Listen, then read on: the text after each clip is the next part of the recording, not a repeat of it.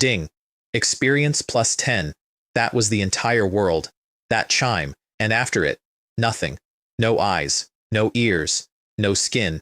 I could not feel temperature. I could not feel wind. I could not tell you whether it was day or night, summer or winter, or whether anything at all was standing in front of me. There was a me, and there was a number, and between the two of them, there was a wall I could not get over. 3 months of that. I want you to sit with 3 months, not 3 months of being bored, 3 months of being buried alive with a calculator. I had died. I remembered dying, which is a rude thing to be allowed to keep. 20 years old, orphanage kid, no parents worth the name, no girl I liked, no friend I could call at 2 in the morning. Life as flat as plain water. Drink enough plain water and it starts to be hard to swallow. Then the water stopped, and then the chime started, and somewhere in between I had stopped being a person. I was a willow tree, not a metaphor, a tree, level 0, roots in the dirt, no mouth, no legs, no plan. The number was the only thing that moved, 10 a day, every day, like a stingy uncle counting out coins. And there was a threshold sitting up there in the dark, 1000, and past it, apparently, something happened. So I did the only thing available to a blind, deaf, numb piece of lumber. I waited, 10 a day, for 100 days, and on the day the counter hit 1000, the world turned on. It did not turn on gently. Something went through me from root to crown like a river breaking a dam, and I felt myself get thicker, the trunk swelling out until it was as wide as a water tank, and taller, 10 more meters shoved into me all at once until I was over 30 meters and looking down at things. Looking, that was the word that mattered. I had senses, not eyes exactly. Something better and much worse. 300 meters of perception in every direction, and every single thing inside it arrived at the same time, screaming. The cold hit first. Just cold air moving across bark, and it went through me like I had grabbed a live wire. Then rain started, and I nearly lost my mind, because raindrops on leaves at that sensitivity are not raindrops. They are thousands of tiny paratroopers hitting a roof, individually, and I could feel every single landing. Then I got the picture, and the picture was wrong. Ancient trees, so big the trunks looked like walls, waterfalls coming off cliffs I could not find the top of, and moving through the undergrowth about 200 meters out, unbothered, casual, the way you would walk to a fridge, a snake, 30 meters of snake. I ran the numbers. Back home, the biggest snake anything had ever managed was a fossil, and that fossil was 13 meters, and 13 meters was considered a scandal. This thing had a 13-meter snake in it with room left over for a second 13-meter snake. Cool. Very cool. Love that for me. So that was the orientation package. I was a tree in a world that grew snakes like bad news, with a status panel that told me I was a mutant willow with 10 growth rings and 0 believers. 0 believers. I remember stalling on that line. Not on the snake, on the word believers, sitting there in the panel like a slot waiting to be filled, like the entire point of the thing had been left on the table for me to notice. And in the first draw the system gave me, which is how the levels pay out, I got 2 things. 5 senses perception, which is the 300 meters, and basic reconnaissance, which turned out to be the single most dangerous item in the entire kit because it let me look at any living thing and read it like a form. I did not know that yet. I thought I had won a magnifying glass. Anyway, the snake came back the next day. He came back the day after that too, and the day after that, and here's the thing that took me an embarrassingly long time to work out. He was not hunting. He was not patrolling. He was coming to my spot specifically, because my spot had the best sun angle in that entire stretch of forest, and he liked to lie in it with his coils stacked up like a badly parked hose and cook. 30 meters of apex predator, using me as a lounge chair. The first time he did it, I spent half a day just processing the scale of his head. It came past my roots, and it was wider than a car. And then he arranged himself, and sighed, and went to sleep, and I stood there being furniture. Near his lair there were sprouts coming up out of the ground with a metallic gold sheen on them, the kind of thing that in any story with a system in it means take this immediately. I could not take anything. I had no hands. I also had no interest. I was a willow. What was I going to do? Put a heaven and earth treasure in my pocket. Autumn came, the rain came, my roots drank, and 3 years went past. 3 years is nothing when you are a tree. That is the part nobody warns you about. Being a tree is not boring exactly. It is worse than boring. Time stops being a thing that happens to you and becomes a thing you are made of, and one day you notice the counter has rolled past 10,800 and you are level 2. Second draw. Body Tempering Sutra. I read it and my whole chest went hot, which is a strange thing for a tree to experience. This was not a party trick. This was a real cultivation scripture, foundational, the kind of thing that takes a man with normal blood and normal bones and, at minor achievement, gives him the strength of 10,000 jinn. At major achievement, 100,000. 100,000 jinn. That is not a person anymore. That is weather, and I had absolutely nobody to give it to. 30 years of standing in that forest, and I had seen exactly 0 human beings. No smoke, no axe marks, no footprints. The scripture sat in my head like a winning lottery ticket in a locked house. Then I reread the panel. Believers, it said. 0. Believers. It did not say human believers. I turned my new reconnaissance on the snake, who was at that moment asleep on my roots with his tail draped over a rock, and the form came back. Netherworld King Python, rare ancient breed, 13 years old, faith, 80. I needed 60 to transmit a technique. This animal, who had never once acknowledged my existence, who treated me like municipal seating, had a faith value of 80 in me, because I was warm, because I was reliable, because the sun was good here and I had never moved. Sometimes worship is just good real estate. I dropped a willow leaf on his forehead and pushed the entire body tempering sutra into him. Little dragon, I told him, in my head, since I had no mouth. I have given you the opportunity. Get to work. He shook his head, the way a dog shakes off water, and then he put his chin back down and went to sleep. I had just handed a foundational cultivation scripture, free, to a reptile, and the reptile had filed it under not today. 27 more years went by. I am going to keep saying things like that, and you are going to have to make peace with it, because that is what the front half of this story is. Decades falling off like leaves, snow closing the pass, snow opening the pass. 6 years into that stretch, the gold sprouts near his lair finally fruited. 5 of them, small, agate-looking, the kind of thing an entire sect would go to war over. Xiaolong ate all 5 in about 4 seconds, the way you would eat 5 grapes, and then something changed in him. His eyes got clearer. He started actually running the sutra, deliberately, on purpose, hours at a time. He got bigger. His scales stopped looking like scales and started looking like plating, and one afternoon my counter jumped by more than 1,000 in a single go. 1,000. 3 months of my sad 10-a-day allowance delivered in one lump because my believer had trained hard and the system had decided I got a cut. That was the moment the whole thing clicked into place for me. I was not a tree with a number. I was a tree that got paid when other people got stronger. Xiaolong went from tenant to fanatic more or less overnight. His faith kept climbing, and past a certain point, a link opened between us, and we could actually talk, if you are generous with the word talk. Short sentences, simple ideas, mostly about food, but he could take instructions now, and he would carry them out, and that meant that for the first time since I woke up in the dirt, I had a limb that could leave, which is when the humans finally showed up. It was the dead of winter, snow past the knee, the kind that hides where the ground stops. Several kilometers out, at the very ragged edge of my 300 meters plus whatever the level up had bought me, 2 shapes were dragging themselves uphill, a man and a woman in animal skins. I want to be careful here because this is the part of the story where I stop being a curiosity and start being responsible for people, and I do not want to make it prettier than it was. They were not travelers. They were what is left after something. Their tribe had been annexed. That is the polite word. A neighboring tribe called the Fire Tribe had come over the hill. Their leader had reached the Grotto Heaven Realm, which in that place and that year meant tens of thousands of jinn of strength, which meant he could put his fist through a boulder. He did regularly. For emphasis, their chief was killed, their young men were killed, the rest scattered into the wilderness in whatever direction was away. These 2 had gone the direction that led to me. They found a hollow at the base of a dead tree, and they crawled into it. Then the woman warned the man not to go any deeper into the great wilderness. Deeper in there were vicious beasts, and vicious beasts do not annex you. Then they ate dinner. Dinner was raw rabbit that had been rubbed with salt. His name was Chen Wei. I learned that because she called him Ah Wei, and she said it the way you say a name when it is the last thing you own.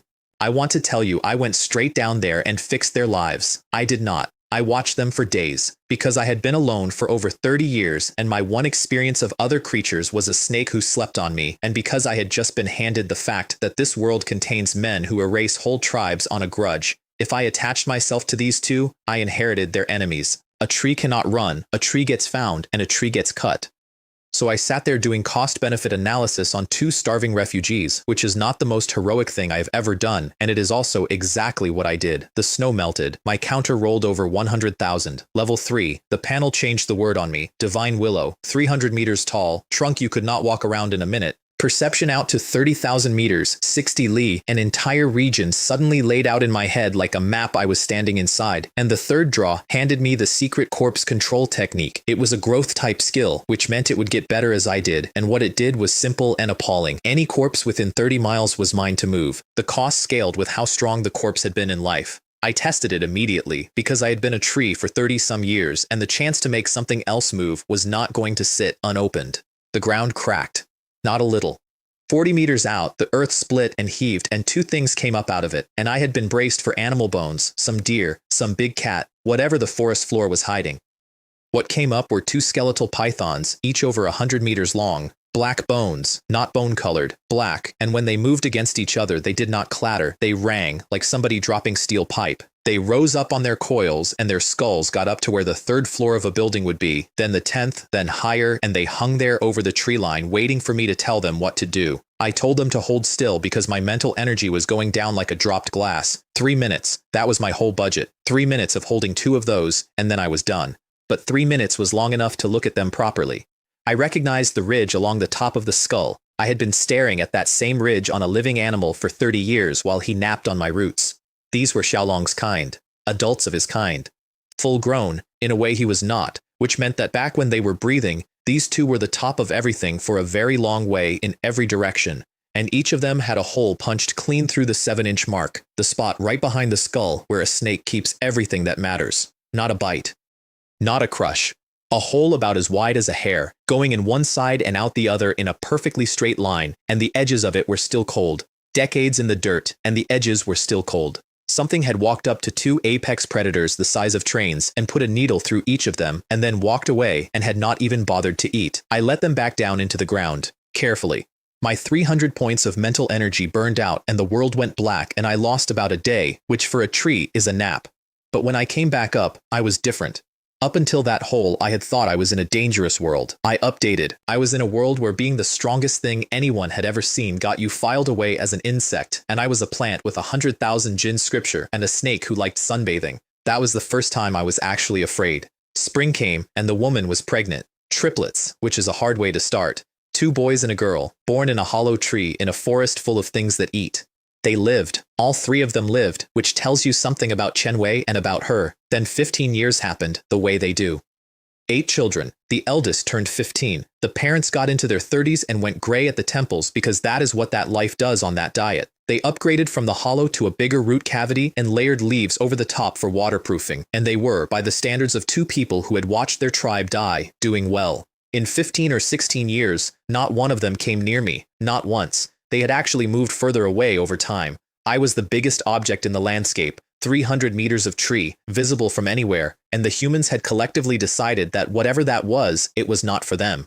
I had 10 people inside my range, and a scripture that could turn any of them into a monster, and the number in my panel still said 0. Then the eldest boy broke a rule, Chen Liang, 15 years old, already as strong as his father, through nothing but hard living, killing lions and tigers with traps because he did not have anything better. His mother had told him, repeatedly, absolutely not the deep wilderness, so he went into the deep wilderness. A young calf is not afraid of a tiger.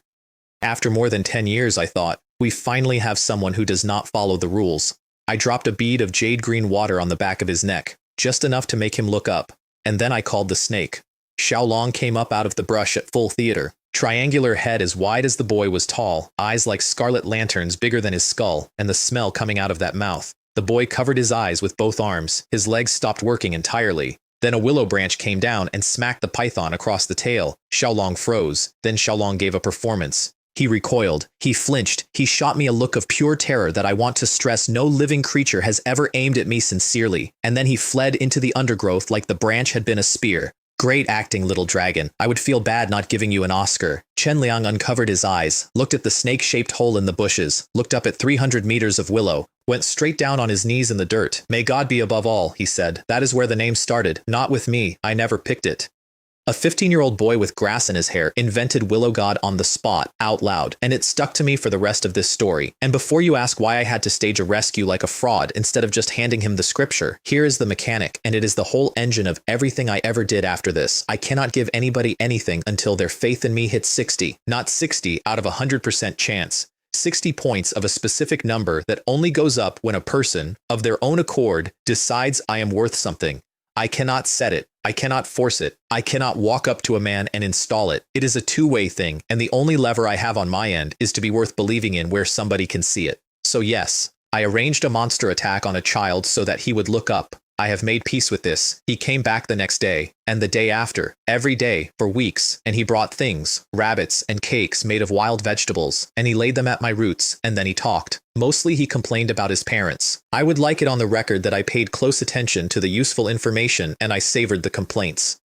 My father says the deep wilderness will kill me. My mother says my father is right. My father says we do not go up the mountain. Nobody in this family has ever once asked me what I think. 58, 59, 60. I put the body tempering sutra into a willow leaf and let it fall into his hands. A scripture, he said, bestowed by Lord Willow God. And then quietly, doing math a 15-year-old should not have to do, he worked out what the numbers in it meant. Because the man who had destroyed his tribe, the man his father would not say the name of, had tens of thousands of jinn. And this scripture went to 100,000. 5 years. 5 years of a boy going up a mountain every single day to talk to a tree. And at the end of it, Chen Liang was 20 years old and pulling lions apart with his bare hands. 10,000 jinn. He could pick up a boulder as tall as a man and put it somewhere else. He still thought he would lose to the python. He was right. But I liked that he knew it.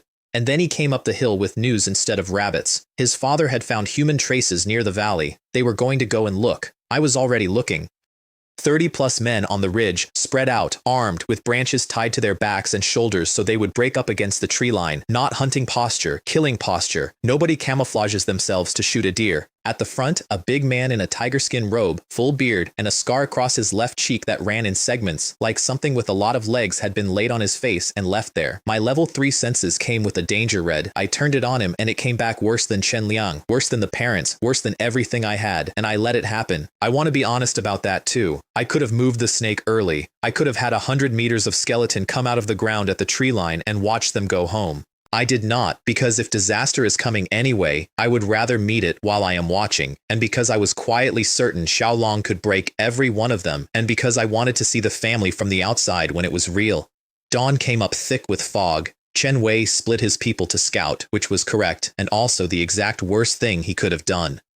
He came around a stand of trees and got a clear look at the man in the tiger skin, and his whole body stopped, because he knew that face. That was the face of the man who had come at his clan alone and very nearly finished all of it by himself. Yan Feng. He turned to run and a hand closed on him. I have been chasing you for over 20 years, Yan Feng said. And then he explained why. And this is the part that made my bark go cold, because it was not about territory and it was not about pride. When the Lin remnants were running for their lives all those years ago, one of them had lashed out at the men chasing them, and the man they hurt was Yan Feng's younger brother, and the brother had lost his eyes. 20 years. He had spent 20 years walking these mountains for that. I understood him instantly, which I did not enjoy. Chen Liang came in over the rocks and threw a boulder that 2 grown men could not have lifted. Yan Feng swung an iron hammer and broke it in the air. The pieces went through his own line and dropped several of his own men where they stood, and that made him angry, so he threw the hammer away. He wanted to do it with his hands. Body tempering has no combat art in it. None. It makes your marrow strong and your bones strong and your muscle strong, and it does not teach you one single thing about how to hit a man who knows how. Chen Liang had 10,000 jinn and 20 years of hunting animals, and Yan Feng had grotto heaven and 20 years of hunting people. One punch caved the boy's chest in. He did not kill him. That was the whole texture of Yan Feng. He had come a very long way, and he was not going to spend it fast. He liked the part before. He liked watching people understand. Chen Liang was on his side in the dirt with his ribs pushed in, coughing, and he got the words out anyway. Father, go up the mountain. Only Lord Willow God can save us. And Chen Wei started to cry. Not because his son was dying, although his son was dying, because he thought his son had gone out of his mind at the end. Chen Wei had lived in that valley for decades. He had walked every ridge of it, and he had never once seen a willow tree. He had been living in the shadow of a 300-meter tree for 16 years, and he had never seen it, because I did not want to be seen, and now his boy was bleeding out on the ground telling him to go and pray to it. Among these green mountains, Yan Feng said, which place is not a burial ground? Your so-called willow god would be scared out of his wits. Then he picked Chen Liang up by the throat. Chen Wei went down on both knees in front of him and offered his own life, all of it, immediately, if the children could go. And the boy, with a hand around his windpipe and no air in him, was still arguing. Still defending me, still insisting to a man who was about to kill him that I existed. Fine, I thought. Enough. The ground went dark. Not shadow. Xiaolong, 50 meters of him now, coming across open ground like a black wind with no sound at all, because that is what those things actually are when they are not napping on your roots. Chen Hao, the second son, the lazy one, put an arrow through Yan Feng's forearm, and Chen Liang dropped out of his grip. Then the tail came around and split the earth open, and the Fire Tribe elites stopped being a war party. I am not going to walk you through it. It took about as long as it takes to knock a table over. What I will tell you about is Chen Wei, because Chen Wei, at that moment, having watched a monster arrive, decided that he was going to die on his feet. He got up. He squared his shoulders in front of his family.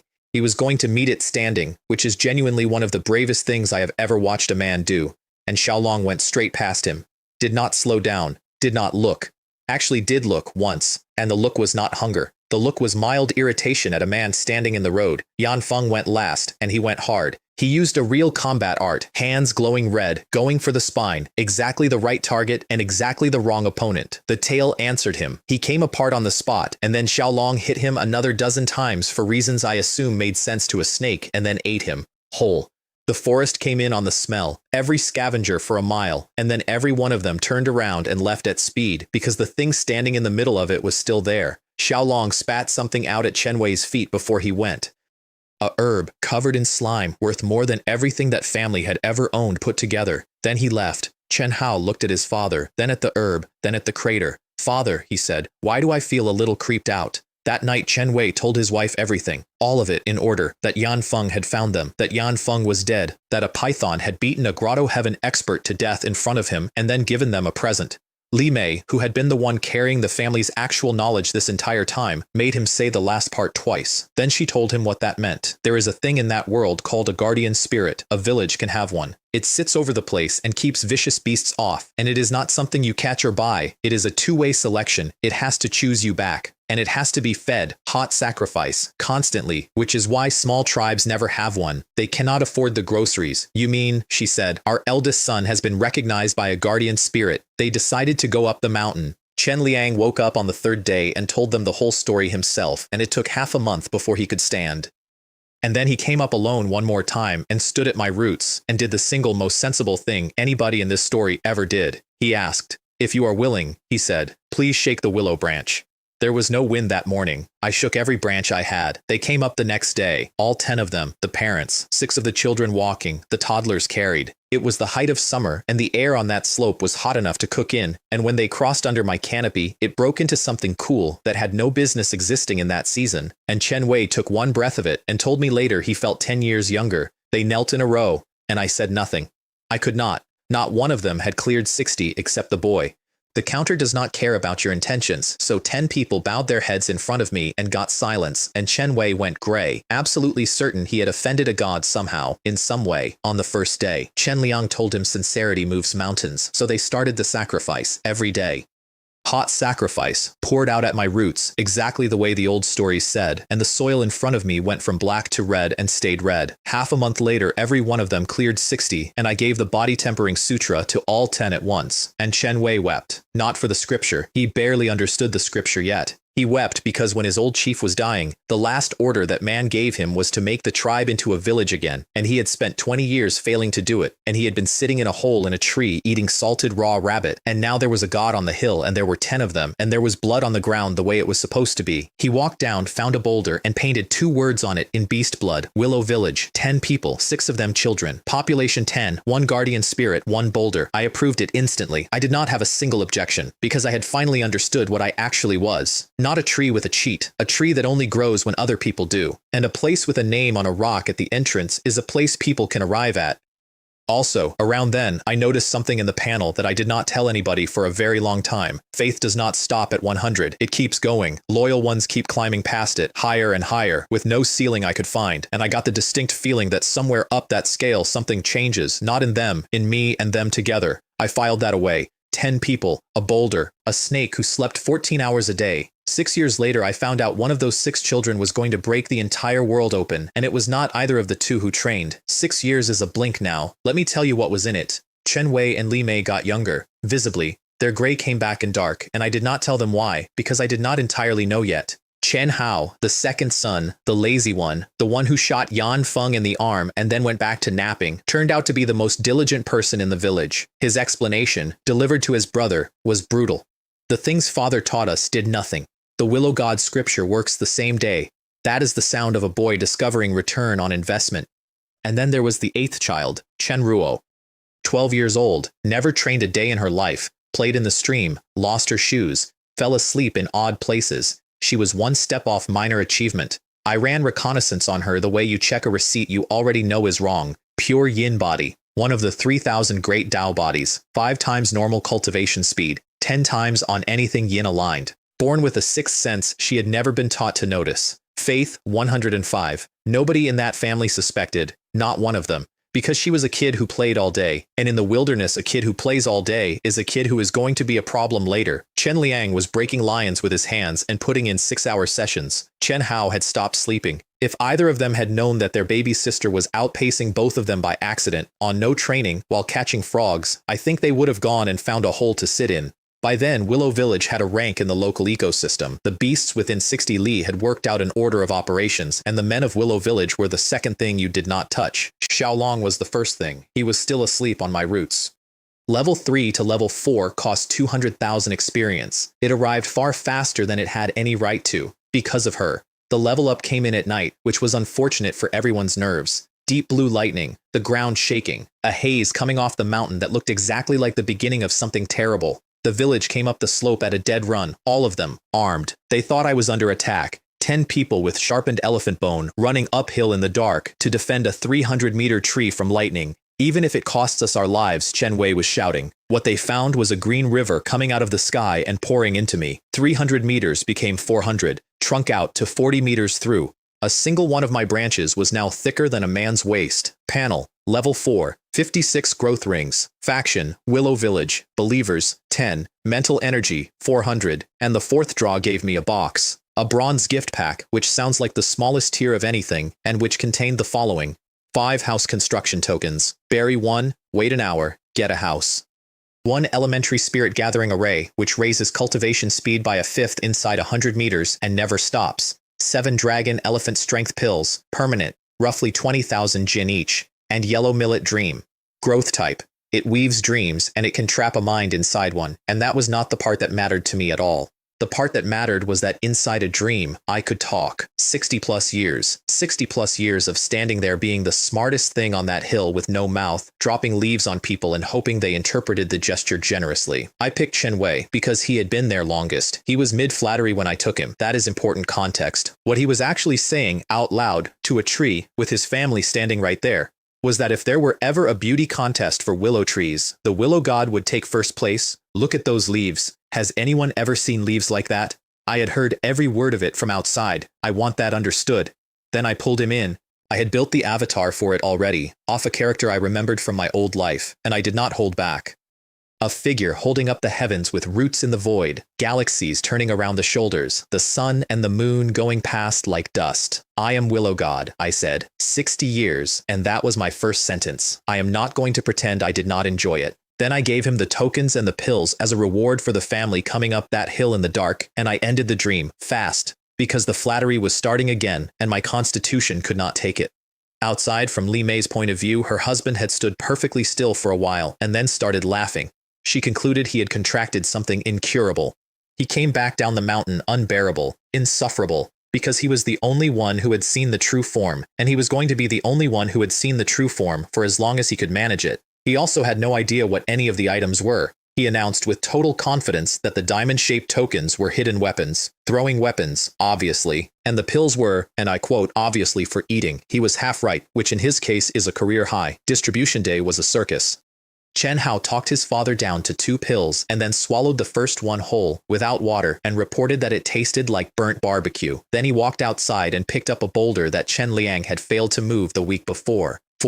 50,000 jin. The lazy one went past the diligent one in a single afternoon, which I am certain built character in somebody. I had to go back into the dream to explain the tokens before somebody threw one at a deer. Then Chen Ruo found out there were hidden weapons in the house and threw the tantrum of her life, and Chen Wei said no. First time in 12 years. He held the line, and he held it against his wife, and the argument they had that night was not about pills at all. She is almost 13. She cannot wash her own clothes. In the tribe, she would already be married. Then he gathered all 8 children and gave a speech I still think about. Willow Village cannot always be just us. Practice, or the ones who come later will walk straight past you. He had 10 people. He was already planning for the crowd. Final split. 3 pills to Chen Liang, 2 to Chen Hao, 2 to Chen Tao.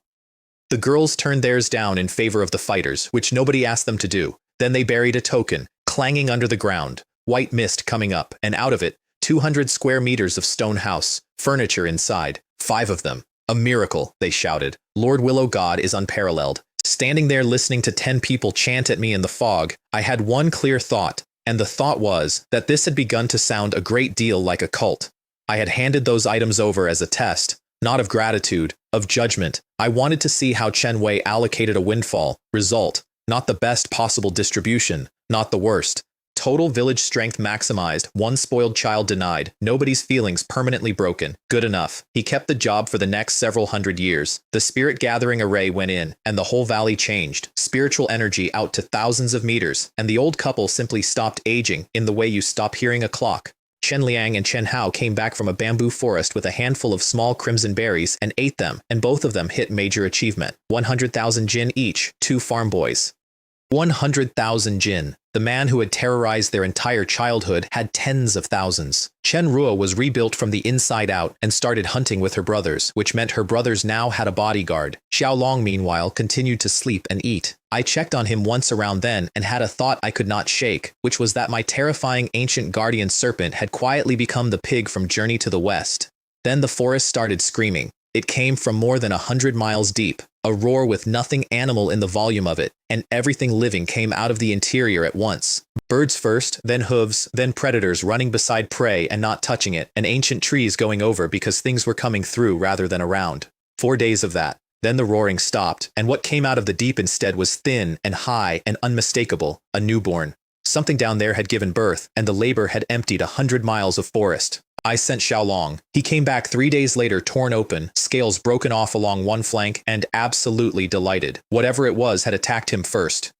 Rat-shaped, several meters, covered in spines, a roar like thunder, and beams of gold coming out of its eyes. He had put venom in it, and then put his tail through its chest, and it was the strongest thing he had ever fought in his life, and he wanted me to know that. Then he said the thing that changed him permanently. Although I am strong, I am not strong enough. It is truly a snake from Versailles. But he meant it. From that day he trained on purpose.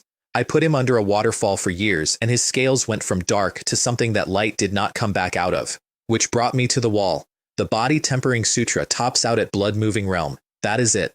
That is the ceiling. You can have 100,000 jin and perfect bones, and it does not matter, because the next tier is Grotto Heaven, and Grotto Heaven is not about strength. To pass it, you have to inscribe a beast's rune into your own body, and to do that, you need a precious technique, and precious techniques are not written down. They exist as bone script, inside the skeleton of a vicious beast, and the only way to get one is to go and take it off something that would rather you did not. I also noticed, around then, that everything I had just described sounded like a novel I had read in my last life, and I could not for the life of me place which one. Hold that thought, it comes back. So I sent them after the spiked one. Xiaolong, Chen Liang at 160,000 jin, Chen Hao at 140. Life or death is irrelevant, I told them. Ensure your own safety.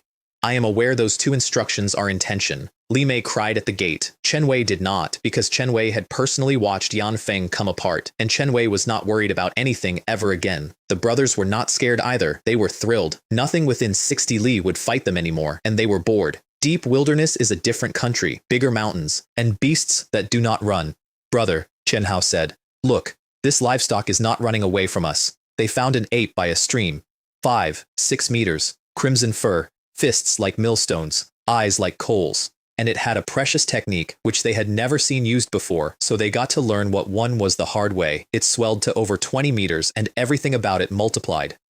Xiaolong put his tail through its chest, then coiled it and squeezed.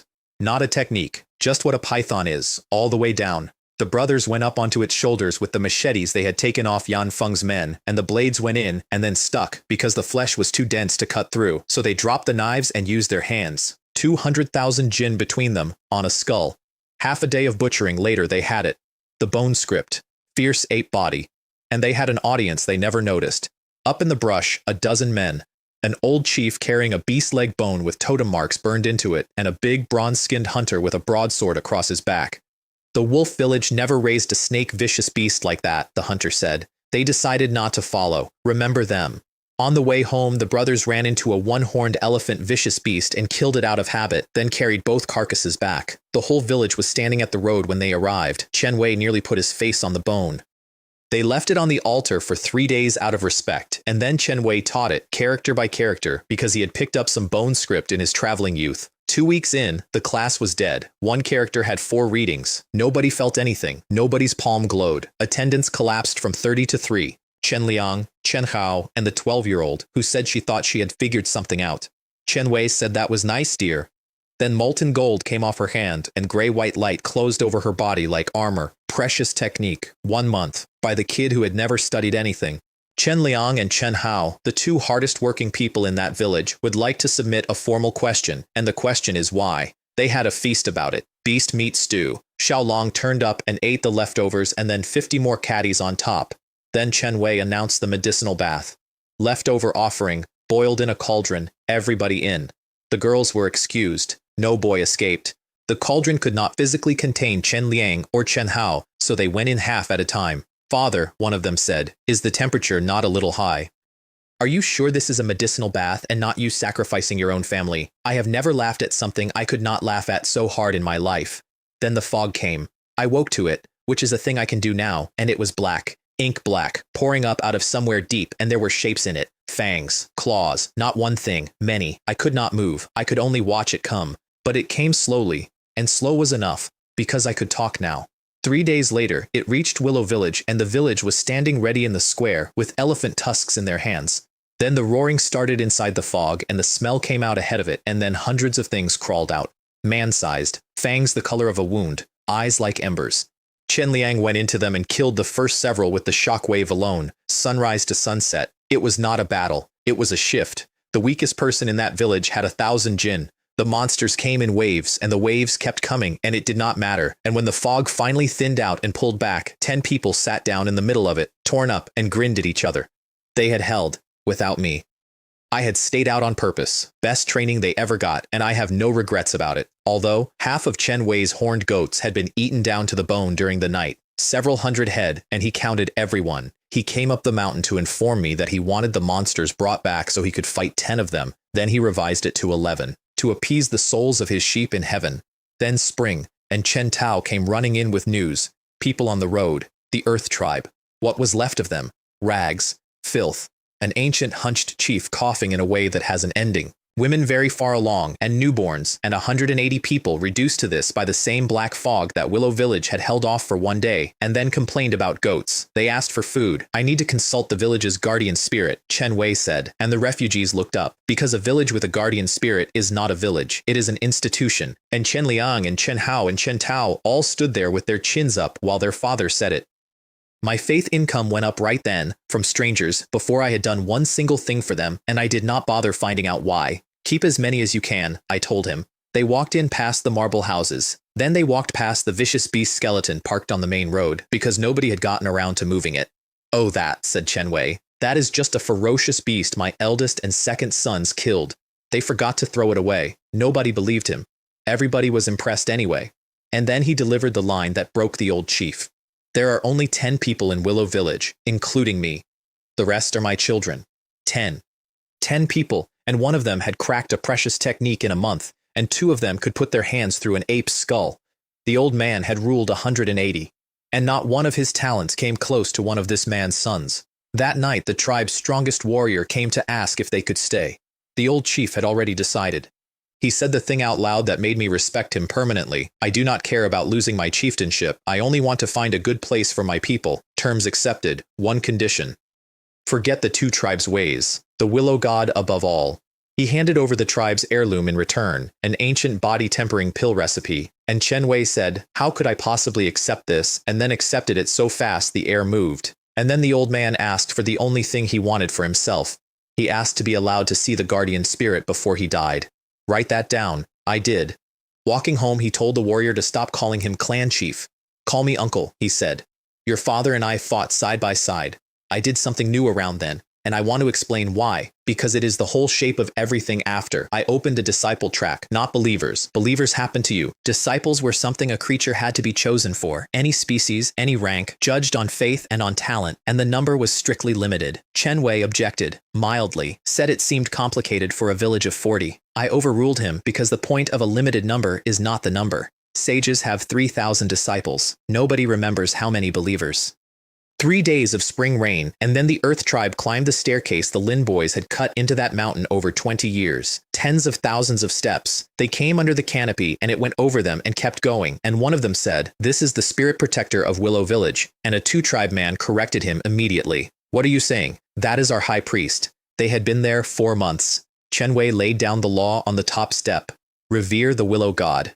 Disobey and you are expelled, and after that, your life is your own problem.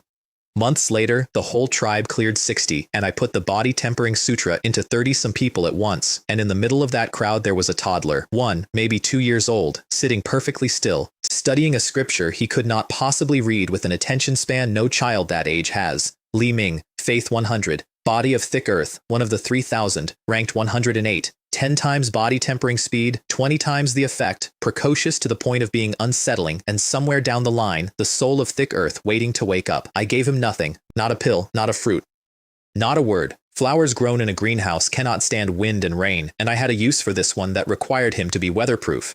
Then 7 good years, which in this story is a rare sentence. My two tribe cultivated like people who remembered exactly what being helpless had cost. Disciple selection turned the whole village into a competition.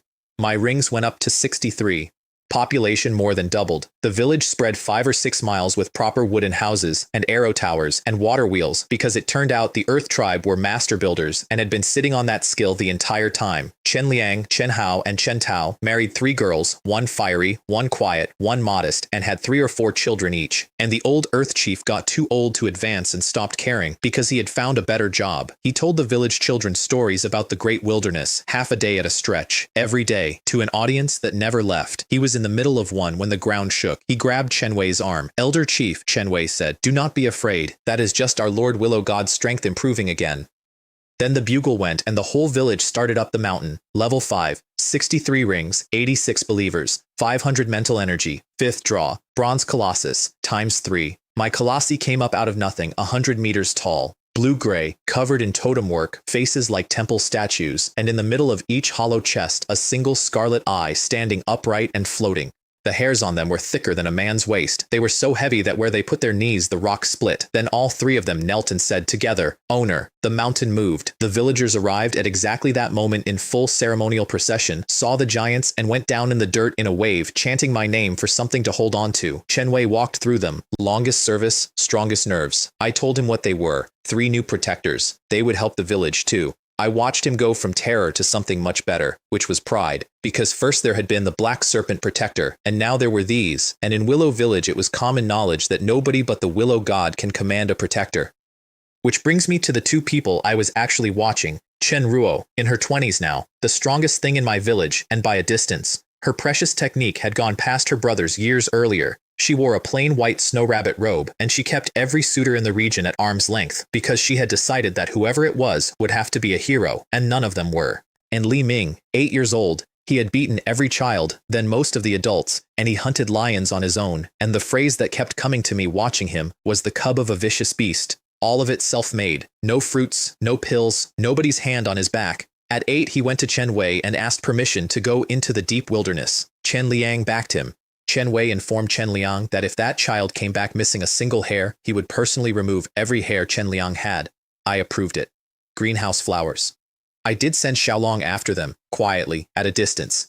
He agreed instantly because he remembered the meat soup. The mission had 2 goals.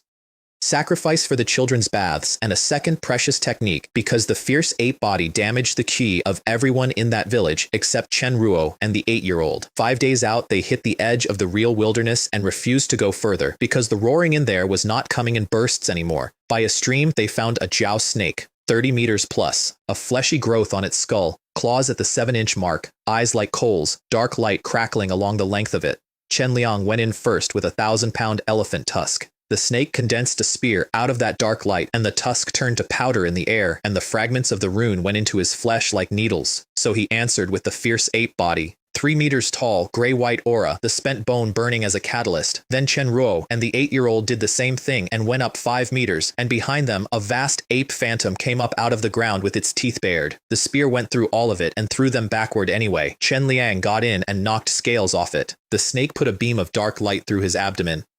His organs were shaken so badly that anybody else in that village would have come apart, and then his little sister lost her temper. 2 enormous rune hands closed on the growth on that snake's skull and crushed it. What they took off the body was a single bone, crystal clear, with 1 rune on it.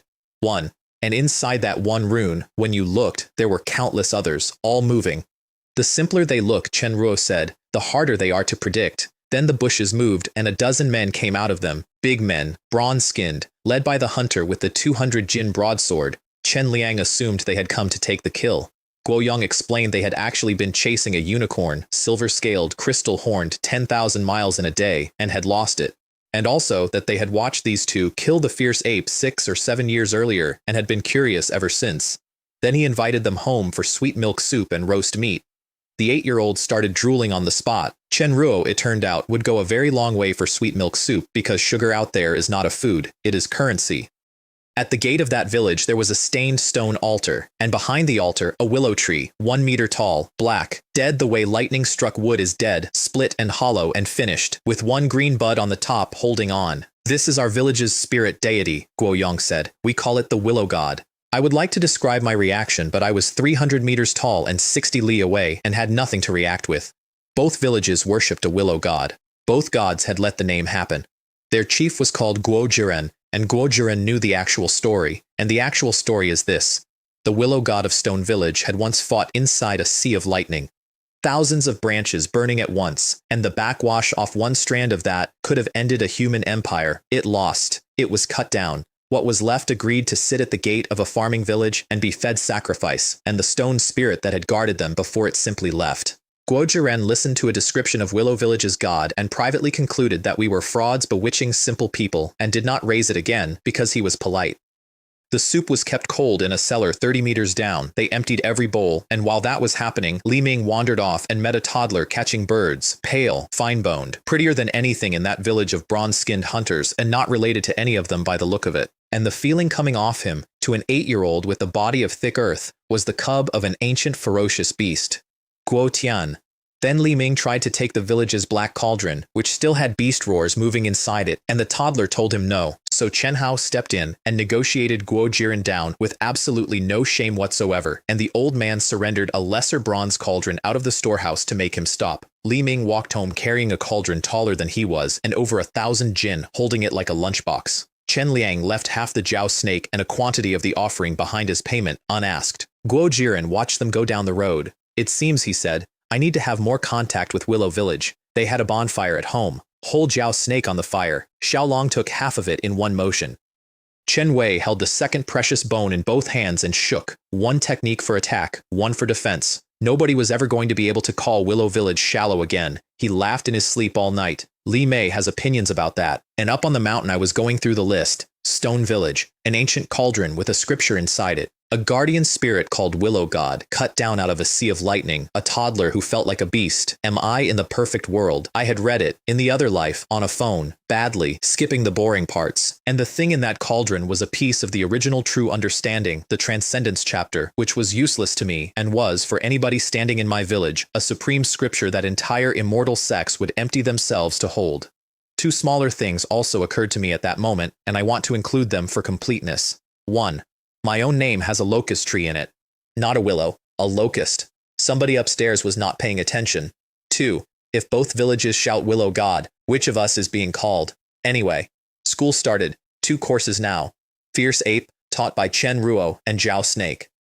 The children hated the runes exactly as much as children have ever hated anything, and skipped class to go fish with no bait in the hooks and got dragged back by their ears. 60 years of standing in a forest, and my problem was now truancy. I had a favorite offender. His name was Wang Kai, which I am going to translate for you as Lucky Dog, because that is what it means, and because his mother used it like a weapon. He skipped every rune class to go fishing. He fished without bait. He would come back at sunset having caught nothing, and announce to the village that he was a master angler, and the mothers of Willow Village organized. They set a rota, actual shifts, to guard the classroom door. One of them had just come off a broken leg, and I watched her work out, in real time, what a precious technique is actually worth, that even a little of it lets a person hunt lions, that her son was being handed for free the thing that would have meant her leg never broke. She picked him up by the collar with mud still on him.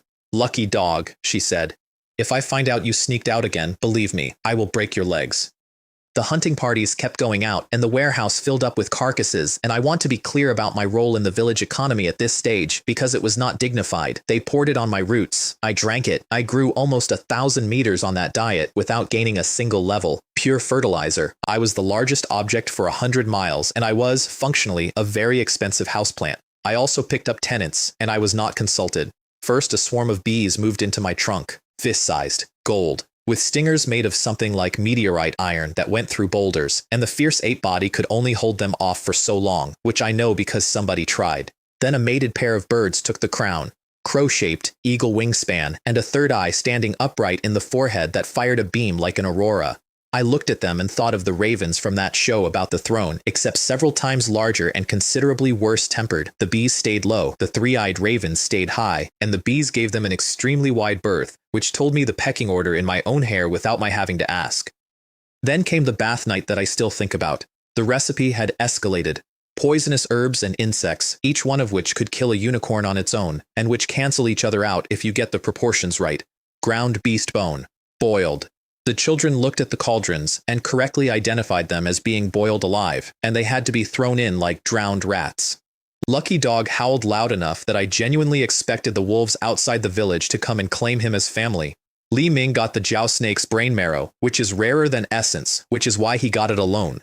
A phantom Jiao snake came up out of the cauldron over him and snarled, and Chen Ruo slapped it back down into the pot with a runed palm, casually, the way you push a lid on. And then Lucky Dog climbed out of his own cauldron, steaming, and declared to the assembled village, "Bring a few more cauldrons. I, Wang Kai, have the bearing of an emperor." His mother immediately asked for another pot. He was gone before she finished the sentence.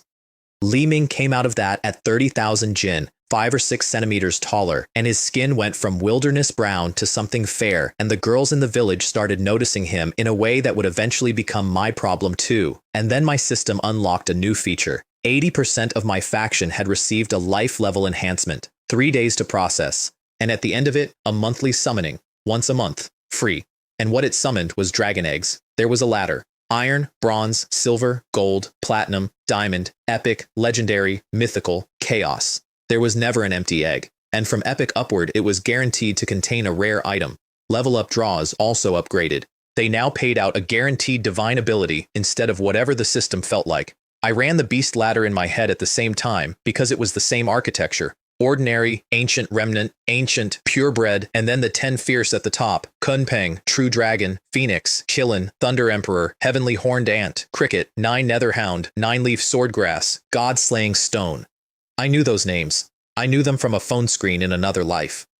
My first summon came up epic. First try. The hatching requirements were absurd. The heart of an ancient remnant beast dead no more than 3 days. 10 liters of essence, 1 liter of brain marrow, 6 specific organs, all of it stewed, and then the egg steamed for 7 days and 7 nights, and I knew exactly where to get it, because there was a Swanee dying of old age within reach. And in that book, on that phone, a Swanee died at exactly this point in exactly this place, which meant I now had a way to check whether I was actually inside the story or just losing my mind in a very elaborate way. I pulled Chen Wei, Chen Liang, and Chen Hao into the dream and briefed them like a heist. Take only what is on the list. Do not touch the precious bone. Leave immediately afterward. Because that thing had been ambushed by 2 immortal kings when it was at its peak and thrown down into the mortal world to die slowly, and I did not want anything of mine holding its inheritance when its old enemies came to check. They set up near Stone Village and waited a month. Then the forest emptied out again, which by now the entire village recognized as a weather pattern, and the Swanee came. 10 meters and more, wrapped in golden light, A lion's mane of golden fur, dragon horns, scales like coins. And it was killing things without trying, the aftershocks flattening kilometers of forest behind it. Then it fell over and stopped moving. And my 3 men sat there in the brush and did nothing because I had told them it was faking. It was baiting its old rivals. That is what the corpse was for. Stone Village mobilized. I watched Guo Jiren come out and Guo Yong with the broadsword, and behind them, a very small child using an azure-scaled eagle technique that a child should not have. About 100 men from the surrounding villages arrived and started fighting each other over the body. Then the beasts came in and killed all of them, wholesale, in the time it takes to describe it. A winged demon ape arrived as a king, and behind it came the Lihuo divine ox, 20 meters at the shoulder, 30 long, crimson, treading on lava it made itself. And while those two were deciding which of them owned the corpse got up. It came up as golden lightning out of the 9th heaven. It took the ape's arm off. It broke the ox.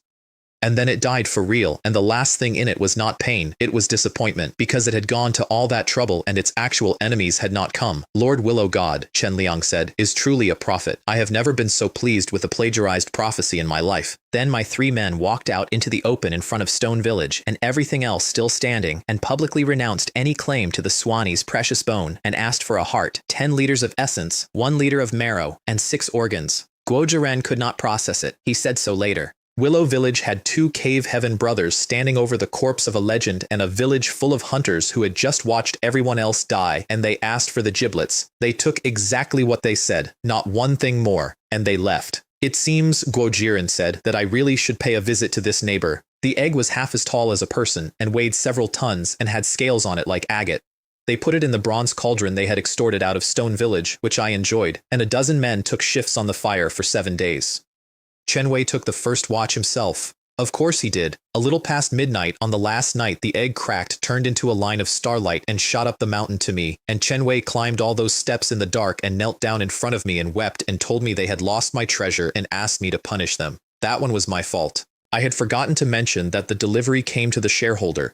I waved it off, in my fashion, which is to say I made a dream, and said, do not worry about it. Here is what came out of that egg. The blueprint for a secluded paradise formation. 50 kilometers. Absolute concealment. Anything that walks in that does not belong to the village walks into a maze that does not end. 10 jars of monkey wine, 1 Huai wood seed which produces 960 fruits a year, and a rare item, a heaven-grade character summoning card, maximum loyalty, guaranteed, no older than 10 years, 0 cultivation. I deployed the paradise first, because concealment beats everything, and it arrived as a sandbox the size of a walnut and then rewrote the geography. Mountains came up out of flat ground, barren rock turned into fields.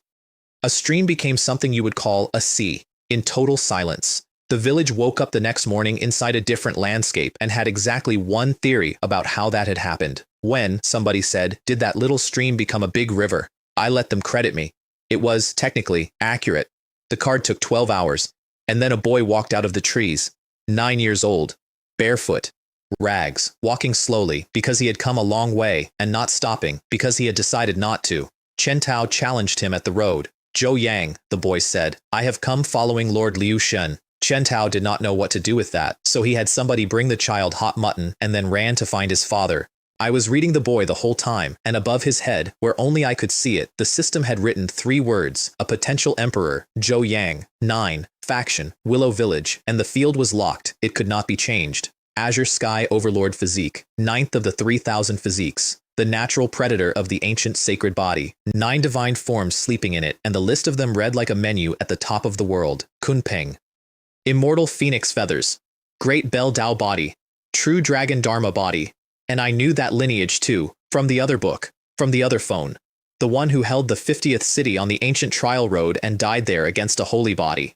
They washed him and put him in one of Chen Liang's childhood robes, and underneath the dirt, he turned out to have a face like a blade and eyes to match.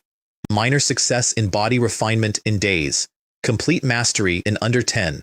Li Ming felt a rival for the first time in his short and undefeated life, went quiet for an afternoon, and then relaxed, and the reason he gave himself was one of the more mature things I have heard from a child. Competition is between evenly matched people. Chen Wei, who had spent the whole card cycle privately wondering why his god wanted some unknown kid, worked out that he had been the clown in that particular scene, and took it well. I also had him put a rule in place around then, and it was the only rule I ever wrote personally. Reveal the body tempering sutra to an outsider and you are expelled, and after the expulsion comes divine punishment. I want to be clear that I would have done it. Then the outside world came looking, and it did not come quietly. There was a town called Xiaogushan out there, and that summer it got trampled because every power in the region arrived at once. The King Kong tribe, on scale horses and unicorns, with a chief whose eyes fired beams of gold. The Luofu Great Swamp, with a winged serpent 20 meters long, and a boy named Long Kai who tried to murder the town's own guardian spirit within an hour of arriving, for fun. The Purple Mountain Clan, with an elder in feathered robes riding a floating bone as white as snow. The Lei Clan, and Cloud Top Heavenly Palace, white robes, very few of them, and each one able to hold a region on their own. Their prodigies dueled each other in the street for sport, with jars of ancient remnant essence as the stakes. And then they walked into my maze. I want to describe what that looks like from the inside, because I got to watch it from every angle at once. They blew a mountain apart, and there was another mountain. They took a bearing, and the bearing was wrong. They tried to go back the way they came, and the way they came was not there. The ones with secret techniques in their eyes used them, and what those eyes returned was a single stone tablet with 2 characters on it, Willow Village, and every leader in that expedition reported the same thing, that they were being looked at, and that they could not find from where. Eventually, the Purple Mountain Elder found the way out, and I want the credit for that assigned properly. I opened it, because trapping 5 great clans inside my formation would have been extremely satisfying and would also have shoved the entire history of that region off its rails. And I had read that history, and I had plans that depended on it running roughly on time. The Great Wilderness, I thought, is about to get lively. They went to Stone Village next. They stood in front of that altar and looked at a 1-meter charred stump with a single green bud on it, and they laughed at it. Then they learned the village called it Willow God. Then they learned the village was holding the Swanee technique and a primordial demon bird technique, and then they looked around at the mud and the goats and the 100-odd farmers and decided to take the place apart. Cloudtop declined. Cloudtop instead extended an invitation to a 4 or 5-year-old child who had just beaten the Luofu Prodigy, the Lei Prodigy, and the Purple Mountain Prodigy by alternating 2 techniques he should not have had either of. The Luofu Swamp went first. 1 willow branch came off that stump, crystal. It moved like silk, and it was harder than divine iron, and it went through the winged serpent in midair and refined the entire animal down into a single drop of essence. Then the rest of the branches came, and they did not move like branches. They moved like chains of order being applied. Hands came off at the wrist. The Luofu Lord, the Lei Servant, the Purple Mountain Marquis's uncle. 4 clans in one afternoon, and out of all of it, exactly 1 Marquis got away, and he only got away by throwing his own Dharma body behind him. The backwash off that reached me. A dragon tornado several kilometers across, which caught a fleeing Marquis-level figure in the air on its way past and finished him incidentally, arrived at the edge of my paradise. And my paradise swallowed it like mud sinking into a deep pool. My village knelt on the ground the whole time. Every single faith value in the panel jumped past 150 in one day on the strength of something I had not done, and I did not correct anybody. Then supreme gazes came down out of the endless sky over that region, sweeping, looking for whatever had just cut 4 clans apart. They swept across my position. They found nothing. At the gate of Stone Village, the stump spoke to its villagers. "This is food," it said, about the mountains of dead scale horses it had just pinned around the walls. "Stock up. A great calamity is coming, and no one in this region will be spared." And then it said one more thing, quietly, to nobody, and I was the only one who heard it. Strange. What kind of being could forcibly sever my connection with magic? That was about me. My formation had cut her off from something, and she had felt it, and she had no idea what had done it. I sat with that for a while. She was right to be worried. The calamity showed up on schedule. A treasure was born inside a mountain, and 4 supreme beings came for it. The sky-devouring sparrow, hundreds of meters of it, emerald eyes, purebred, a disciple of a sage, a 3-eyed vicious beast.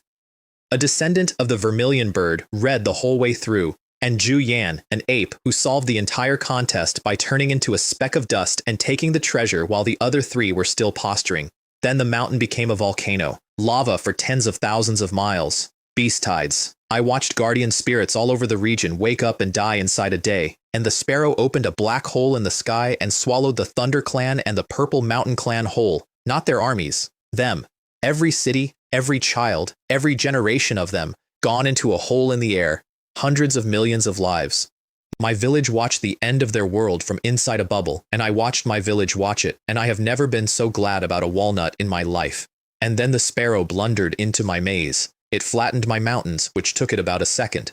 Then it opened its hole and swallowed the entire landscape, every ridge and every river. And within one breath the mountains and the rivers were back, identical, in the same places. I do not believe it, it said. This is absolutely a smokescreen. It tried again, and again. It kept trying until it was on the ground.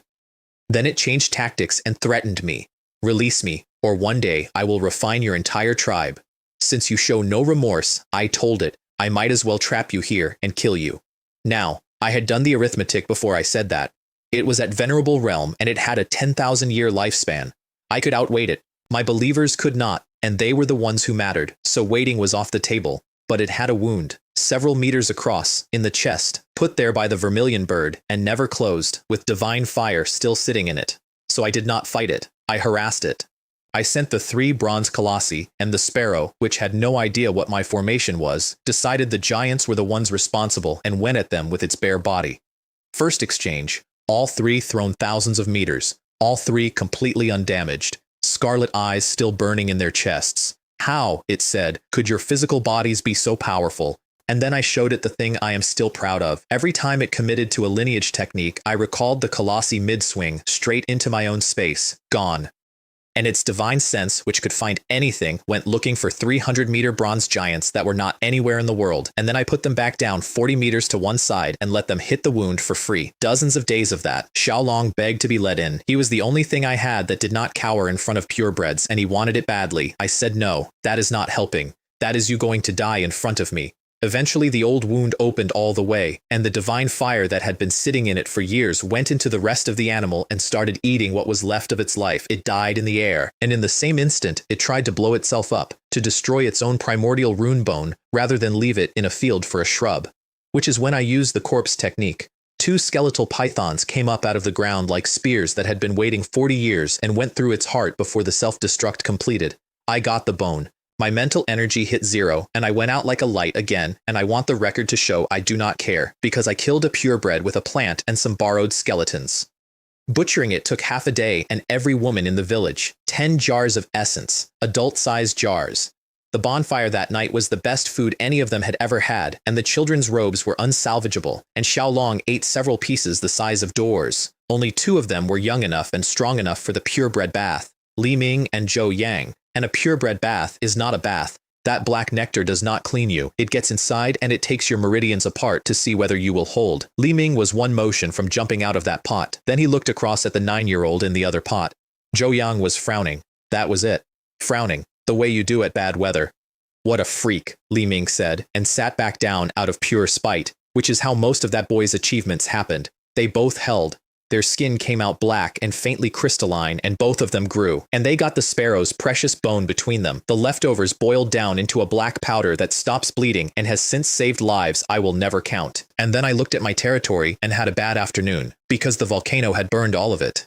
Everything outside my bubble, in every direction, for as far as my senses went, was gravel and ash. Nothing alive, no tribes. Stone Village's Willow could pick up an entire village and move it hundreds of millions of miles. I could not move at all, yet. Month 2's summon came up golden. Ordinary beast heart, 2 liters of marrow, 10 of essence, dead within the hour. They hunted for 5 days and found nothing, because there was nothing. Charred ground for thousands of miles. Then Li Ming came back with the other news. Stone Village was gone. The whole village, the altar, the stump, all of it, vanished from where it had always been. Its god had moved it, exactly as I remembered. What they did find, eventually, was the Li Huo divine ox, both horns snapped off, wrecked by the apocalypse and barely walking. Chen Hao broke its hoof while it was stumbling, which is not sportsmanlike. It spat lava at him, and the sky-devouring sparrow bone he was carrying swallowed the lava and sent a beam back through the animal's spine. They tied it up and gagged it, and then Chen Hao came to his father and asked, with his hands behind his back, whether he could keep it. Everyone else wanted a scale horse. He wanted the flaming cow, because he thought the flaming cow was cooler. Li Ming gave his professional assessment. This thing is not fast, its stamina is bad, and you will be charred in no time. Chen Liang lobbied for his brother, silently, standing there. Your elder brother never talks much, Chen Wei said. You asked him for a favor, didn't you? Permission granted. And the ox surrendered voluntarily before Chen Hao even got on it, which tells you what that animal had been through. He rode it around the village all day. When, Chen Wei said, to nobody. Will this old man get his own ancient remnant mount? Also on that trip, Zhou Yang killed a boar vicious beast on his own and punched its head into fragments, and Li Ming and Chen Hao looked at each other for a while. At best, one of them said, "We take the body apart. This one shatters the bones." The golden egg paid out 10 tons of meat, 500 broadswords forged 100 times over, which mattered more than it sounds because their own blades kept snapping and injuring the man next to them. And it paid out something damaged and enormous, a great freedom observation statue, 5 heads, 10 arms. Some of the faces bearing teeth, some glaring, some laughing, some cursing, and beast heads mixed in among the human ones. And what it did was this. Any believer of mine who observed it sincerely would enter the grotto heaven realm. Regardless of talent, regardless of body, regardless of age, the only variable was how long it took. It stood a little over a person tall, and 5 or 6 men could not shift it. Chen Liang and Chen Hao together got it up the hill by evening, and Chen Hao nearly tore himself in half doing it. That night, Chen Wei stood in front of the whole village and said the sentence. Before the observation stone, everyone can step into the grotto. Everyone. And a man in his 30s, an ex-hunter who had lost a leg to a venomous snake years back and had been dead behind the eyes ever since, went down on his knee and cried like a child in front of 200 people. That is the one I keep. Out of all of it, that one. Lucky Dog's mother was also convinced that observe meant look and touch and had to be physically intercepted on her way to lay hands on it. Zhou Yang sat in front of it for days in tortoise breath and reasoned the whole thing out from first principles at 9 years old. Great freedom, he decided, is not the absence of burdens. It is being calm in ruin and calm in fortune, both. Shed the mortal body. Practice nirvana. Only through rebirth is there real freedom. A volcano erupted over his head, not a real one. Molten runes came down like a prehistoric blizzard, and behind the volcano, a figure the size of the sky reached out and widened the crater with its hands because the lava was coming too slowly for its liking. Panel. Grotto Heaven. 1 round. Unique Grotto Heaven. A mutation that eats its owner's later cave heavens and does not sprout until it has eaten 9. Within days, Li Ming and Chen Ruo broke through with 2 cave heavens each. And then, and I did not see this coming at all, so did Chen Liang and Chen Hao. And their panels had changed. Desolate war body, not one of the 3,000, acquired, not born, and equal to born. The lower its health goes, the worse it becomes for whoever caused that, and the faster it heals. At major achievement, it becomes the wilderness god body and puts emperor on the table. I traced it back, and the cause was the handful of crimson berries they had eaten in a bamboo forest decades earlier, and not one more of those berries was ever found by anyone ever again. Then I leveled, and the level annihilated the cloud layer. A river of gold, tens of thousands of kilometers wide, came down on me, and everything alive within 100,000 miles found a hole and shook in it. The edges of my branches turned a dark gold I did not have a name for. Level 6. Array Formation Realm. King. 65 rings, 113 believers, 600 mental energy. And standing in that, I finally understood the thing about myself I had been circling for 80 years. I had been sulking about not being able to cultivate a precious technique. I could not. The mechanism did not apply to me, because I am a precious technique. Precious technique is me. Every single thing I do is one. One willow leaf now weighed tens of thousands of pounds. My branches were celestial gold, and they opened mountains and cut rivers out of the ground. If I fought that sky-devouring sparrow again, I thought, I would kill it inside 100 breaths. And the draw gave me the great teleportation technique, one of the 3,000 great Tao techniques. It moves anything, anywhere, and it does not care about space or rules or formations. 60 million kilometers of range, 100 kilometers of cargo. My arrays would come with me. I would just have to switch them back on. So I told them to prepare to leave. That was a mistake in phrasing. They held the assembly that night, and nobody wanted to go. Chen Wei put his hand on the stone with the village name on it and looked at the old tree in the square for a long time, and his eyes were red, and he told the children to break a piece off their old toys so they would have something to bring. As long as everyone is alive, he said, we can always make a comeback. Then there was a sound like an egg cracking and chaotic mist over 100 miles, and the village was somewhere else. He had assumed prepare meant pack. I had meant prepare emotionally. The fog cleared on the best land any of them had ever stood on. 3 or 4 rivers, hundreds of meters wide, full of scaleless carp that train the eyes toward a golden-winged rocks if you eat enough of them. A grove of golden bull bananas as thick as your arm, which clear impurities out of a body and let a man jump 10 meters. And 2-meter 5-colored chickens, which the village immediately nicknamed Little Phoenixes, and which knit a broken leg if you boil the meat with the bone. Chen Wei forbade anyone from catching the chickens. Every woman in that village had already decided between stir-fry and whole stew, and I want it recorded that he held that line for months under sustained pressure. To the east there were scale horses, hundreds, with more than 100 unicorns mixed into the herd. No man dislikes a mount. Chen Hao had been riding a flaming ox around for months being insufferable, and Chen Liang had been watching. The men went out with one rule: whoever catches one keeps it. Scale horses are not horses. They are vicious beasts with red teeth, and when Chen Liang went into the herd, dozens of adult males cut him off from the mares like they had done it before because they had. So he stopped holding back. 2 cave heavens. Runes filling the sky, and he threw grown vicious beasts around like straw while everybody else hogtied whichever ones landed dizzy. 37. Then he stopped, on purpose, before the herd broke and scattered. Draining the pond to catch all the fish, he said, is not sustainable. Chen Wei took one immediately, on the grounds that he was old and needed transport, and I would like to note that he was aging in reverse at the time. Li Ming took one in the confusion. Zhou Yang declined, on the grounds that he was too young and riding was dangerous and he would revisit it in 2 years, which is the single most Zhou Yang sentence in this story. Then months of farming, wasteland broken for wild wheat, a paddock, vegetable gardens, and then at dawn, dozens of riders in black, bandits, and I want to be accurate about what that word means out there, because it does not mean pickpockets. In the great wilderness, bandits are ranked alongside man-eating animals. They take everything, they take people, and if the take is disappointing, they erase the village so the next village is more cooperative. The leader was in his 30s, full beard, rolling a pair of black gold iron balls in his left hand while he looked over my village. His lieutenant, a thin man, kept trying to get his attention because the thin man had noticed the thing that mattered. Nobody here was afraid. Are you blind? Chen Liang said. This is Willow Village. His first charge killed the front rank with a shockwave. The leader answered with a giant rune hand. Chen Liang answered with a Jiao snake spear, and the two annihilated each other in the air. And then the man looked past him, into the village, and did the count. 5 or 6 cave heaven figures walking out of a settlement of 100 people, 2 of them 8 or 9 years old, craters of lava turning over their heads. Cave heavens, he said. They are all cave heavens. He had been a little genius once. He had studied in real sex. He had reached that realm at 30 and thought well of himself for it. He bit through his own tongue and aged about 10 years in 1 second, and then he called up the bandit's sacrificial spirit, because they had one, 20 meters of black-scaled centipede with a venom hook shaped like a skull. Chen Liang punched the leader's face until it was not a face and then turned around and went at the spirit. Zhou Yang put a hole through it and let off the sky-devouring sparrow technique he had learned about 4 days earlier, and a small black sun opened in the sky over my fields. Li Ming came in with the spear. Both brothers piled on. They ground that thing down and ate it and blew its head apart in that order. The survivors ran. The thin lieutenant ran past my paddock and I watched him do the sum on nearly 50 scale horses and arrive at the wrong and much more frightening answer. Are they, he said, building a cavalry? Then he ran past a black mountain of flesh dozing in the ruins near the trunk, and Xiao Long opened one eye and the man screamed. To cut the weeds, Chen Wei said, you must take out the root. They rode down every last one. Chen Hao kept up on the ox, which he never stopped bringing up afterward.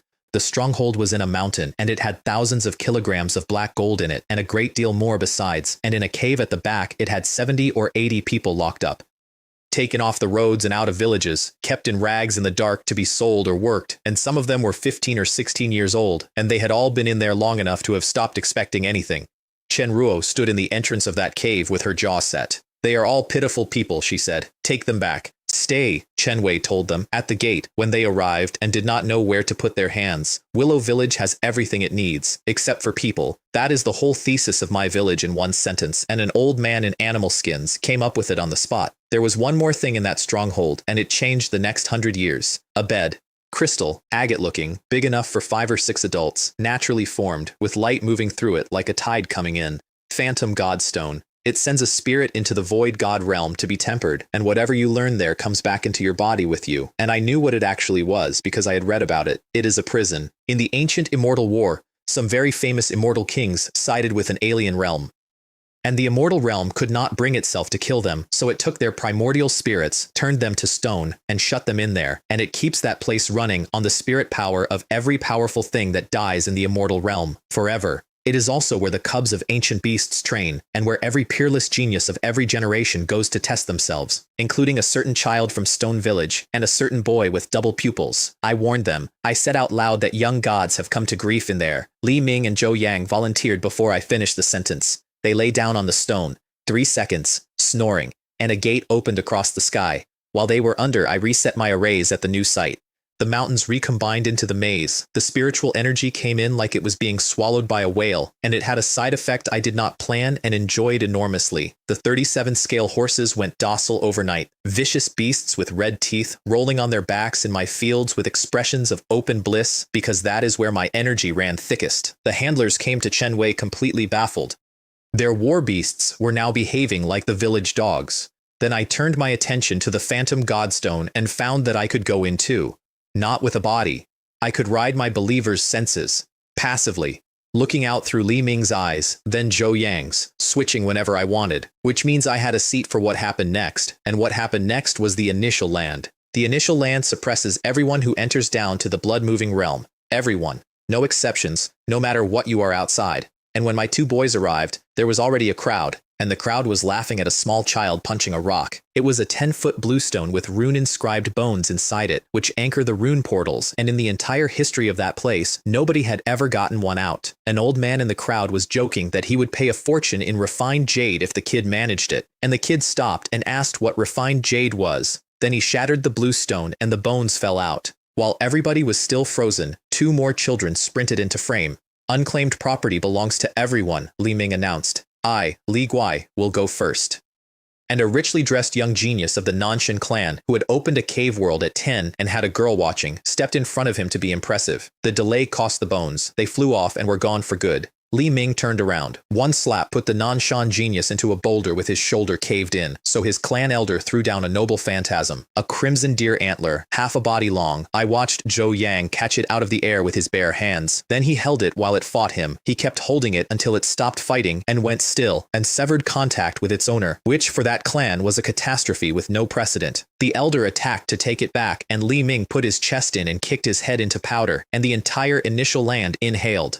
Death in there is not real death. It costs you months and every scrap of your dignity, which for those people was worse. And the crowd's arithmetic changed. Two monstrous prodigies out of one village. The secret societies in the audience immediately started working out how to get tokens into their hands. Then Li Ming found the small child. "Long time no see," he said, "little one from Stone Village." The child was extremely wary and had earned it because he had met Li Ming 3 times, and the previous 3 had involved an attempt on his cauldron, the loss of some ancient essence, and a grab at a bone. Then a young man walked up and demanded to inspect the rune bone, and having got it, declined to hand it back. Li Ming took it out of his hands and threw him into a thicket. "You are such a grown man," he said, "and you still bully children. You are shameless." Then he gave the bone back to the child. "A gentleman loves wealth," he said, "but acquires it by proper means. That is the teaching of Willow God." And then he asked to borrow it for study. I want to state plainly that I never said that sentence. I have never said anything like that sentence. He made it up on the spot and put my name on it, and that was the first time, and it was very far from the last. The rest of that trip was, and I say this as the beneficiary, organized theft. A young Master Chion's brother threw 18 crimson feather spears at them.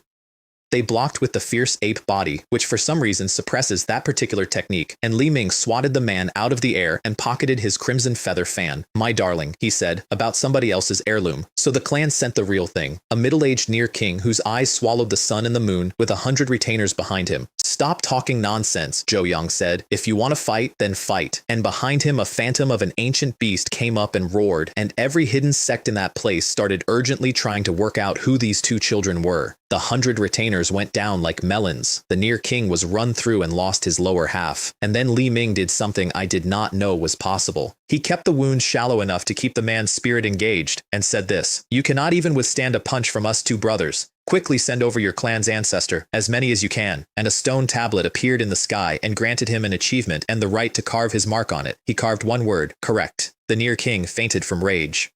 Then Zhou Yang tried to run the identical routine on a different clan, word for word, to farm the same achievement, and got nothing, and the system informed him that each achievement can only be obtained once. Somewhere off to the side, an old man was having a very bad realization, which was that his clan had not been robbed, his clan had been farmed. The small child from Stone Village, sensing his material being stolen, suppressed a great clan of his own, and stacked the bodies into a mound several meters high and sat on it. Then 4 upper realm figures came down with 4 precious bones and sealed the space. Li Ming answered with the crimson fan, Zhou Yang with the Jiao snake spear, and the child put an enormous silver moon in the sky. The seal broke. Several of the attackers were crippled, and the 4 great clans sued for peace and offered jars of ancient remnant essence to buy their people back. Li Ming was not impressed by the offer, and I understood why, because I had the inventory. There were over 100 pounds of purebred sky-devouring sparrow essence sitting in a cave behind my mountain, and the boy had been washed in it. Then the 4 clan elders explained the catch, and not one of them knew they were explaining it to me. Everything inside that realm was a wisp. A treasure in there was the spirit of a real artifact, worn into shape by time, and nothing physical had ever come out through the exit. My 2 boys had ground 4 ancient clans into paste for a warehouse they could not carry home. I watched Li Ming's face come apart in real time. All that hard work for nothing, he said, and then he raised his price. 10 jars each is an insult, he said. Make it 1,000. I want to be honest about my own reaction here, which was that I laughed inside a tree for a solid minute. My 9-year-old had just been informed that his loot was imaginary, and he had responded by negotiating upward. They settled on 10 jars per person, per visit. Otherwise, Zhou Yang said, "We'll beat your people every time we see you." Then the realm did something it had never done in all the ages it had spent swallowing children. 2 record steelies pushed up out of the ground at once, and both of them said the same thing. The greatest looting. The same achievement awarded twice in one afternoon with my 2 names on both of them. The crowd worked out roughly 4 seconds too late that they could have joined in. Zhou Yang carved his review into the stone. Correct answer. The little beggar in rags carved his underneath. He is exceptionally gifted and upright. Nobody asked me for a quote, and I had one ready. Then my boys drank the essence. Remnant essence is meant to be poured into a bath and taken in slowly through the skin, over days, under supervision. That is the instruction. That is how every clan in that realm had done it for thousands of years. Li Ming tipped a jar back the way a farmhand drinks at a well. Zhou Yang matched him. 4 clan elders stood in a row and watched their treasury go down 2 throats. And at the end of it, my boy burped. I checked them both for damage out of professional interest. There wasn't any. The body of thick earth was digesting something that would have finished a grown cultivator, and it was doing it while its owner complained about the aftertaste. Then the beggar in rags announced that he was going to break Shiyi's record. I did not know that name yet. Everyone else did, and their faces told me the rest. Shiyi was the young god of that realm.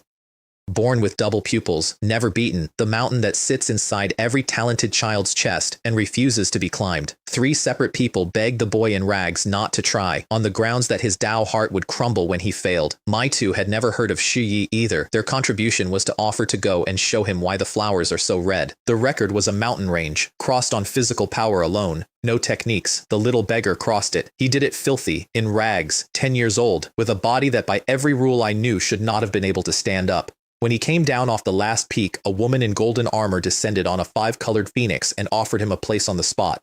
Heaven Mending Pavilion offered him another one a heartbeat later. He turned down both. I was extremely interested in this child. I made a note about him, and the note was, "Watch this one, because he is going to be a problem for my village or the best thing that ever happened to it, and there is no third option." Meanwhile, my 2 idiots had gone quietly around the back of the mountain where the crushed bluestone had reformed and started punching it out for the rune bones inside. The beggar noticed. He came across that valley like a cat seeing a mouse, got one out at the last second, broke his own record doing it, and then, because he was 10 and had no sense of scale whatsoever, he punched the record steely itself. On the theory that a stone which records miracles probably has a bone in it too. He was correct. He was also expelled immediately. A storm cloud came down and took him out of that world by the collar, and the last thing the Void God realm heard from him was a shout that he would be back. It carried the specific confidence of a boy who has done the arithmetic and knows the answer is 2 years. Li Ming's only comment on the entire event was grief. "That guy promised to let us study his precious bone," he said. "Not only did we not see anything, he even stole one from us. I let it stand." It seemed cruel to explain to 2 children who had just robbed 4 ancient clans that they had been outrobbed by a beggar. They went looking for the next thing because that is what those 2 did instead of resting, and half a month and several 100,000 kilometers later, they found a black mountain where nothing lived. I don't mean the wildlife was thin. Nothing grew on it. Nothing crawled on it. The rock was the color of a cold stove. There was a poison toad at the entrance, 10 meters of it, and it took them hours. They went in anyway, and their entire stated reasoning was that a cave guarded by a ferocious beast usually has something good inside, which is exactly the logic that gets people killed and exactly the logic that had made them rich. At the end of it there was an altar, and on the altar there was a heart, several meters of it, wrapped in vessels the color of ash, dead a very long time, and still throwing off a cold that would have frozen an ordinary cultivator solid in 3 breaths. My boys stood in front of the most valuable object either of them had ever seen and began to mourn because nothing physical leaves that world. And then I saw 2 words above it. They were not there for them. They were hanging over that dead heart in the same script my counter used, and they were there for me, and they said bring out, and under that, yes and no. I did not deliberate. I want to be honest about that. There was no weighing, no consideration of consequences, no thought at all. Yes. Purple lightning came out of nothing. Green light went through the heart from 6 directions. It went from several meters to 8, to 1, to the size of a fingernail, and then it was not there. It was behind my village, lying in the grass, still cold, and very far away, in the depths of that realm where the statues stand and the skeletons drift and everything that dies in there eventually settles. Something woke up and screamed. This is impossible. I felt it sweep the entire world. Every valley, every cave, a mental force so wide I could not find its edges, hunting for the theft. It found nothing. It could not even find the direction of nothing, because whatever had cut those traces had cut them out of the air itself. The whatever was me. I was a tree in another dimension with a chime. Back in the cave, my two were dismantling a mountain looking for the thief. It even steals things from children, Li Ming said. Doesn't it have any sense of public morality? I'm going to knock his head off and use it as a chair, Zhou Yang said. I said nothing. It was the correct call. Then a man in gold brocade came to recruit them. Rain Clan. Old Rich, one of the great ones. He opened with 2 jars of remnant essence as a signing gift, and he was extremely pleased with himself, and I could read his intent off his face while he talked. He meant to take them home, test whether the talent was real, and if it turned out to be a flash in the pan, cripple them and sell them. My boys took the jars. They drank the jars in front of him, standing there, both of them, to the bottom, while he was still explaining the benefits of clan membership. Then they declined. He went for them, and Li Ming raised one hand and said, Grandpa, I think you'd better not make a move. I'm a little scared. Then he reconsidered. No, he said. I'm afraid of beating you to a pulp. They took everything he had on him and threw him out of the valley, and then Li Ming proposed, out loud, that they rob every blessed land in the initial land, in order, one after another.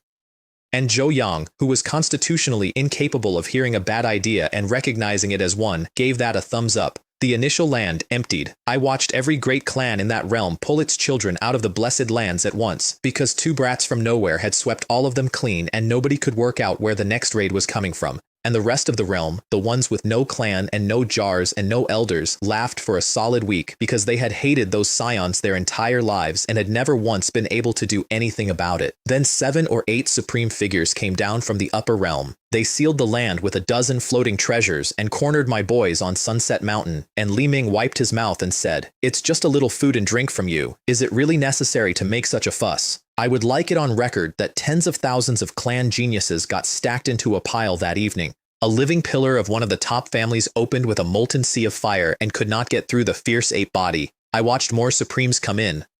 They were laughing when they arrived. Every one of them stopped laughing inside a minute, and by late night, several had been blasted back down the slope coughing. The woman in golden armor tried again in the middle of the fighting. If that kid isn't going, Li Ming told her, it must be because your place isn't good enough, so we won't go either. She offered them a descendant of an ancient divine bird each, which is the sort of gift that makes ordinary prodigies weep. They refused, and from where they stood, this was correct. They had personally eaten a sky-devouring sparrow. Against that, a 5-colored phoenix is a chicken with good marketing. The phoenix rolled its eyes at them on the way out. Daquan, Zhou Yang said, watching it go. We need to find a chance to stew that stupid bird. The second stele came up at the end of it all, the greatest calamity. And then it vanished. Instantly, before either of them could get near it with a rock, which I choose to read as a stone tablet with a functioning survival instinct. They came out of the realm at the foot of my hill, in their own bodies, filthy and grinning. Willow God, Li Ming said, looking up. We're back. I scanned them the moment they were solid again. Both panels had picked up labels I had never seen before, glowing gold along the bottom of the frame. Mental surge, mental mutation. They had spent months drinking the essence and eating the ancient medicine of every blessed land in that world. They had done it with a body of thick earth and an overlord's line to digest it. And the richness of the stuff was still working through them weeks after the last swallow, still feeding the spirit as well as the flesh. So I pulled them into the dream to have a word about it. You two are really bold, I told them. You almost turned that whole realm upside down. And the 2 children who had recently declined to be intimidated by 7 supreme beings went shy, hands behind their backs, feet moving. Yes, Willow God. Sorry, Willow God. I do not blame you, I said, and I meant it. That was your opportunity. However you obtained it, once it is in your hands, it belongs to you. Then Li Ming asked me for a favor. Willow God, he said, there's a thief in there. He stole a heart out of a cave. Can you find him and beat him up? I took that heart, I said. There was a pause of significant length. So it was actually you who stole its taking, I said. Not stealing. Their loot came out of the rune bones they had punched free. Li Ming got lightning strike, 5 bolts at once. Zhou Yang got water avoidance, which meant that between the two of them, my village now owned a divine ability apiece, a mountain of ancient medicine, and the criminal record of a small army. I had 8 cauldrons lit at the village entrance before the heart came apart. We opened it layer by layer. The flesh went to dinner, the plasma went into the baths, the dregs went to the medicine bench. And I want to point out that this was a village of farmers who 3 years earlier had been eating salt-cured rabbit in a hollow tree, and they now processed a divine remnant's heart like a slaughter day. The children went in first, and they howled.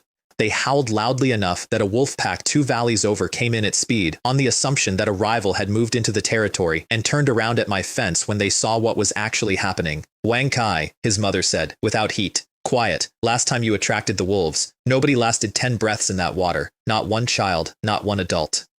And every single one of them came out of it faintly glowing, skin like the children in the old paintings, 10 breaths having done more for them than a year of the sacrifice had. Li Ming and Zhou Yang soaked for a full hour and then finished the leftovers. I watched several sets of parents watch that, and I watched them turn and look at their own offspring with an expression I recognized from another life entirely, which is the expression of a man considering starting a new account. "We're the same age," one of them said. "We eat the same food. We drink the same milk. Why is there such a big difference?" The roast was the best thing that village ever ate. Alternating fat and lean, faintly spicy with no seasoning on it at all, and so rich that grown men who hunted ferocious beasts for a living could manage 5 or 6 pieces before they had to stop and sit down.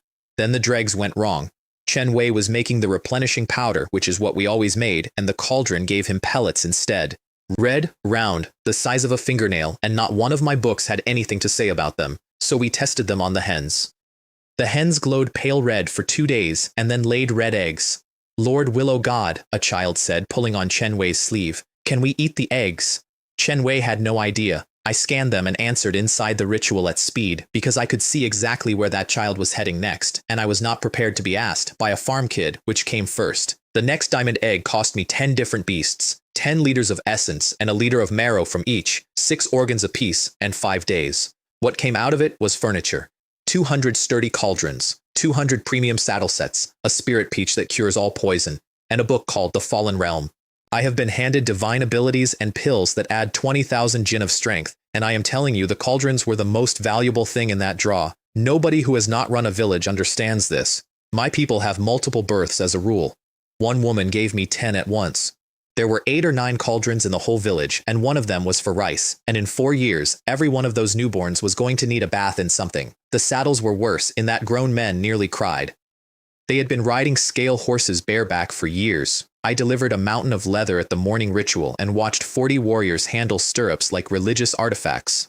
But the fallen realm was the one that mattered because it filled the exact hole I had been staring at since the day I started. Body tempering took my people to blood moving and stopped there. This book went on from that point up through array formation and into the grotto heaven realm, and it opened with 8 crooked characters that looked like a newborn had scribbled them and that every single person in my village could somehow read. Every reader took something different out of it. That is not a figure of speech. I checked, and no 2 people in Willow Village got the same sentence off the same page. The one that stayed with me.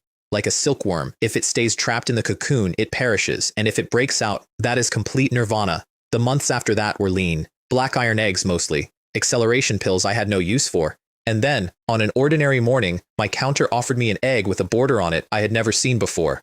Legendary.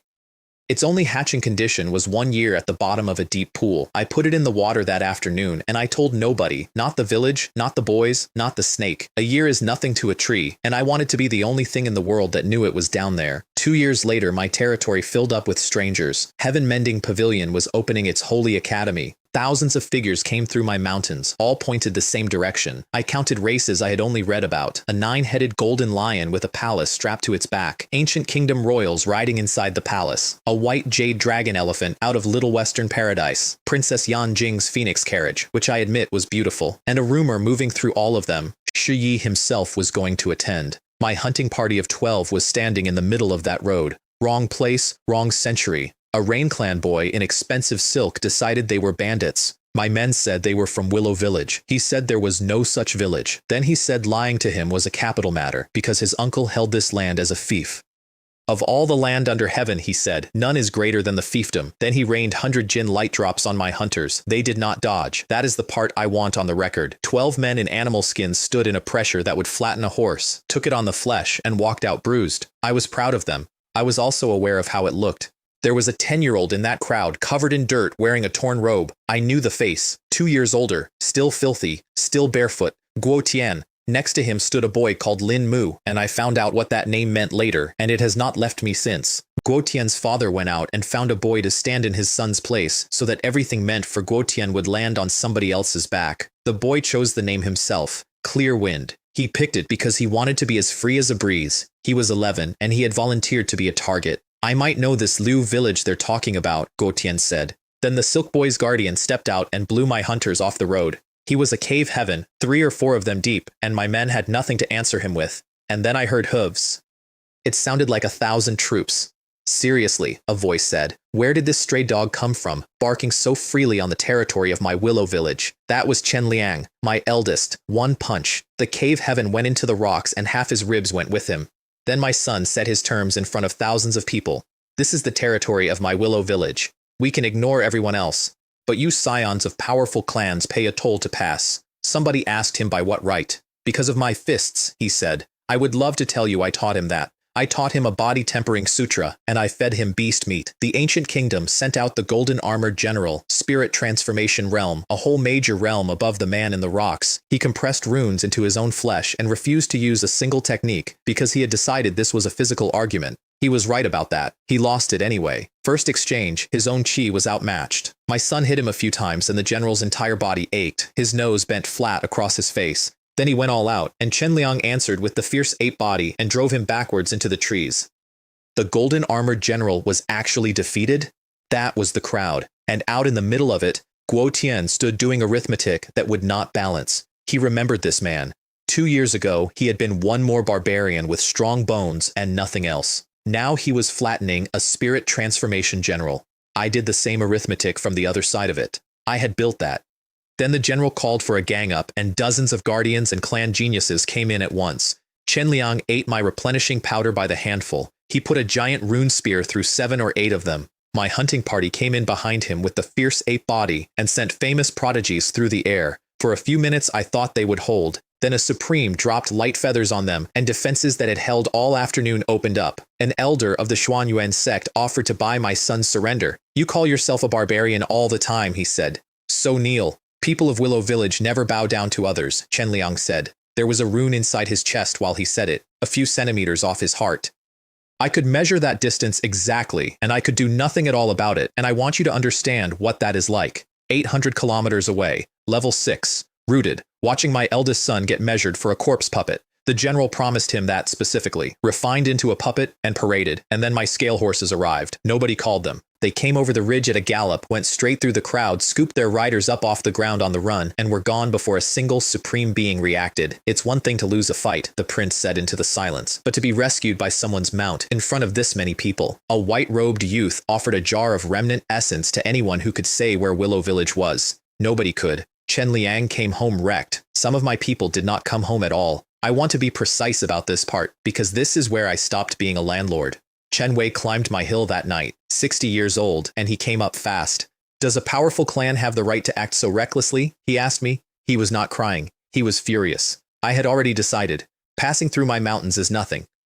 The road belongs to nobody. I have never charged a soul for air, but granting fiefs over land I hold, and the sentence that barbarians deserve to die, are claims, and they were made about my people. Protecting them is not charity, it is the arrangement. They feed me faith, I keep them alive. Three-eyed raven, I said. Little black, you two come along. And here is the thing I had been sitting on for days. My ravens had made themselves believers. A mated pair, the female pregnant, who had lived in my hair for years. They had been copying the village children's body tempering out of pure curiosity, not for power, out of boredom.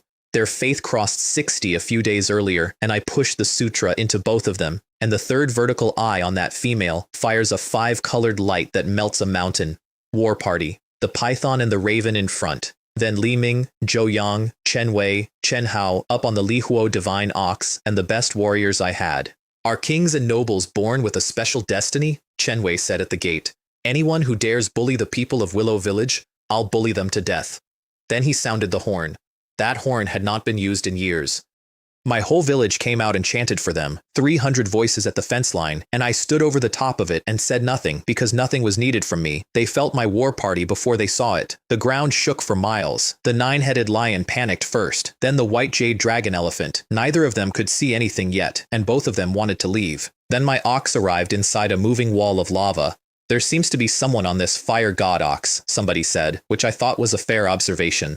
Chen Hao came down off it, and the crowd noticed at once that he had the earlier man's face. Same face, younger. "Whoever injured my elder brother and my clansman," he said, "step forward and you'll at least keep your body intact." I kept the python and the raven hidden on purpose. I wanted the guilty to identify themselves. They did. The lion came at my ox, and my ox met it. 9 heads roared in unison, which is a golden lion technique that shatters souls, and it cracked the ox's hide open. My ox charged again anyway. It went through, and the palace on the lion's back came down with everybody in it. Li Ming jumped the prince.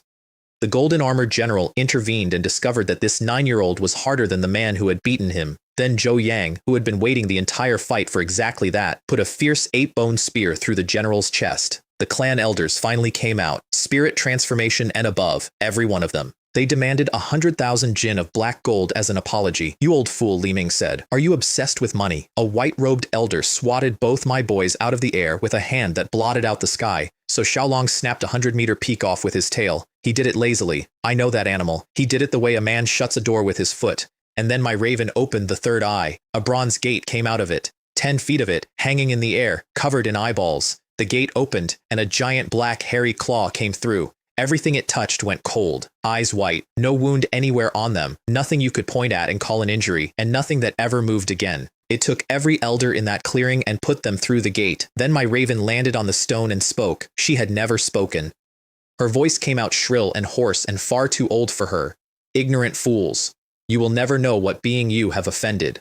On that throne of bone and ash, he will be the only eternal taboo in the river of time."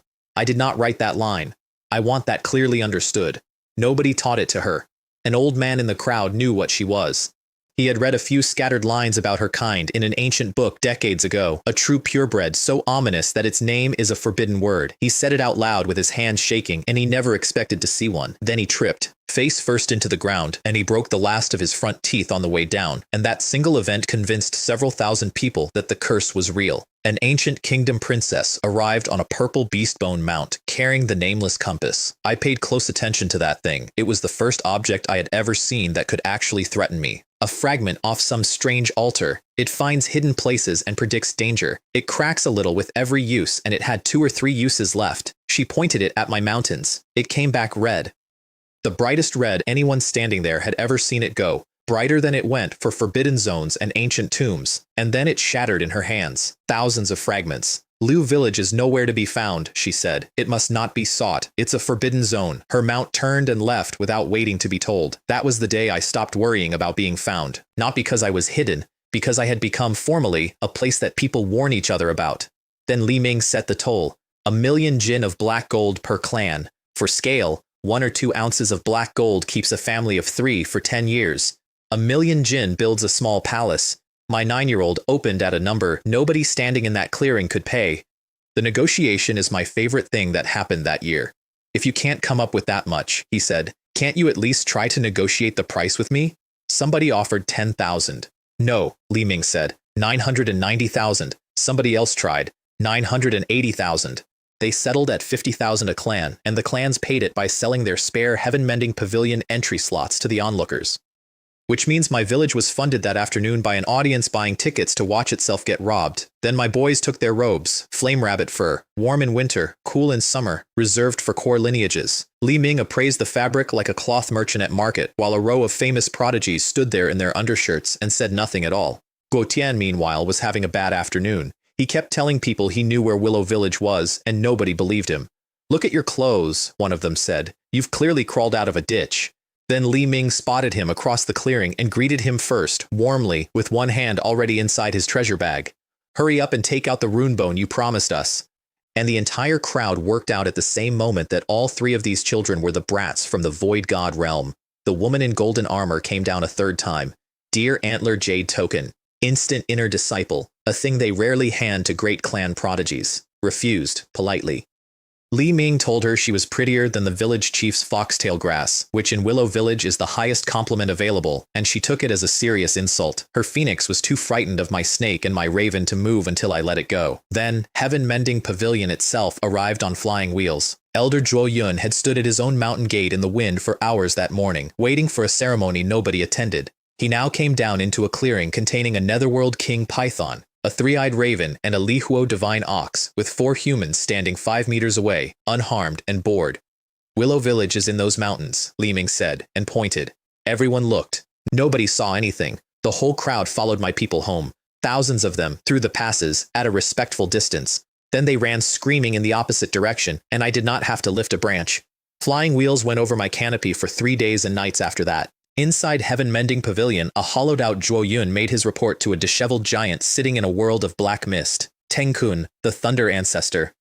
If you still can't find it, Teng Kun said, stop searching. That village must be shrouded by some extremely powerful force. If they don't want to appear in the world, you won't find them, even if you raise this territory. I liked him immediately. Then my counter paid me for the fight. Fame is currency, and that afternoon had produced a century of it. The light came up through my trunk in a torrent, rose-colored, and my canopy pushed into the clouds, and every branch I owned turned gold.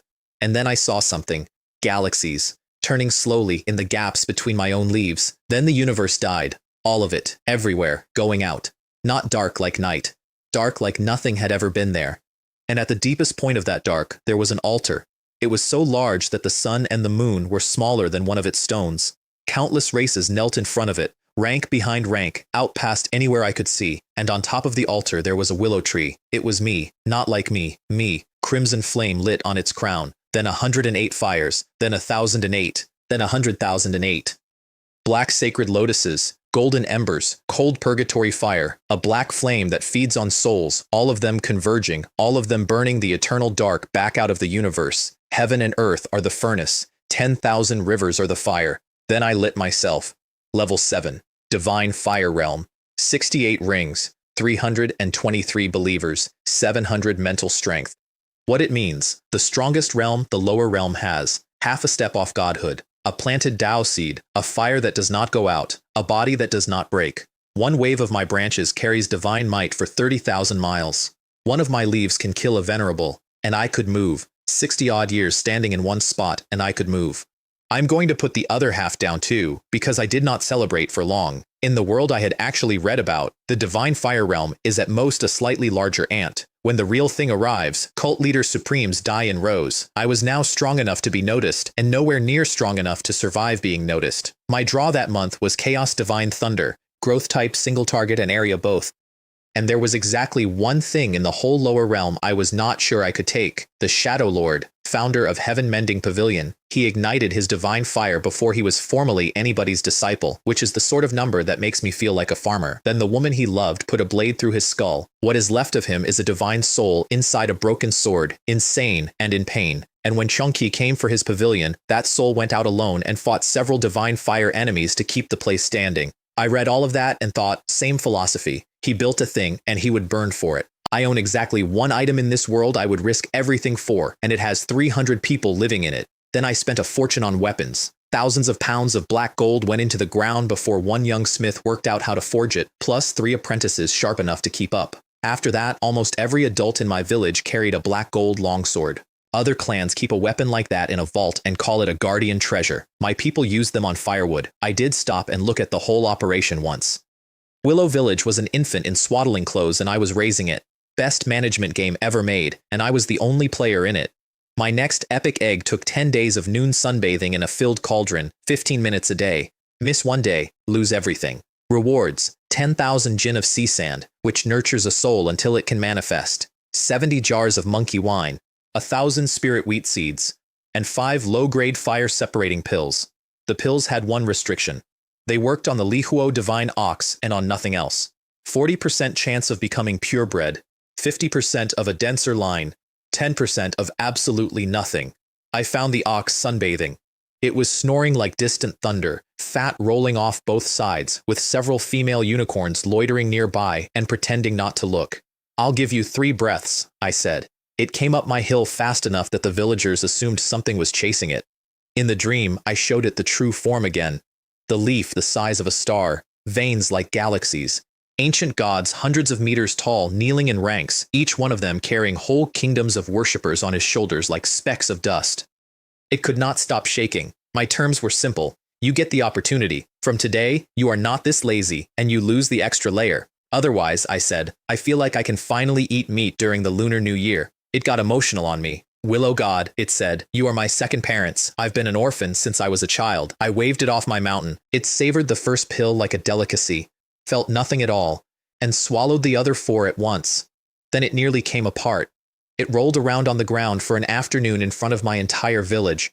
And the thing it said out loud in the middle of that was that it regretted never letting those unicorn mares court it, because now it would not even have a calf to show its ancestors.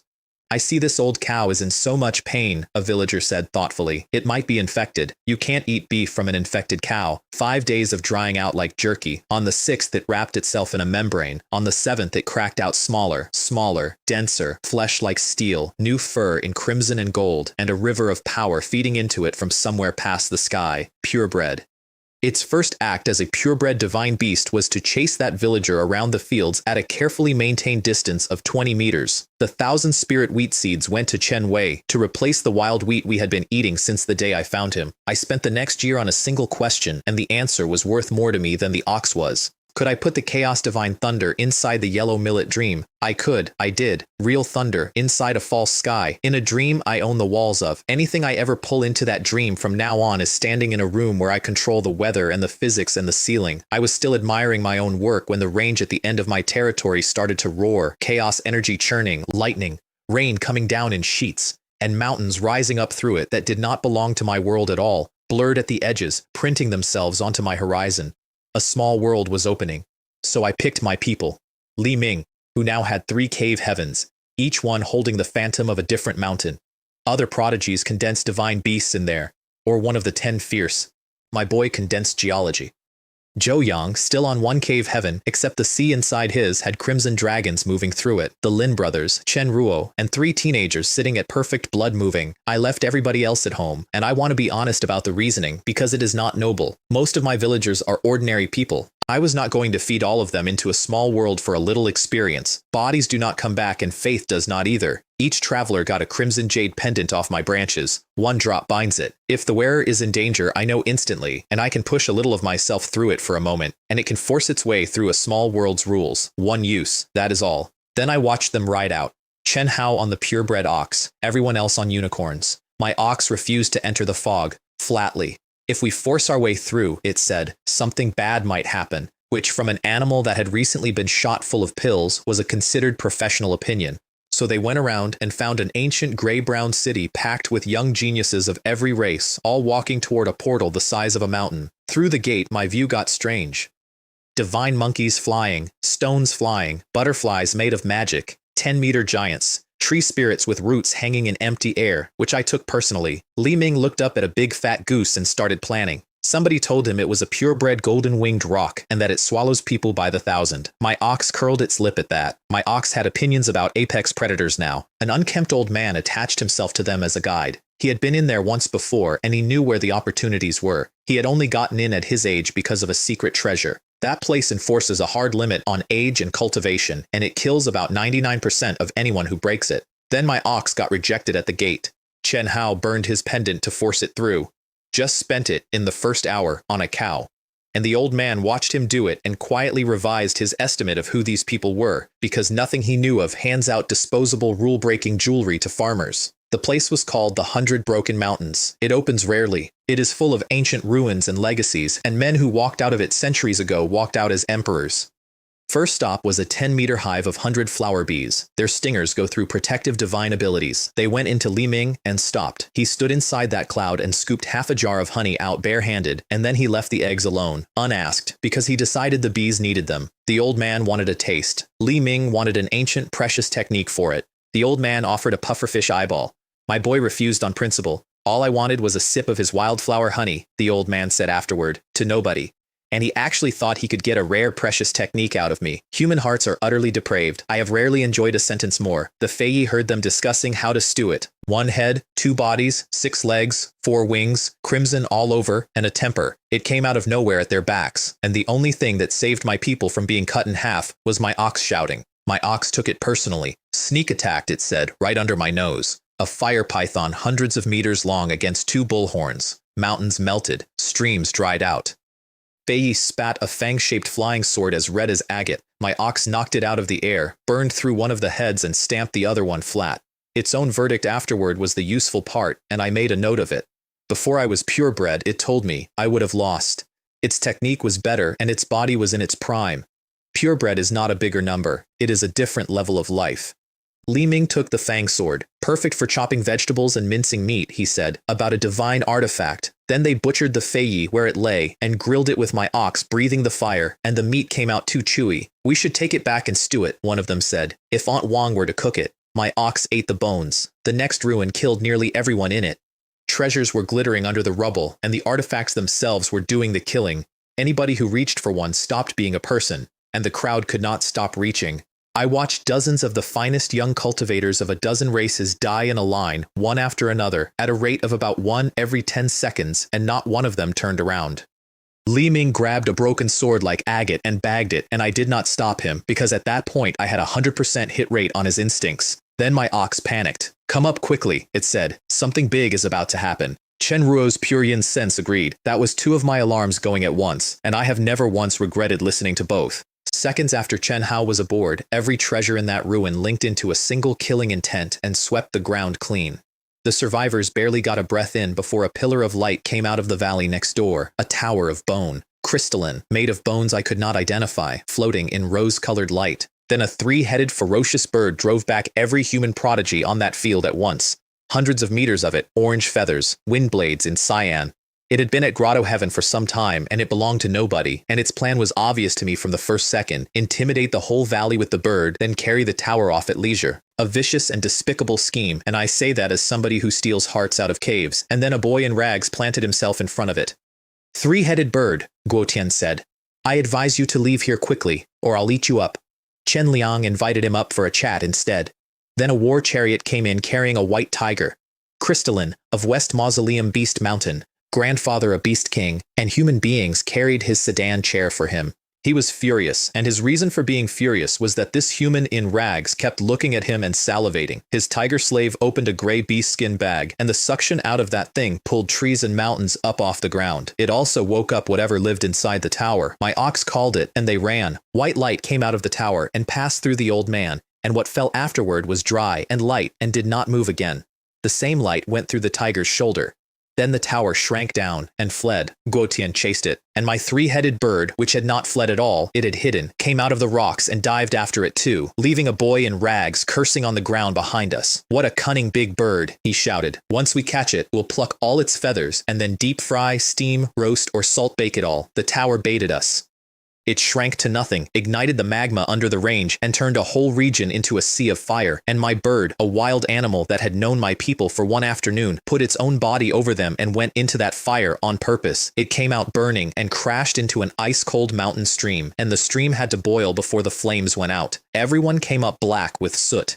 Zhou Yang came up with a third of his hair gone and a beautiful bald stripe down the middle of his skull, and for the first time in his life, that boy swore out loud. He wanted to tear the tower into 8 pieces and burn every piece under a cauldron. My diagnosis was better news than it looked. The tower had old injuries and could not do that twice. It had flown just close enough to bait them, at exactly the distance no cultivator alive can leave alone. Then Chen Liang did something I will remember longer than the fight. He poured every gram of sky-devouring sparrow powder he was carrying into that bird's mouth. 7 days of simmering per batch, precious even at home, where we are rich. He did not hesitate and he did not ask me, and his reason was that it took the fire for us. 7 days by the stream, and the bird recovered, refined its own lineage on the way up, and joined the revenge project. They found the white tiger again with 1 wounded maidservant left, and no human warriors at all. It roared its clan's soul-shaking roar, and my 3-headed bird took that head-on for one reason, which the bird explained to itself out loud. It had a big boss on its back. The onlookers filled me in. This tiger had eaten several great clan prodigies and beaten off dozens of genius disciples at once. Li Ming and my ox dropped on it together. It threw 28 spear artifacts and lost anyway, teeth broken, and then it invoked West Mausoleum Beast Mountain and its grandfather. What is West Mausoleum Beast Mountain? Li Ming said. I've never heard of it, so it must not be very famous. No matter where you come from, you're not as big as my fist. Then he made the offer. Be my mount, and live. The tiger refused on the grounds of lineage pride, and my ox stepped in and delivered a lecture I could not have improved on. Being able to enter that village is a blessing you earned in this lifetime, it said. I am nothing but an ancient remnant. Look what he gave me. Do you look down on those who are merely mounts? Then it turned around and recommended killing and eating the tiger instead, since tiger meat and bones are highly nutritious. The tiger folded instantly. It also began privately planning to have its grandfather come and avenge it once they were out of the mountains, which I noted and filed and said nothing about. Li Ming sat on it and its legs nearly went. Is this still a human being made of flesh and blood? It said. It gave up the location. Treasure distribution cliff, the place all these ruins were coming from. Chen Liang looked it in the eye and asked whether it could be trusted. It nodded like a chick pecking rice. On the road there, they suppressed 3 more escaping treasures, including a 3-foot bronze sword that cut a mountain in half. Then they reached it. A mountain like dozens of peaks welded together, where flight is forbidden and everybody walks. The path up is bluestone. It is lined with the bones of centuries of young heroes and not the weak ones. Ancient species, demon birds, things that had survived everything else the small world had thrown at them and stopped here. Halfway up, Chen Liang noticed his pendant had gone dull. That was the age limit being enforced. On my gift. In my presence. And there was nothing I could do about it because that mountain had rules older than my counter. Then a golden crow wing was born on the slope, and a great golden bird got there first and snatched it. My 3-headed bird cut off its escape. Li Ming threw the little bronze sword and took a corner off the golden bird's wing. The loot went into the white tiger's own clan treasure bag, which my boy made it spit out. The summit was a plateau of enormous, strangely shaped rocks, a stone forest running to the horizon. There was an ancient stele at the edge of it, written in bone script. Do not make noise. Do not disturb the slumber of the saints. Do not damage the cliff. My tiger explained the place. In ancient times, the saints wept here and left something of themselves in the ground, and their weapons were arrayed on this spot. The stone forest holds treasures. Some of them are ancient divine weapons. Only the most outstanding ever reach one. Then Li Ming spotted a familiar figure out in the stone forest, dressed in rags, looking like a beggar. Covered in treasures. He dropped in front of him from 30 meters up. Sharing is better than enjoying alone, he said. We're such good friends. Guo Tian had picked up a companion since we last saw him. A big red bird, crimson, built like a vermilion bird, and constitutionally unable to stop talking. Apparently it was the king of birds where it came from. It started mouthing off. Guo Tian clamped its beak shut with one hand and then hit it with a pot lid because he knew exactly how dangerous this particular neighbor was. What a beautiful bird, Li Ming said. It's perfect for braising. That bird was outraged on 2 counts, and the one it cared about was its looks. Guo Tian refused to hand over anything and then retreated dozens of meters because in his experience Li Ming might simply take it and there had been precedents. And then my sons came down off the 3-headed bird, walked up to a 10-year-old beggar in the middle of a saint's graveyard and asked him politely the one question I had been waiting 60 years to have asked. Young man, how has Guo Jiren, the clan chief, been all these years? Chen Liang asked it the way a man asks after an old friend, because that is what he was doing. Chief Guo is such a good person, he said. I've missed him. I watched the boy in rags decide he liked my son. It took about 2 seconds. I also watched the human race prodigies who had been extorted on the heaven-mending road hear the words Willow Village and go completely silent. Then Yanjing arrived holding a winged wolf cub. Guo Tian abandoned everyone he had ever met. Junior sister, he said, come here, I'll protect you. Li Ming disowned him on the spot. Forget your friends when you see a pretty girl. I heard what my boy was thinking while he said it, which was that his own taste in famous women was better. I let him have that one. Then they went to work industrially. My 3-headed bird's wind blades flattened whole stretches of that stone forest at a time. Nobody else in there was searching. My people were strip mining. Best find of the day was a spear. Ancient, crimson, cracked and rusted, and still carrying a force that nothing had ever broken. 3 creatures tried to take it off them. All 3 went into the white tiger's bag and not alive. I watched the strongest prodigies of every race present, Qilong, Pixiu, Pumo Tree, Liechian Demon Butterfly, look at my boys once and then deliberately look somewhere else. Then Li Ming confiscated the tiger's treasure bag outright. Big kitty, he said. How about I have this? When a tiger is under the horns of an ox, my tiger thought, it has no choice but to bow its head. My boy offered his own name as protection in exchange. He considered that a fair trade, and I have to admit it was. Everyone else went deeper, for the 100 Herbs Garden and the Fountain of Immortality. Every drop of that fountain saves a life. A few of them pull a dying ancestor back off the edge. It is guarded by a field that binds precious techniques and crushes flesh, so in the whole history of that place, only purebred cubs had ever gone in. Chen Liang sent Li Ming, Zhou Yang, and my ox. The soil in that garden visibly shines. Outsiders stood at the edge and gasped at the key. My two walked in and said it was thinner than the outskirts of Willow Village. I would like that noted. My boys were disappointed by the most famous herb garden in a small world, because I had raised them in the runoff off my own roots. Then a 5-meter thing came out at them, skin like translucent mucus, 3 heads on it, a human one with crimson hair, a rock, and a black-scaled demon. It bit a mighty bear remnant in half in front of everybody. Then a white-haired man identified it out loud as a royal of the spirit race, and it killed him for knowing. This medicinal field belongs to me, it said. I'll give you ants 10 breaths.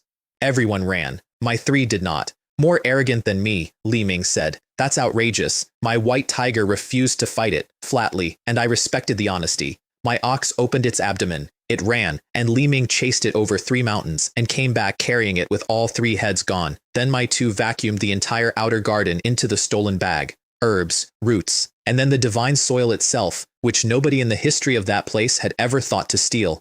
They left about 1/10 of it lying on top, visible. Everyone, Li Ming announced to the returning crowd. We've booked all the precious medicines here.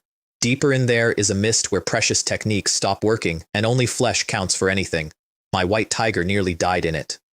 It went down on its belly gasping, a purebred royal beast with a beast king for a grandfather. My 2 did not change expression. This level of difficulty, Li Ming said, is not even as great as the body tempering we do every day at Willow Village. I would like to frame that sentence and hang it on my trunk. A golden humanoid purebred mocked them in there. It went through a mountain and then into the bag. They stripped the inner field exactly like the outer one. Somebody watching called it a dragon sucking up water. The crowd cursed them the whole time and not one of them moved. Then the fountain turned out to be dry. Guo Tian said so honestly before anyone climbed down. Nobody believed him. My white tiger took it personally enough to start planting 24 bone artifacts around him for a kill formation, on the grounds that this bear child was incredibly arrogant and needed to be taught a lesson. Li Ming told it that was excessive. That is the sentence. My 9-year-old was the voice of restraint. They climbed into the pit and found damp golden silt and nothing else, and then they apologized to the boy in rags. Then something dived out of Guo Tian's robe, palm-sized, a stone. A stone that talks and eats, and it went face first into the silt. Li Ming picked it up by whatever a stone has instead of a scruff, confirmed it was Guo Tian's, and handed it back. I noted that. He steals from clans. He does not steal from friends. Then he vacuumed every grain of silt out of that pit from 10 meters up until the floor was polished enough to show him his own face. The stone complained that it only got 2 bites, and then the pit cracked because the fountain of immortality had never dried up. It had evolved. A little golden dragon came out of the stone floor at speed. Everyone lunged. Guo Tian bit its tail. Li Ming bit its back. The bag caught it in midair. A Jujian came for the dragon next. Human face, leopard body, ox ears, 1 eye, purebred, and its ancestor was called the King of Divine Power. Li Ming offered to stew it. They beat it until its jaw came out of the socket and it still said no. Even if you can have my body, it said, you will never have my heart. So they knocked it out and bagged it for gate duty at my village, which for a creature with that much pride is worse than dying and is also precisely what happened to it. The purple-clad girl came next, over a dead servant, deep purple eyes, and a bump on her forehead from a thrown stone. She left disheveled, on a teleport talisman. Then Li Ming invited the remaining purebreds to attack him, out loud, because he wanted more gatekeepers. Every one of them declined and left, and then they did the smart thing, which I had not expected out of that crowd. They waited outside the pit, where their full strength came back, and pinned my 2 boys and Guo Tian inside it for days. A bunch of scoundrels, Li Ming yelled up at them. For days. If you're so capable, come in and fight. They left in the end, because the small world's window was closing, and none of them could afford to spend it sitting on a hole. Guo Tian swore he would never travel with those 2 jinxes again. Li Ming considered him a lucky star. Neither of them was wrong. Then the realms started merging early. The golden portals died, and the small world's own creatures came out. I want to be clear about what that means. In the worst eras, 1 visiting genius in 10 walked out of that place. A black beast swallowed 3 of them whole. Li Ming looked at it and wanted it for my village. A 5-colored light killed it first. Shi Yi, 16 or 17 years old, haloed, double-pupiled, and he killed an ancient beast cub the way a man waves off a fly. The crowd's reaction is the cleanest thing I heard in that entire small world. To be born in the same era as a person with double pupils is both a blessing and a curse. They are destined to only look up to him, becoming stepping stones on his path to invincibility. Li Ming's reaction was, "This kid actually has 4 pupils?" Then Shi Yi crossed thousands of meters in a single step and stood over them, and the pressure off him terrified my bird. "There seems to be a familiar aura about you," he said, "as if you belong to someone I know from the past." I did not move. I sat in a tree 800 kilometers away and let a 16-year-old god walk around my boys sniffing for me because the one thing I could not afford yet was to be found. Li Ming bluffed. Shi Yi looked, decided there was nothing in it for him, and left. Then white down started falling like snow, and I knew what it was from a book, and I had no way to tell them. A sky-splitting demon butterfly went past first, trailing thunder. My boys wanted it and did not dare, which was the correct call and the only time I ever saw them make it. The down was pumo tree. Those tendrils root in living flesh and grow in seconds. In ancient times, one pumo tree at major achievement drained countless powerful beings and built a killing realm that guardian spirits would not walk into. Creatures all around my people dried out where they stood. My 3-headed bird took root in its own body, and Chen Liang cut the infected flesh off it in time, with a black gold longsword, on a bird he had known for 2 weeks. Then the tree changed targets because their vitality was exactly the nourishment it wanted, and it spoke to them in a human voice out of 5 senses set into its trunk. 4 of them charged it. Volcanoes came up across the entire sky. They beat it half to death and bagged it, and then they sat down in the ash and dug seeds out of their own arms. "We'll have to burn this thing when we get back," one of them said cheerfully, about a tree in front of my sons. Outside the mountains, the elders of every faction were waiting, and a great many prodigies never came out at all. Shi Yi walked out dragging a full-grown ancient remnant behind him. Then something roared, and my white tiger's whole demeanor changed. The white tiger king of West Mausoleum Beast Mountain, crystal white with gold stripes, a venerable. He had been standing out there the whole time, waiting for his most beloved grandson. "Grandfather," my mount screamed. "I'm here." Li Ming slapped it quiet and then stuffed a sock in its mouth. "Not a rag. A sock." "Ant," the white tiger king said, and the mountains moved while he said it. "How dare you use my grandson as a mount? You even stuffed a sock in his mouth." Every faction pulled its people back at that point, on old and simple reasoning. When a beast king is enraged, nothing within 1,000 miles survives him. Then the gang metal claw came down on my son, and I moved. Not the body. I was standing on my hill with my roots in the dirt. But a ripple went out from Li Ming's chest, and something crossed the river of time, and then there was a figure standing between the earth and the sky above that range. Mountains exploded, rivers stopped moving, ancient trees came apart into dust. "That is an unparalleled being that has already ignited the divine fire," somebody screamed. "That is a god descending to earth." An elderly creature in that crowd looked directly at me, and its eyes ruined themselves, and it went down. I hit the White Tiger King once. He went through several mountains. Then he lay in the wreckage of a range, asking the sky who he had offended, because a venerable does not get hit like that by anything he can name. And then my son and my 9-year-old knelt down in front of everybody. "Greetings, Willow God." I said. That is what came out of me. 60 years of preparation, a first public appearance in front of every major power in the great wilderness, and I opened with, Nobody standing there could process what they were hearing. In ancient times, an entire ancient nation at full strength could barely support one god. This was a village. The old tiger worked it out before the humans did. Not a false god. Not a spirit dressed up in a title, a true god. Then I passed sentence, and I did it carefully, because I did not want a dead beast king. I wanted a beast king. "Your grandson has a connection with my clan," I told him, "so I will not kill you. But you may be spared the death penalty. You cannot escape punishment. 500 years of service. With just a word from you," the White Tiger King said, "this old beast will go through fire and water." Then I looked at Shi Yi, and I did not enjoy that part, because I knew his entire life. I had read it. Ruthless at first, and then later, the one who stands in front of the human race. And at the end of it, he burns 1,000,000 years of his own cultivation out through those double pupils and pours it into the desolate emperor's will, and dies of it. I stood there feeling sorry for a boy who could have killed my whole village that afternoon. He felt the pity. He would not have it. "I am born supreme," he roared. "Break." One willow branch stopped him cold. Then I said 14 words that only he could hear. "Double pupils are an invincible path. Why borrow someone else's bones?" Nobody alive knew that except his closest kin. His face had never changed in front of another living being, and it changed then. He kept the supreme bone. He decided to walk both roads and prove me wrong. But he carried those 14 words out of that valley, and I do not believe he ever put them down. I found Guo Tian in that crowd too. He had disguised himself as a burly young man with the help of his furball, and he was keeping his face turned away from me, and behind that face he was already working out how to visit Willow Village considerably more often, now that he knew what was standing behind it. Then I gave my one order to everybody present. If anyone dares to harm my people in the future, I will not hesitate to pay them a personal visit. For years afterward, powerful figures went out of their way to buy Willow Village hunters the best wine and food in whatever town they walked into. They came out through a silent crowd, a few people on foot, walking like an army. Li Ming bagged the White Tiger King for the trip home. A venerable Beast King climbed into a treasure bag and sat in it, reluctantly. And that is now a thing that has happened in the history of the world. The phoenix panicked when my secluded paradise closed around it. Then it landed, and my villagers came out and looked at it and licked their lips. Whatever it is, one of them said, once it's in our village, we'll just boil some water and stew it. As expected of a village that worships gods, the phoenix said, from somewhere near the ground, the people here are indeed quite fierce. Li Ming dumped a mountain of loot in front of Chen Wei, herbs, divine soil, artifacts, 4 bagged purebreds, and a tree. Then he offered me the little golden dragon, which is the fountain of immortality, which is endless life. I had it put in a jade cave. I am a tree with a Tao seed and a fire that does not go out. I do not need help staying alive. The White Tiger King toured my village and found it disturbingly ordinary. Dirt paths, fences, wheat, children. Then he actually looked at the children. What was moving inside them was oceanic. Every one of them, including the ones still missing their front teeth. He stopped touring after that. Then the whole wilderness heard that a village worshipped a god.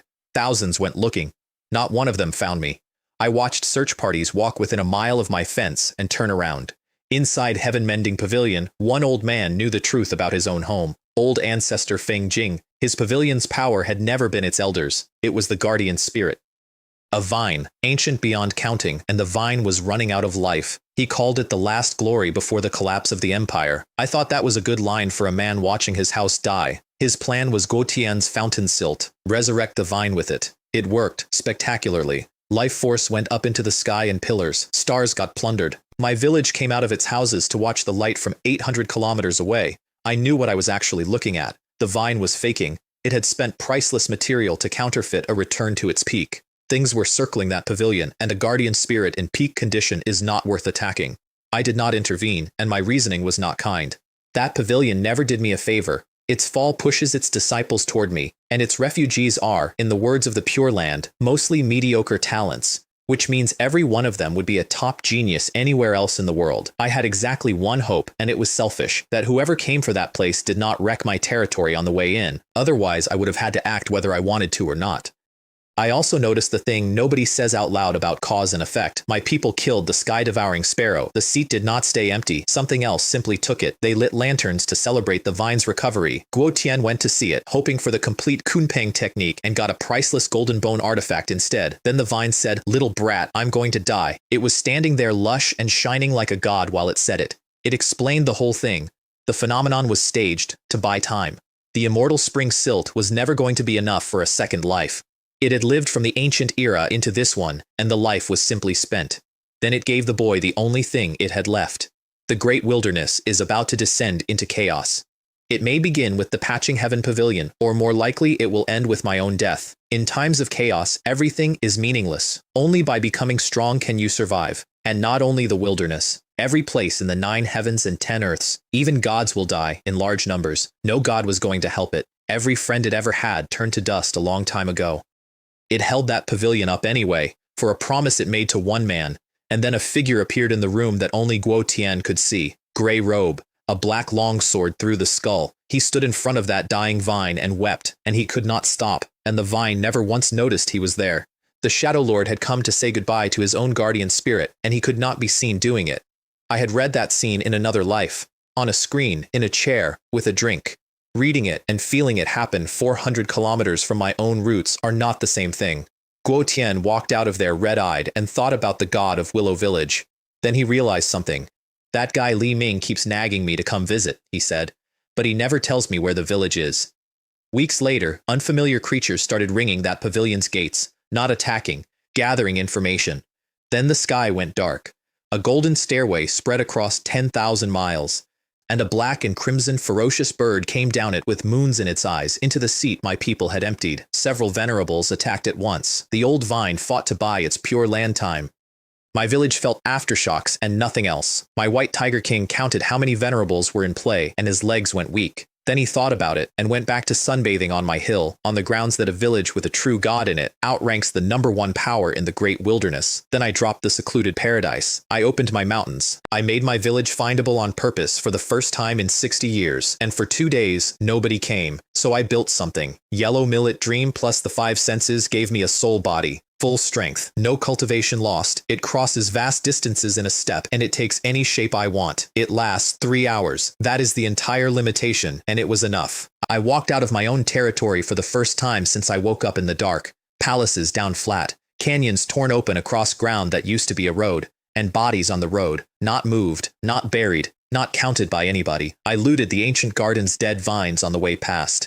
Then I found a severed bullhorn and an arm still tearing up dozens of miles on their own out of pure residual ferocity. Cheongki's cut off him by a shadow lord who had woken up. I took both with a flick of one finger. A god who leaves a divine artifact lying in a field is not a god, he is a tourist. Then, I found the survivors. 15 or 16 teenagers in a pit, cut up, filthy, sitting there with nothing behind their eyes. Every one of them from a poor family. Every one of them had fought their way into that pavilion, and it had been the only home they had. I did not speak to them. A god who arrives in person during a massacre gets worshipped for the wrong reason. But I had a trinket from a dragon egg months back that I had written off as garbage. Guidestones, palm-sized. They point the way. That is all they do. I laced them with divine light and I scattered them. A boy picked one up. A beam came out of it, pointing. "This is God saving us," he said. I covered 1,000,000 miles that night. Every tribe, every village, every newly awakened creature I passed got a stone. And somewhere in the middle of it, I noticed something about myself. In my last life, I would not kill a chicken. I walked past bodies for 3 hours and my pulse never moved. 5 days later, the first group reached my fence. They were starving. They had eaten nothing but the charred scraps their senior brother cooked, and the younger ones had been quietly living off wild fruit to spare his feelings.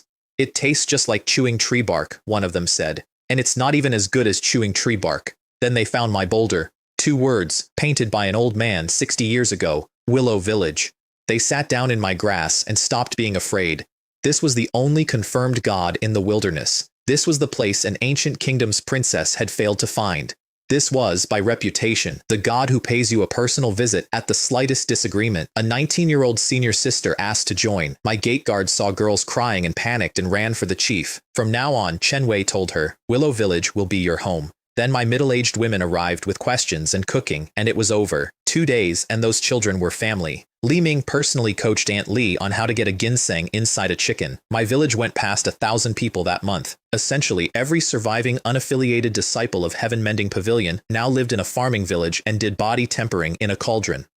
Li Ming asked after Guo Tian and was told he had escaped with Lin Mu. "I always thought that kid was lucky," he said. "He wouldn't die so easily." Then came months of the fallen realm, and my numbers got strange. Li Ming reached 7 cave heavens. Each one holds the phantom of a different mountain. Other prodigies put divine beasts in theirs, or one of the 10 fierce. My boy collects geology. The Lin brothers reached 6. Chen Ruo 5. Zhou Yang was still on 1, and the sea inside his was denser and worse than anything I had ever scanned. My newcomers, who consider 8 years for 4 cave heavens a prodigy's pace, ran out of words. "This isn't a human race," one of them said. "They're more like ancient vicious beast cubs." Then my counter offered me a legendary egg, and I could not hatch it. The condition was the essence of a void Dao powerhouse. That is a top-tier sect leader of the upper realm, the kind of being that removes a galaxy with a gesture. I was a divine fire tree in a village that grew wheat. I looked at that egg for a long time. I was not hopeful. I was certain that whatever sat inside it would change Willow Village qualitatively. Then I put it away and did the other thing on my list, which was less fun. I handed Chen Wei a list of names, over 20 of them, people whose faith had not moved off single digits in months. "Expel them." Chen Wei delivered it cold. "Although you have been in Willow Village for so long," he said, "you still cannot gain the approval of Willow God. There is no need for you to stay. Half an hour to pack. Dry food as a parting gift, because he is who he is." The ringleader was 15 or 16, with a beauty mark under one eye. Mingxia, granddaughter of the pavilion's master. She had come for my supreme technique and for revenge, and she had a following of loyalists. She had one weak point, and it was 7 years old. Gu Yun sat down on the ground and sobbed. "I don't want to leave," she said. "I feel so happy there. Not only do I have plenty to eat and drink, but the uncles and aunties treat me like their own daughter." Mingxia put her back in line with one sentence. Even if Willow Village becomes extraordinary, we are still people of Heaven Mending Pavilion in life and in death. I let all of them go, including the child. And I have had a long time to look at that arithmetic. That girl would have grown up devout. Her faith was climbing every week, but she was going to leave with the woman who raised her because 7-year-olds do, and I was not going to pull a child off her guardian to improve my numbers. My village women protested on their behalf, loudly, until they heard the order was mine. Then they reasoned it out, and this is the finest piece of theology my village ever produced. Their neighbor Grandpa Wu cannot walk straight and has 2 teeth left and has never been expelled from anything. So whatever these people did must have been serious. Dawn. A few days later, 1,000 new believers on my stone stairs. Kneel, Chen Wei said, and give thanks for the grace of the law. I waved a few thousand branches. Light came down like somebody had emptied a galaxy over my hill, and the body tempering sutra landed in 1,000 minds at once. Then I got to watch them do the math on it. Major achievement is 100,000 jin. Cultivated before opening a cave heaven, it means the absolute limit of moving blood. In their world, only the strongest ancient beast cubs ever reached that in youth. Grown men knelt on my stairs and wept. Father, one of them said out loud, to nobody. Mother, do you see? My child actually has a chance to rival those ancient vicious beast cubs in this lifetime. Then I gave them the Great Freedom Statue, which takes anyone to Grotto Heaven just for looking at it long enough, and then a free copy of the Fallen Realm to every single person holding a cave heaven. Either one of those outside my fence would have shaken the wilderness. My problem after that was arithmetic. I needed population, and I needed quality, and I needed both before the 3,000 realms came down to purge the wilderness. I object to that purge, and my objection is entirely self-interested. He'll slaughter all the living beings. What is he planning to eat next? So I wrote a decree. 10,000-year parchment, months of work. Every stroke threw golden rain off my branches. I kept going until the hide itself carried a god's will. Then I hung it in the sky. Today I open my doors wide to all beings from across the land, and I teach without discrimination. No matter what kind of being it is, if there is a connection, it may enter my fold. Things happened everywhere at once. In the Rain Clan's temple, the ground shook, and the Rain God's own decree flared inside its jade box. On Heavenly God Mountain, an ancient formation roared and pushed back. That formation is a passage to the upper realm, and it holds the will of a true heavenly God inside it. It lost. Does that mean, somebody asked out loud, that the spirit of Willow Village is even more terrifying than Heavenly God? And in Stone Village, a charred stump said it was interesting for a god to be born in a realm with law this broken, and that it did not recognize this Willow God at all. I read that one twice. The last god of Stone Village had no idea who I was, and I preferred it that way. Guo Tian's reaction was less complicated. Wow, the god of Willow Village is actually going to take on many disciples.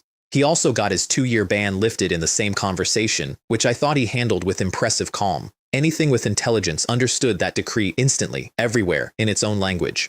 In one town, a group of teenagers worked out that they could not physically cross the mountains. Then a swordsman with a broadsword offered to lead them. Meyer, he said, to nobody standing there.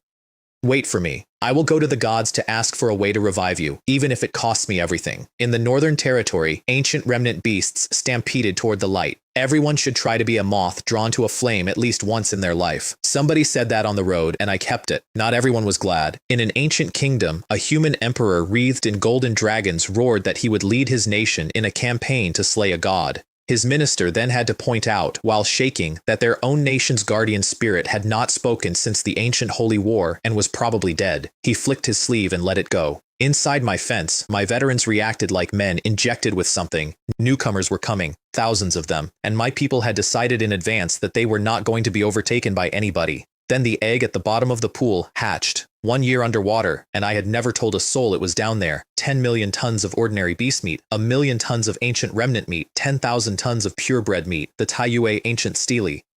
3 reincarnation grass seeds, which carry a trace of reincarnation power and can force life and death to run backwards. And 4 things I had to sit down about. Fire ancestral witch destiny, a true dragon egg, first of the 10 fierce. Every true dragon eventually becomes an immortal king, and there is only ever one true dragon. The Great Freedom Creation Technique. It makes something out of nothing. It breaks the limits of the rules. And ordinary ginseng fruit seeds. 300 years to flower, 300 to fruit, 300 to ripen. 1 fruit adds 300 years of life. I dumped the meat in the village meat cave, all of it, purebred included, and Chen Wei nearly stopped breathing when he walked in there. I put the dragon egg in an active volcano and sealed the crater with runes so nothing could spit it out. I planted the ginseng seed myself. Then I tested the creation technique on my own external body, and what happened told me more about my situation than any panel ever had. I mastered it immediately, no obstacle anywhere. Body tempering, the sky-devouring sparrow technique, and now this, all three as simple as drinking water and eating food. My conclusion: a technique I draw myself comes pre-fitted to me. That is a perk nobody mentioned, and I have never seen another living thing display. I pointed at bare rock and grew wildflowers on it. Real ones, not illusion. They had roots, and they had scent, and a second earlier they had not existed. At full power, that technique makes a star. At my level, one star would empty me out completely. Then I copied the manual 3 times over with divine power and sent 4 of them down my hill to a short list of names. The spirit wheat came in that autumn, and it did not look like wheat. Stalks like saplings, ears too big to close a hand around, roots tougher than the rock they grew out of. 20 full baskets. Chen Wei distributed it by work done, and everybody got some, because there are no idle people in my village. My newcomers had expected to be allowed to smell it. They got a share, and then they walked around licking individual grains, and anybody who didn't know would have thought it was a gathering of idiots. Chen Wei held back seed for next year and started planting decades of golden fields out loud. Then I sent down 3 adult-sized jars of monkey wine. Li Ming got 4 bowls in and started slurring. The wine enters my heroic gut, he announced, to the whole village. 7 parts become moonlight, and the remaining 3 parts become sword qi. I, Li Ming, will become a swordsman. Then he pointed east and swore he would go and fetch that little beggar back to this village personally, by the collar if necessary. Chen Hao drank the most and danced, and I wanted on record that he danced extremely well and that nobody in my village has ever let him forget it. Then Chen Liang's wife came running into the middle of it, screaming that their eldest was shouting at the air and coughing. Chen Hai, 14 years old, Chen Liang's first child and the steadiest of the 3. He was on the ground with his skin gone black and covered in runes, unconscious. Chen Wei assumed poison and fed him a detox pill, and the boy bled from all 7 orifices in front of his parents. Wrong diagnosis. Immediately fatal if repeated. Then I scanned him and got a panel I had never seen. Bloodline anomaly during awakening. Without a solution, the believer will not survive 10 hours. Solution: fire ancestral witch destiny. Which told me something about his father I had not known. Chen Liang's acquired war body is kin to a witch body, somehow, somewhere back down the line. You may all return now, I said. The outcome will be clear in 3 days. Chen Liang's wife heard that as a death sentence and started wailing, and Chen Wei had to correct her on the stairs. Then I put a branch down over the boy. A crimson flame the size of a thumb condensed at the tip of it. The sky above my hill filled with fire, and a colossal ancient figure walked out of that fire and took 9 steps, and every step bloomed a flower. Then all 9 flowers merged and came down on a 14-year-old and closed over him in gold. 3 days later, he cracked out of it crystalline and glowing, with 1 scarlet mark between his brows. Thank you, Willow God, he said, for creating me again. No need to thank me, I said. This is the fate you deserve. Hurry up and go down the mountain. And then my counter did something for the first time in 60 years. Chen Liang's faith hit 300. 300 on a scale where 60 lets me hand a man a technique. The reward was permanent.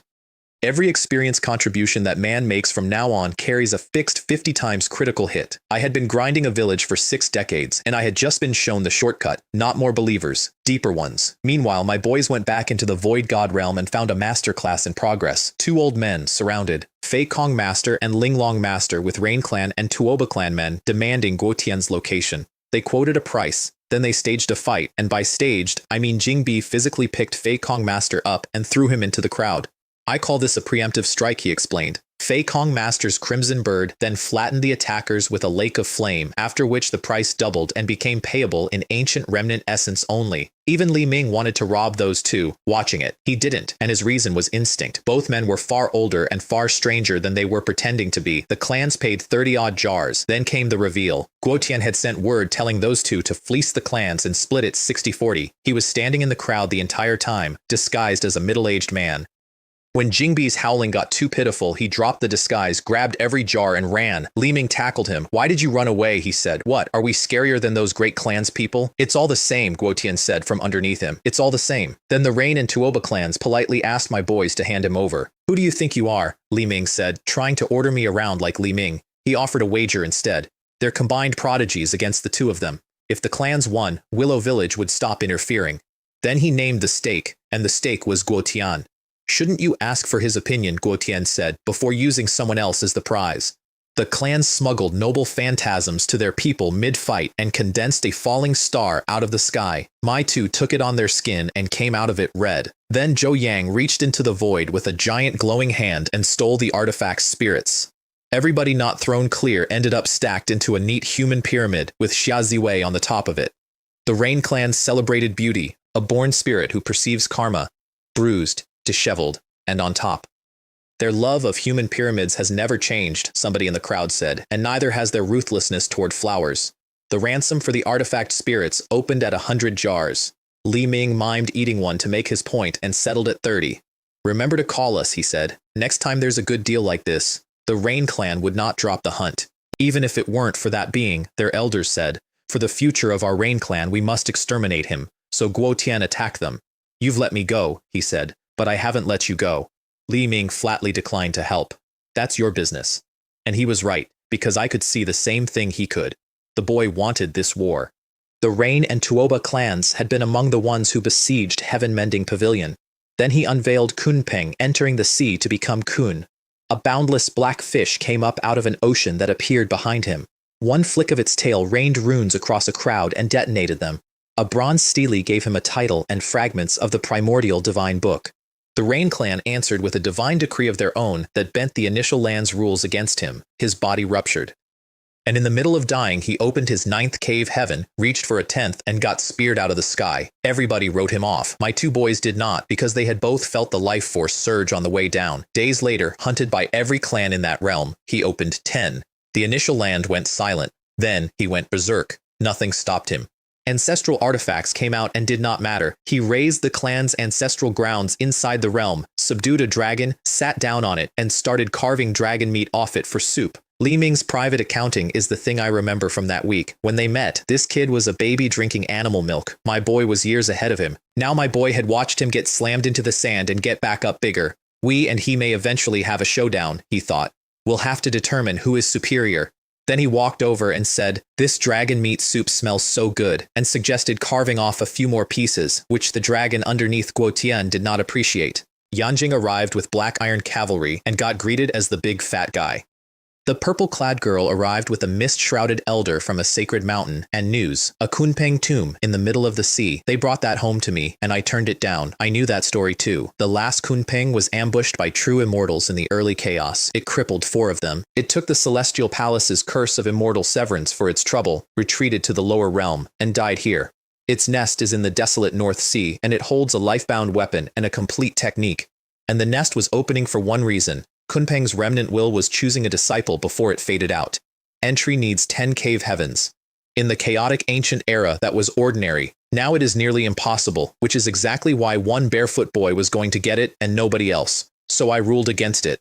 Do not compete with the future desolate emperor for a thing that has already chosen him, especially not with his backer watching, and I did not need it. My village had the creation technique, which stands level with any of the 10 fierce arts, and I had a true dragon egg in a volcano.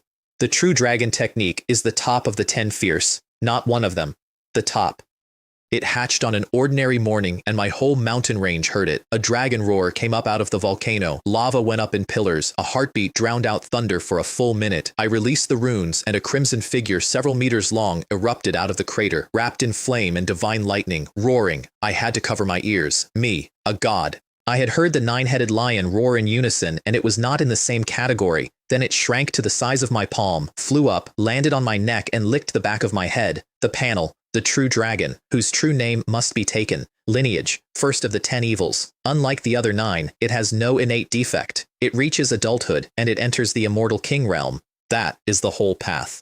In my canopy, it stared down my 3-eyed ravens, who screeched themselves hoarse, discovered it did not care about them at all, and went back to sleep. It did not deign to look at the bees, not even purebred, beneath its standards. My soldier bees walled off their queen anyway. Then its eyes drifted and accidentally pinned a dying ancient remnant several miles away. I also remembered sitting there with a chibi dragon on my neck, who Fei Kong Master actually is, the progenitor of the dragon clan. He lost his true name to another dragon lineage a long time ago and faded into being a con man in an illusory realm. The first pilgrims reached me a week later. The swordsman with the broadsword, and 3 teenagers, ragged, feet worn raw, dozens of days and mountains they could not count, following a decree in the sky. Meyer, he said at my fence. No matter how difficult this life may be, I will find a way to revive you. My village let them in. Every person they walked past had beast-level power in them. Children threw boulders. The elderly threw boulders. Then Wang Chai blocked the road. He is grown now, and he leads a pack of ex-heaven-mending children, and he escorted those pilgrims the whole way in while insisting to anyone watching that he was just showing them the way. For running the errand, his mother sentenced him to an extra 15 minutes in the medicinal cauldron. He screamed like a pig. She held him down with one hand. Roughly 2,000 more arrived over the following days. Now that we're here, Chen Wei told all of them, we're family. 2,000 people climbed my stairs through spiritual qi that had condensed into rain, actual droplets, grown men openly gulping at the air on the way up. At the altar, the swordsman finally looked up at me and could not hold it. One of my leaves is as vast as a universe now. There is no polite way to look at that. And down in the crowd, a black-clad old eunuch with an owl's face had a boy by the arm. "Eighth Prince," he said, "His Majesty gave you an ironclad order. Win the attention of the Willow Village deity. If you fail, everyone inside and outside the Changji Palace will be wiped out, including your mother and her clan." Then he felt an ancient gaze sweep over him and see everything he was. I was stretching. That is all that was. I stretched, and a man decided his soul had been read. Then I actually ran the scan, and the number was worse than I expected. Of just over 2,000 arrivals, more than 2/3 were plants, ministers, generals, princes, and imperial grandsons of ancient kingdoms, sect operatives. Julu Academy had sent people. I understood why, and I did not take it personally. My existence had broken a power structure that had stood since the ancient Holy War. No ruler alive could afford to be indifferent to me. 3 of them caught my eye. Mo Wen, 36, spirit transformation, a discarded student of Julu Academy. Faith already at 83, which nobody reaches in a week. Talent, Sword King body, crippled. At major achievement, that body turns everything it touches into a sword. And an entire ancient formula for a Sword King pill dropped into my head the moment I read the word crippled. Yan Cheng, a prince of an ancient kingdom with mediocre talent and terrifying comprehension. His soul and his body do not match, from a birth defect. Half a month of purebred flesh baths fixes it. And a deposed, unremarkable-looking prince who is secretly a half-demon with unawakened demon lineage, which means one of his parents was a legendary ferocious demon and nobody had ever told him. Then Mo Wen knelt down and asked me for the one thing I cannot do. I wish to obtain a method to bring people back to life. The crowd gasped. My elders knew better. Life and death are the one irreversible thing in the world. If they were not, the 10 fierce would have crawled out of their tombs a long time ago. Kings may change, I told him, but life and death are irreversible and cannot be deceived. If life and death could truly be easily reversed, wouldn't the world be thrown into chaos? He looked up at me anyway. I beg Willow God to grant me another hope. Whether it comes true or not, I am willing to become a blade in Willow God's hand someday, even in death. So he told me the story in front of 2,000 people. 10 years ago, a rare ancient remnant with a terrifying venom crushed his beloved's skull. The poison reached her brain and her heart. She has been comatose for over 9 years. His master told him that if she does not wake inside 10 years, she never will. He has spent that decade crossing the wilderness. He has nearly died more times than he can list, and he has burned out his own foundation on secret techniques to keep her breathing. He had months left. It's not that there's no hope, I said. I can indeed give you a glimmer of hope. And then I told him the truth, which is the part I am glad I said out loud. You have only sincerely moved me. The outcome still depends on your own fate. Because I was not being humble. I had 3 reincarnation grass flowers coming up in my garden, and a comatose patient is the best possible match for a trace of reincarnation power, and I genuinely did not know whether it would work. I was not going to promise a man a corpse would breathe. The onlookers immediately began wondering whether they ought to invent tragic backstories of their own. Then Chen Wei announced that there were conditions for staying. The plants objected loudly and got shushed by their own neighbors. "Shut up," one of them hissed. "If you keep talking, I'll personally throw you out of Willow Village." "This requirement has nothing to do with talent," Chen Wei added. The relief in that crowd was total, and the reason is the saddest thing about them. Most of them came to me precisely because they have no talent and refuse to accept an ordinary life. More refugees kept arriving through all of it, including 3 ancient remnants. 2 golden-feathered Crimson Thunder Eagle brothers, spirit transformation, thunderstorms out of a single wing beat, evicted from their own mountain by something bigger. A golden-backed mighty violent ape whose home a sect annexed as a training ground for its disciples until it escaped one quiet night, and a 3-headed, 6-armed, blue-scaled alien, 4 or 5 meters of him. I took all of them. I had decided a while back to follow the road Tongtian Jiaozhu took in my last life stories. Education for everyone, no screening by species. Then I withdrew the decree. It underperformed and it cost divine power to hold up, and the second it came down, I became unreachable again. People who had hesitated were suddenly offering ancestral lineages for directions to my fence. Nobody could find me, and this is where my 2 favorite con men in creation made their move. Fei Kong Master and Linglong Master started selling fake Willow Village locations. They made years of income in days. They sent buyers to invented places, and they gave each buyer a different invented place, so nobody could compare notes. I found out about it half a month later, and I had nothing to say for a while. Then I decided the only correct response. We have to make sure Li Ming finds those 2, and we absolutely have to get half of it. Out in the world, the North Sea turned red over Kunpeng's nest and bone. A venerable died out there. The whole wilderness could smell the calamity coming, and those 2 old men, alone, said the thing that mattered most out of anybody that year. The 8 realms of the lower realm were made, built, by predecessors. And the upper realm lays down the great calamity periodically, on purpose, to exterminate every venerable and every would-be god below, so that the lower realm stays theirs. Their verdict on me was short. It's just an ant. When the calamity descends from the upper realm, it will surely perish. Fei Kong Master was not so sure. The man must know it's coming, he said, and he's being blatant anyway. That is what puzzles me. Assessment day came, and my plants sweated through it. They had spent weeks watching peers who were, individually, every one of them their equals. I did not test anybody. I read faith values. Single digits were expelled, and they were stunned. Everybody else was relieved, and then newly afraid of a god who apparently reads minds.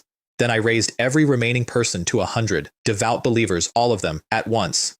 Outside my fence, the expelled gathered in a valley to complain, and the old eunuch worked out that his plan had died before it started. His plan had been genuinely clever. Bring the emperor's illegitimate son, born with the 7-aperture exquisite heart. The boy spoke at birth and sees every law of nature. Put him in front of a god's technique and let him decode the road to divine fire. Then they went looking for the way home, and there wasn't one. Endless mountains. Ancient mist. Something inside the mist. They scattered screaming, and I want to be accurate about this. I was not hunting them. That is simply what my paradise does when it is closed. But they had not left when they were told to leave, so their fate is hard to predict. Meanwhile, the 3 reincarnation grass budded. Thumb-sized buds, and the light off them pooled in the air into the phantom of an ocean. My gardeners saw the yellow spring sea appear over a flower bed and concluded they had broken it. 3 days later, the flowers opened palm-sized. I cut one with my thinnest branch and summoned the swordsman. This is the flower that grows from the reincarnation grass, I told him. It possesses a trace of reincarnation power. Place it in a cauldron of water and boil it until the entire flower bud is completely melted before swallowing it. As for the effects, you'll have to experience it for yourself later. He took the flower and one of my guide stones and left. Inside a year he was back, and he was not alone. The woman with him showed some signs of age. 9 years asleep does that. But I could see what she had been, and I could see what she still was, and her faith started above 90 out of nothing but gratitude for a life somebody gave back to her. They had a son early the next year. That is the whole scene. I want to be honest that I have very little to say about it because there is nothing clever in it. A man walked across a continent on ruined feet for a woman who could not hear him, and I handed him a flower, and it worked. Other things happened that year that I noticed less. My spirit-gathering array had brought the chi inside my fence up to the level of a sect's blessed land. Chen Wei's flock passed 3,000 horned goats plus cattle, herded by dogs, golden retrievers, descended from a fierce golden lion crossed down into ordinary village dogs. Docile, omnivorous, born to it. 1 or 2 of them managed thousands of head, and Li Ming's whole group reached 10 cave heavens. Then an epic egg gave me exactly 1 item, and it was strange, the Void Gate. It raises a faction's power value and grants a certain ability to search out top geniuses. I deployed it, and my village entrance tore open onto a starfield. Suns falling and dying out there. And a colossal, formless shadow in the middle of it, slowly resolving into the shape of a giant willow, every leaf of it carrying a mountain-sized figure, with gods murmuring somewhere in the dark around it. Then a stone gate came down at my gate, and golden characters rose up the pillars. Humanity is fleeting, the path of immortality is boundless. That is such a cringy line. I know the missing half too because I read this stuff in another life. The chi of the heavens is vast and boundless, and my Tao is flourishing. My gate got the second half, and I have to look at it every day. Then, tens of thousands of miles away, an old man walked out of a black forest. Nothing lives in that forest and nothing sings in it. What came out of it was disheveled, missing an arm, and carrying an ancient bow. Shi Zhongtian, 15th prince of the martial king's mansion of Shu country, and in his youth they called him the Great Demon God. He shot a young Pixiu on the 100 Clans battlefield. Its adult took his arm. He hid in that forest for 13 years, and while he was in there he found a divine pill that healed his Dao injury and made him a venerable. 13 years have passed, he said, out loud, to nobody, and my grandson should have grown up by now. Born with the bones of a supreme being, he will definitely look like me, ha ha ha. I want it clearly stated that this man is Guotian's grandfather and that he had no idea what had been done to that boy. He commandeered a dragon-scale sparrow as a mount and flew for the capital. Then the bird refused to enter a mist-shrouded mountain range. Mine. He detoured for hours and hit the same range again, so he attacked it. Mountains exploded, and more mountains rose out of the ground behind them, taller and denser each time. His golden-winged rock technique burned everything in front of him to ash, including the fog, and the mountains stood there untouched while more fog rolled in. I, Shi Zhongtian, dared to fight even a Pixiu, he roared. Yet today, I am to be trapped here forever? I recognized him, and I opened a gap. My reasoning was simple. He is not bloodthirsty, and I would not let an ordinary man die in my paradise either, so I was not going to let a one-armed old soldier die in it because he took a wrong turn. He walked in convinced he had found a Forbidden Zone's treasure vault. Then he met Chen Wei. Those two hit it off in under a minute, and they drank together until dark. We've met by chance, he said. Both of us strangers in a foreign land. Let's meet again sometime and have a good drink. He left my village a superior healing powder formula as a parting gift, and Chen Wei, for the first time in a life that has included a massacre and a god, felt he had met a friend too late. On his way out, the old man accidentally glimpsed the real me, divine halo, unparalleled aura, and he understood correctly that this was not something like a god. Then my mountains closed again behind him. He memorized the place. He meant to bring his grandson. Sure country, I thought, is probably going to be in for some trouble soon. 2 peaceful years followed, and I am aware how rare that sentence is. Babies were born out of innate power, and not one difficult birth happened in my village in either year. If the wilderness knew that number, it would not believe it. My village spread over hundreds of miles. My secluded paradise, boosted by godhood, covered thousands. My one failed project of those 2 years. I tried to give the paradise autonomy. Let it admit the sincere and trap the insincere without me watching the door. I worked at it for many days, understood nothing about formations, and shelved it. Meanwhile, my village adopted the little true dragon as a pet Lord Willow god casually keeps. The strong ones eventually notice 2 things. A casual swipe of that thing's claw resolves into a terrifying precious technique. And my purebred ox, who fears nothing, keeps its distance. Then divine thoughts started sweeping my sky, and I finally put the whole shape of my situation into words. This region is a prison. That is what it is. The upper realm dumps its criminals here, and their descendants, and to the upper realm every native is a lowly sinner by inheritance. And some of those descendants come out equal to the upper realm's best, so the great calamity is not weather. It is aimed at venerables and at the exceptionally gifted on purpose forever, so that the lower realm stays a prison. The other root of it is a book, the Transcendence chapter of original true understanding, which even supreme sex cannot resist reaching for. I wanted it and not for myself. I already cannot die. I wanted it because it maps every step from divine fire up to immortal king, and the only cultivation text my village owns stops at Grotto Heaven. My stopgap was sitting on my neck, licking my bark. The little true dragon's own technique is a genuine shortcut past spirit transformation. So Li Ming's group started shadowing that dragon day and night, copying everything it did. Zhou Yang broke first. Runes lit up the void around him, and he saw the primordial era.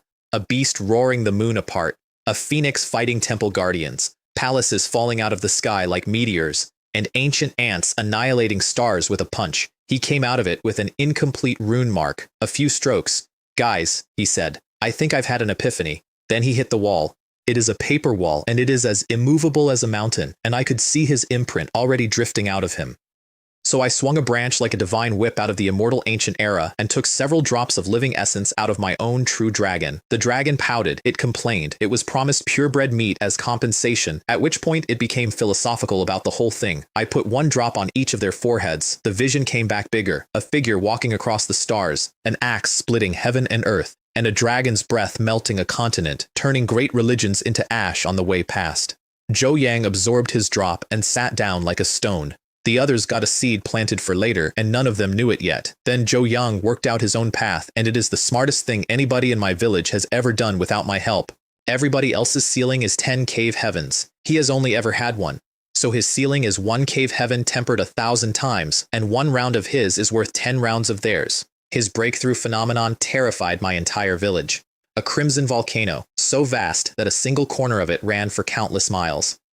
And behind the volcano, a crimson colossus, ringed by the sun and the moon, reaching down to the ground, picking up every panicked ancient beast it could find and dropping them into the crater. 3 days, motionless. On the 4th, he stood up. Willow Village's first spirit transformation. 13 years old, Chen Wei arrived beaming.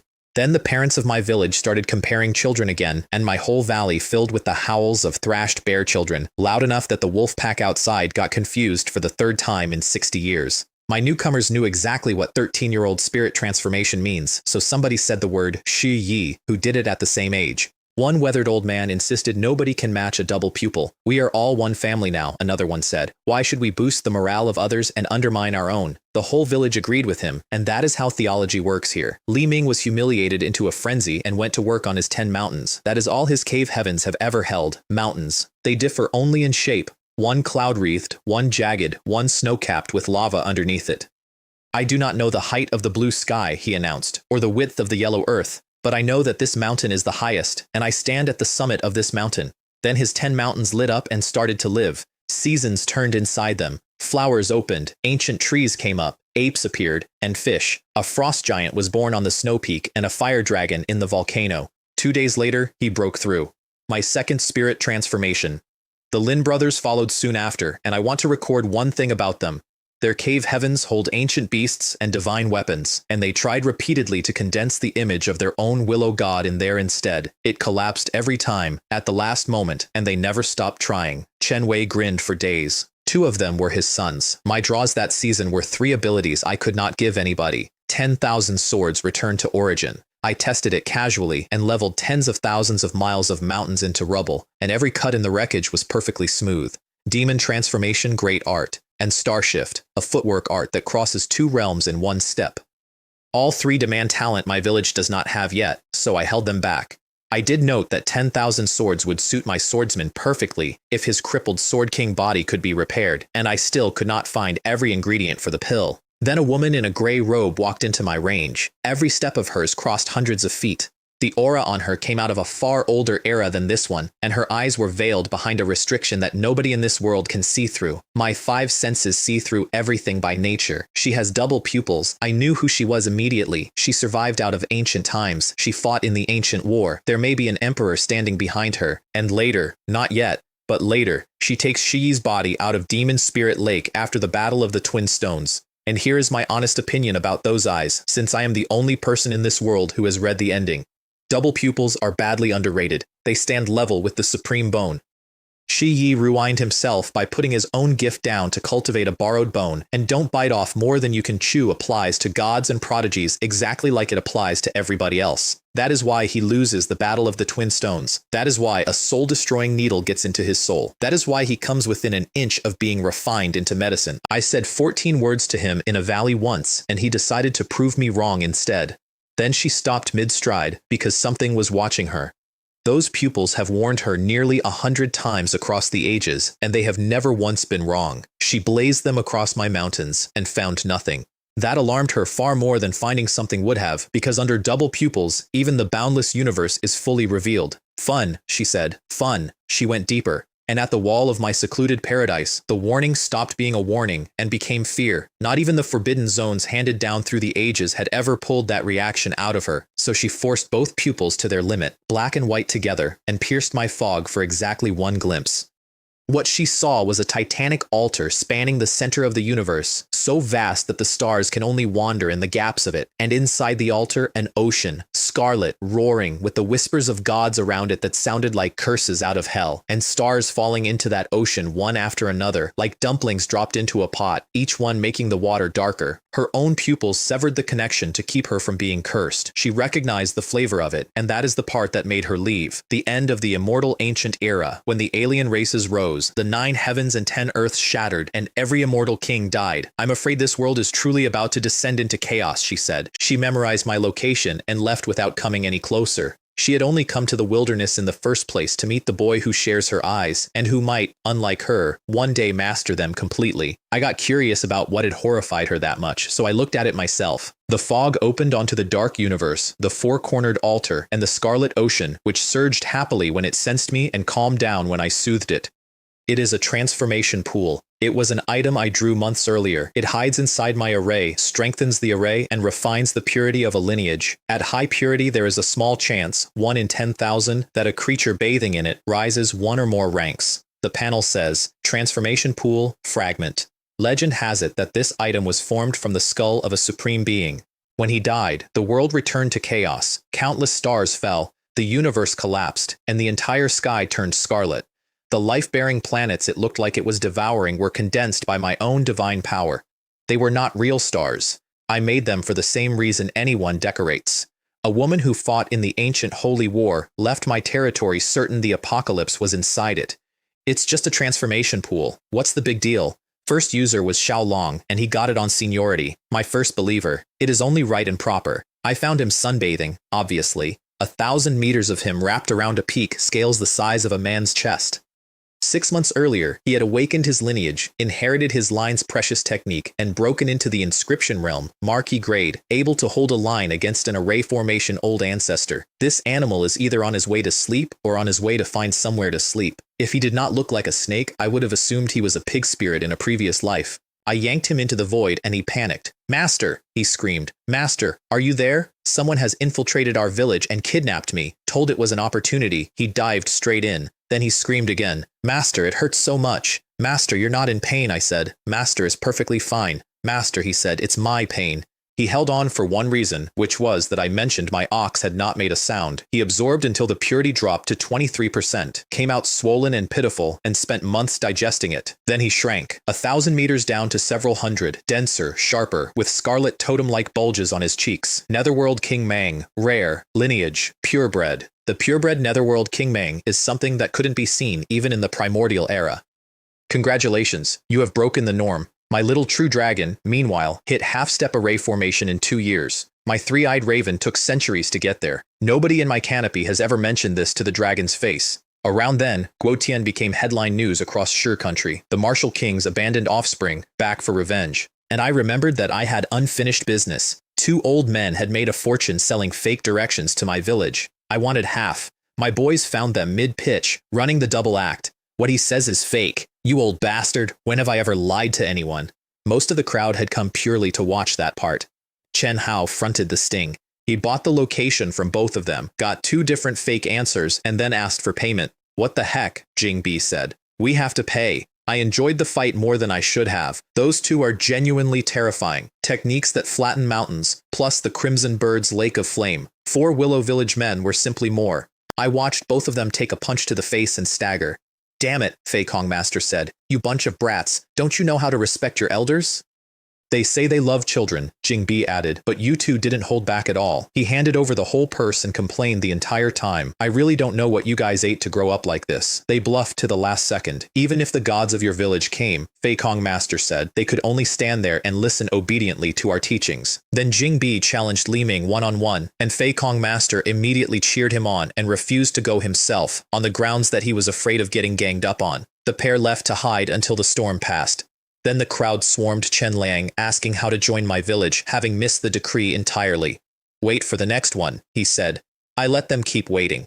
Their reasons had not changed, and neither had mine. My boys went back to routine work after that, which for them means robbing Great Clan grottos for ancient remnant essence. The Lin brothers asked how you actually use it and were told to drink it. That is real. In the Void God realm, the essence condenses in the soul and manifests in the body outside, and 1 jar is worth days of hard cultivation.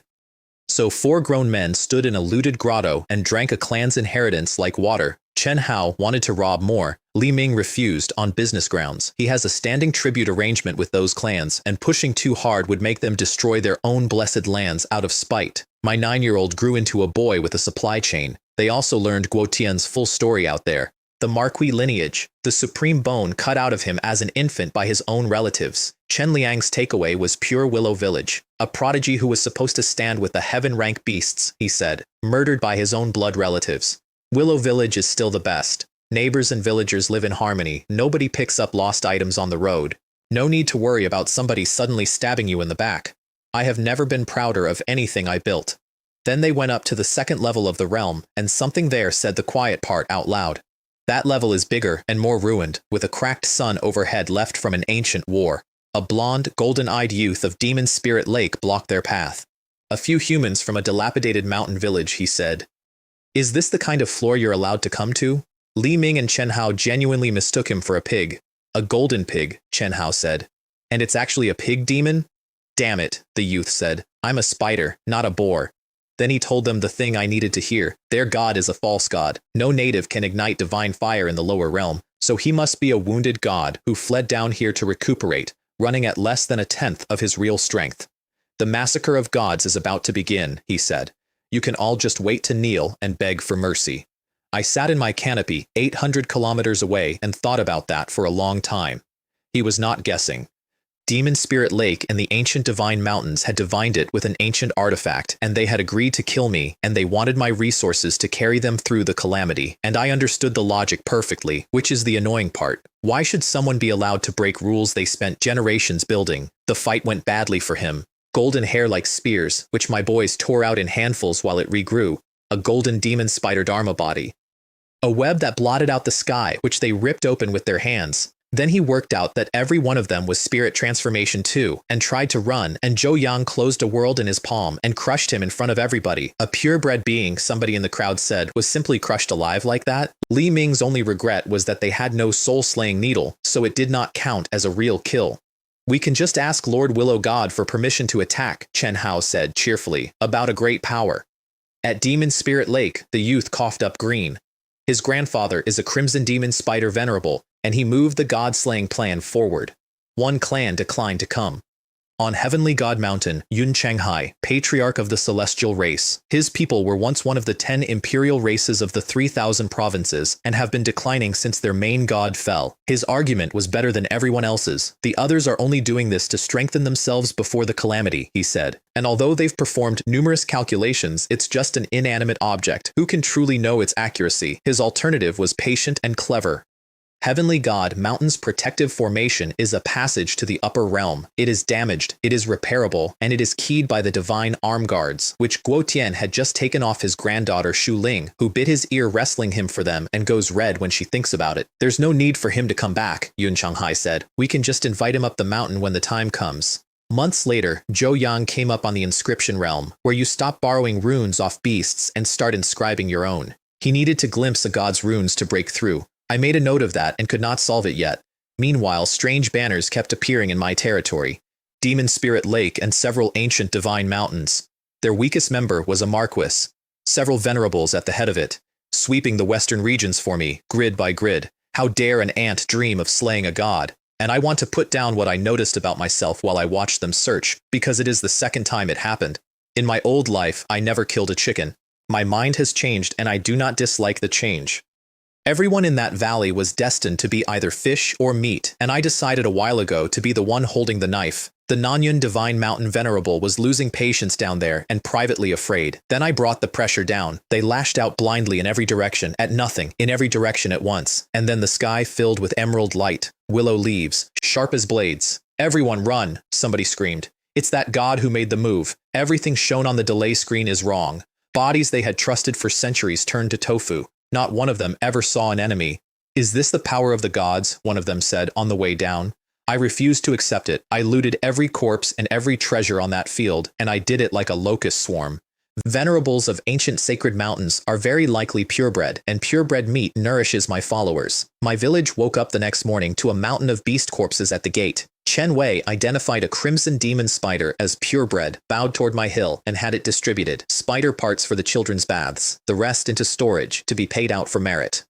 Chen Liang recognized the golden spider from the second level and constructed a theory that I would like preserved forever. His theory was that they had told Lord Willow God what that spider said, and Lord Willow God had gone to Demon Spirit Lake in a rage, torn the master behind it to pieces, and brought him home for the children's bath. Xiaolong turned up asking for a bath of his own and was politely asked to wait for a cauldron his size. Chen Wei is careful about this. The protectors outrank the village chief. Somebody teased that my ox would climb into a cauldron for a single grape and got chased across 2 fields, and in the corner of that yard, my 2 white tigers were shaking. The old beast king had just recognized the crimson spider venerable of Demon Spirit Lake in the meat pile. The void god realm was busy with a rumor that week. The vicious brat was going to duel the double-pupiled boy. Then the real news landed on top of it. The leading venerables of Demon Spirit Lake, Southern Meteor Mountain, Sea God Island, and several other ancient forbidden zones had all died in one night. Life tablets shattered. No bodies ever found. Verified.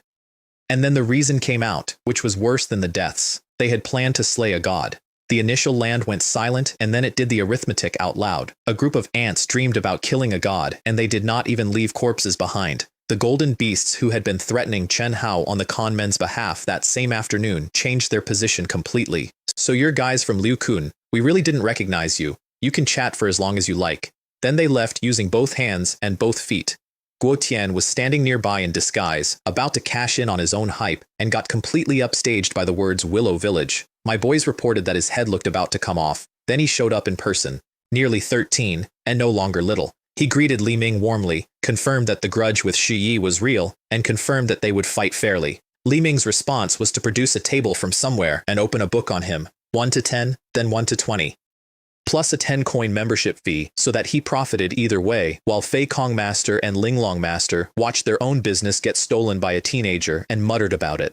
Then Shi Yi arrived with his light restrained, returned to simplicity and more terrifying than he was in the 100 Broken Mountains. He talked across the whole realm. My brother, he said, it's been many years. You're no match for me. You only know if it's good or bad after you've fought, Guo Tian said. Shi Yi then imprinted his reply onto a piece of primordial precious bone and had it delivered, which is a deliberate insult and a very expensive one. They met on the spirit transformation level, eyes first. Onlookers coughed up their own insides just from standing in the pressure of those pupils. Then fists, and my people described it as dazzling suns exploding. Marquis-level elders watched with their souls shaking. Li Ming's shock was personal. The baby he once met drinking animal milk was at spirit transformation peak. Level with him. I didn't even use 1/10 of the power of the double pupils just now, Shi Yi said. Stop pretending to be all high and mighty, Guo Tian said.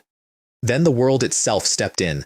A golden canyon opened, and the domain envoy came out of it, the will of the void god realm, weaker than a true god and far above any venerable, and stopped the fight. And then it turned around and asked my people where they came from. It had sensed something in them. Its own words, as if these people each possessed a terrifying, monstrous demon sealed within them, and if that seal were broken, the entire void god realm might be overthrown. It searched them and found nothing.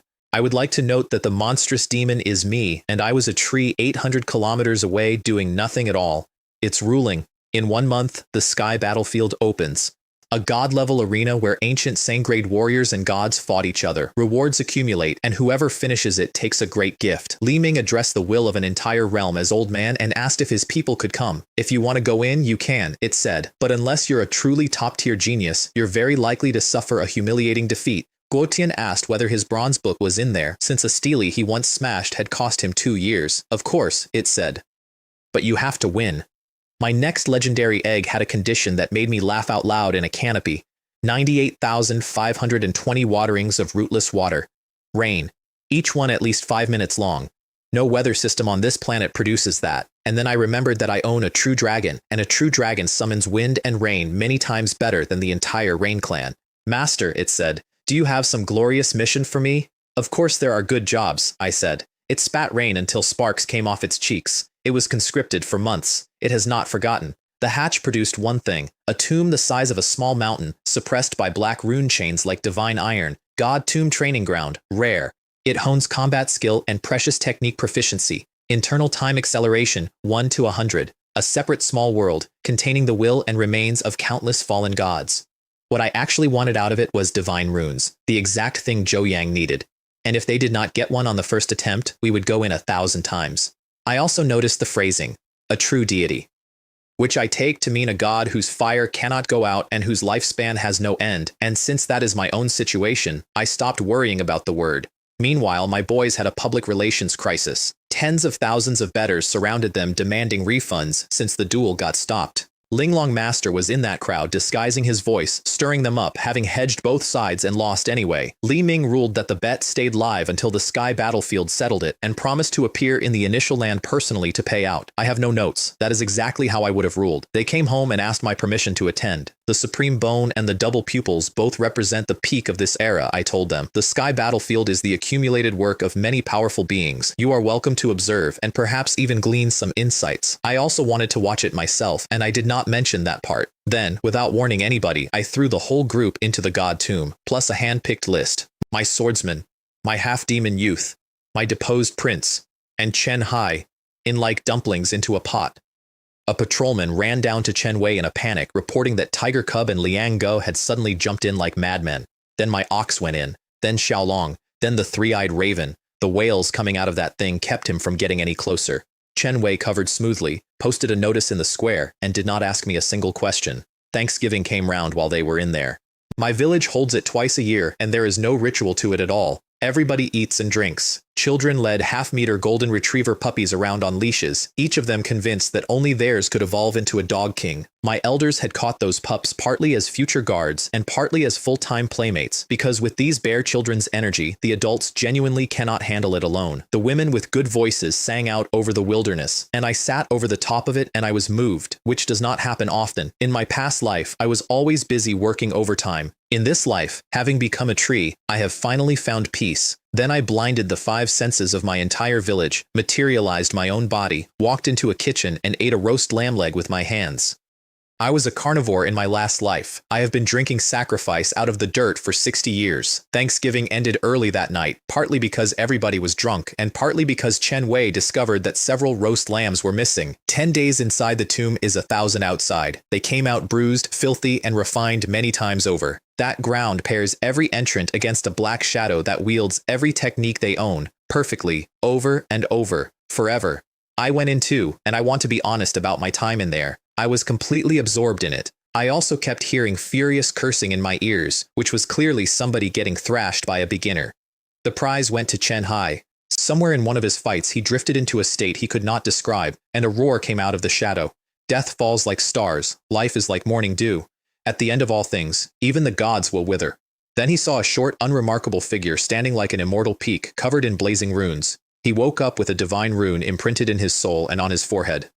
An ancient twisted mark, like an abyss demon, which immediately tried to fight the fire ancestral witch mark above it for dominance and was crushed flat inside a few moments. His own account of the entire event, he never noticed a thing. Chen Liang stared at his own son and barely recognized him. Same honest boy, same face, and something on him now that makes people turn around. Brother Hai, Li Ming said, without a trace of jealousy in him. You are indeed a person with great fortune, 1 month of practice, and my new problem was that I could no longer classify my own believer. Chen Hai's divine rune now manifests the phantom of its original owner behind him in a fight, which raises every technique he owns several levels. Then his lineage handed him its first inherited art, the ancestral witch body. It is the simplest art in the inheritance and the prerequisite for everything after it. Cultivated to the extreme, the body exists for eternity, and if the soul dies, the spirit rebuilds itself out of the body. 1 drop remakes a man, 1 drop as magnificent as a star. Ancestral witches suppress all heavens with physical power alone.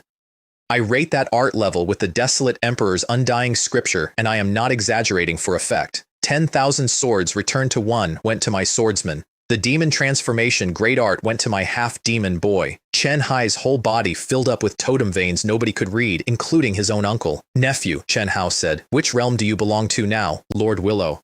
God once told me my state is quite special and cannot be classified by ordinary realms, he said. But I should be able to deal with ordinary inscription realm cultivators. His punches carry over 1,000,000 jin. What a pervert, his uncle said. Then the Void God realm filled up for the rematch, and the domain envoy tried to keep my people off the Golden Great Tao. Only young supremes walk that road. Hey, you old man, Li Ming said. Are you looking down on people? So they demonstrated. Chen Hao leveled a mountain with raw physical power. The others flattened what was left of it. And then Chen Hai walked to the edge of a 10,000-foot road and jumped off it. He cracked a sinkhole several kilometers wide into the ground and stood up in the middle of it without a scratch on him.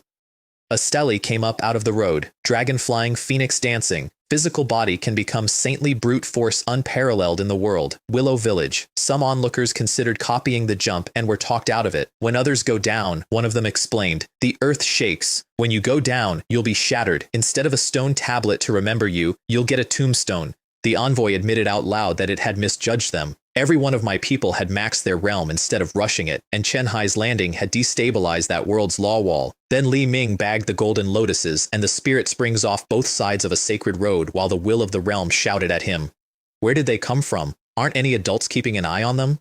Guo Tian sighed, because he had planned exactly the same thing and been beaten to it. Only a 2-year ban stopped either of them. Then Shi Yi died. He went into that fight covered and refusing to accept it. I possess double pupils and the supreme bone, he said, making me an unparalleled prodigy throughout the ages. You cannot defeat me. And he had put the double pupils away, deliberately. To prove the supreme bone alone could win, he lost. I want to say the rest of it properly, because I do not think he deserved what the crowd made of him.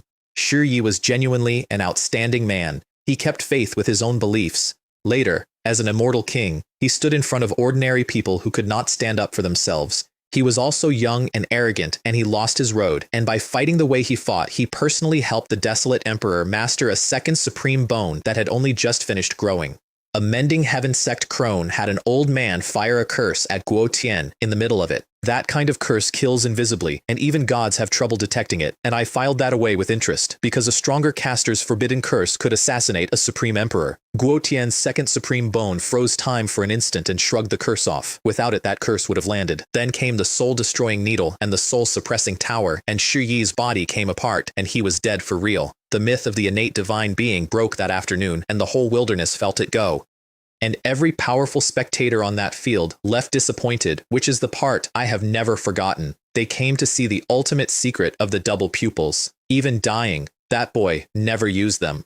Guo Tian sat down alone afterward with 8 or 9 bones broken, and his insides cracked, and healed himself in silence, and nobody helped him. Then a pillar of fire came down on the arena, and a very calm voice spoke out of it.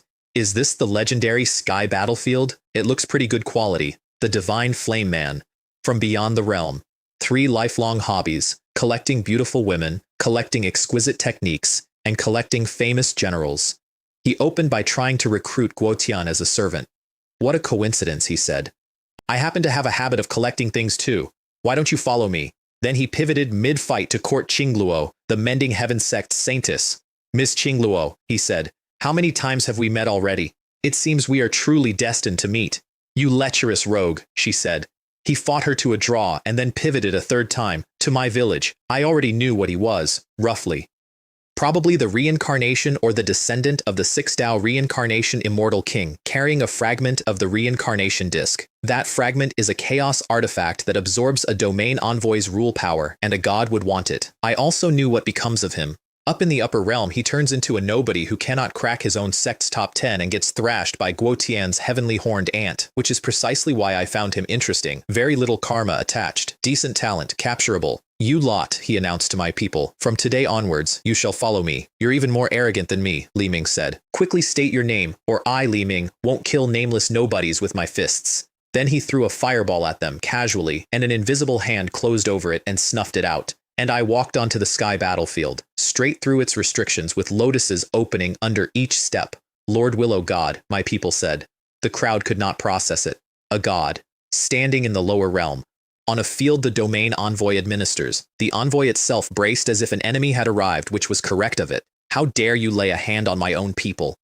One jade hand came down, mountain-sized, with billions of turning stars inside it. It took the flame man, squeezed him purple, shook him, and threw him through a mountain. I did not kill him. I want that on the record for later. Then I walked to Demon Spirit Lake's blessed land. Humans dared to dream of slaying the gods, I said. But today the gods will first slay you scoundrels. I used my snake's spear technique, and divine power turned it into something the domain envoy itself would have struggled with. A bolt 100 miles long. The lake evaporated, the ruins carbonized. Then the ancient sacred mountains went down one after another into bottomless canyons, and their venerables came apart while they were still bargaining. It has nothing to do with us, one of them said. It was the golden spider venerable who lured us in. I stopped when every participant in the god-slaying plan was dead. I had identified all of their territories from overheard conversation months earlier, and I had been holding the list. Then I reached into the wreckage and pulled out thousands of jade jars of ancient lineage essence. Those who deserve to be killed should be killed. But there is no need to waste things that are useful. Then I looked at Guo Tian, and I thought his whole life through while he was sitting there with cracked ribs. He pacifies the heavens, he rules eternity alone, and he cannot stop the woman he loves being taken by a king of another world. He cannot stop his own teacher dying for him. He cannot stop his son, his brother, and his elder brother dying to save him, or his friends dying in front of him. He becomes stronger in order to protect the people around him, and at the end of it, he finds he has not protected anything. Looking to the future, I told him, all is chaos, but who can know what the future holds? And then I gave him the only advice I have ever given anybody in this world. If you have someone to love, then love them wholeheartedly. If you have someone to hate, then hate them wholeheartedly. Don't let anyone betray you, but don't betray anyone either. Something came up in my own vision while I said it. A figure in fiery red leaning against a mulberry tree, waiting for somebody to come and take her home, crimson petals coming down around her. It's a pity, I thought, that the girl who waited alone in the fire mulberry forest is no longer here. Then the flame man got up and did something I had not predicted. He charged the domain envoy, and with that compass fragment, killed it. Divine power origin came out of the corpse of a world's will. Guo Tian went for it. Qingluo went for it. The witch went for it. Surviving venerables went for it, and the flame man slapped them aside. I took the rest and injected it straight into my own people, because it is the same class of thing as the divine runes in my god tomb. And then the domain lord woke up. That is the will of all 8 domains at once. Roughly peak divine fire. Roughly a true god. Roughly me. Its order chains got blocked by the compass, and when it reached for the flame man, he prepared to tear open his own chest to escape. I took the compass fragment off him first and cut his link to it. Deity of Liu village, he said very quickly. We have no grudge against each other. Then the 2 hands met, and the law barriers of a whole realm dissolved between them, and the domain lord's hand shattered.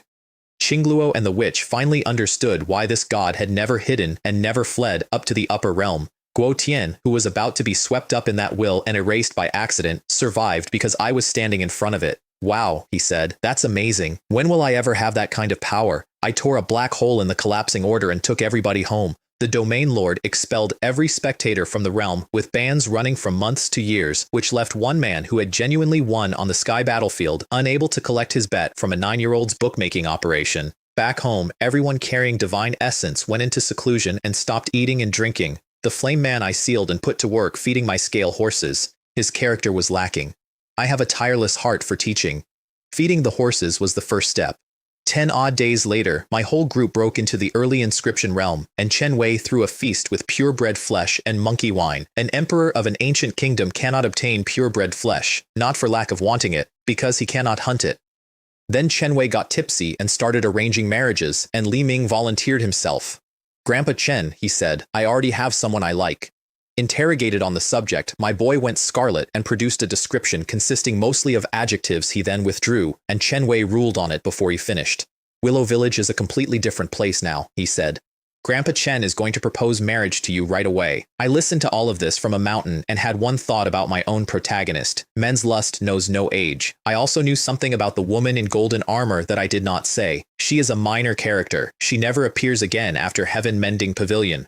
Her talent is real, and it is not top tier, and in all likelihood she simply grows old at Julu Academy and dies there. The struggle for supremacy is a cruel path by itself. Once someone cannot move forward, they can only turn into dust. Then I held a Dao transmission conference, and the entry requirement was array formation or above, because anything less, and the listener's own progress gets disrupted. Xiao Long, my Li Huo ox, and my 3-eyed raven all came, all 3 purebred.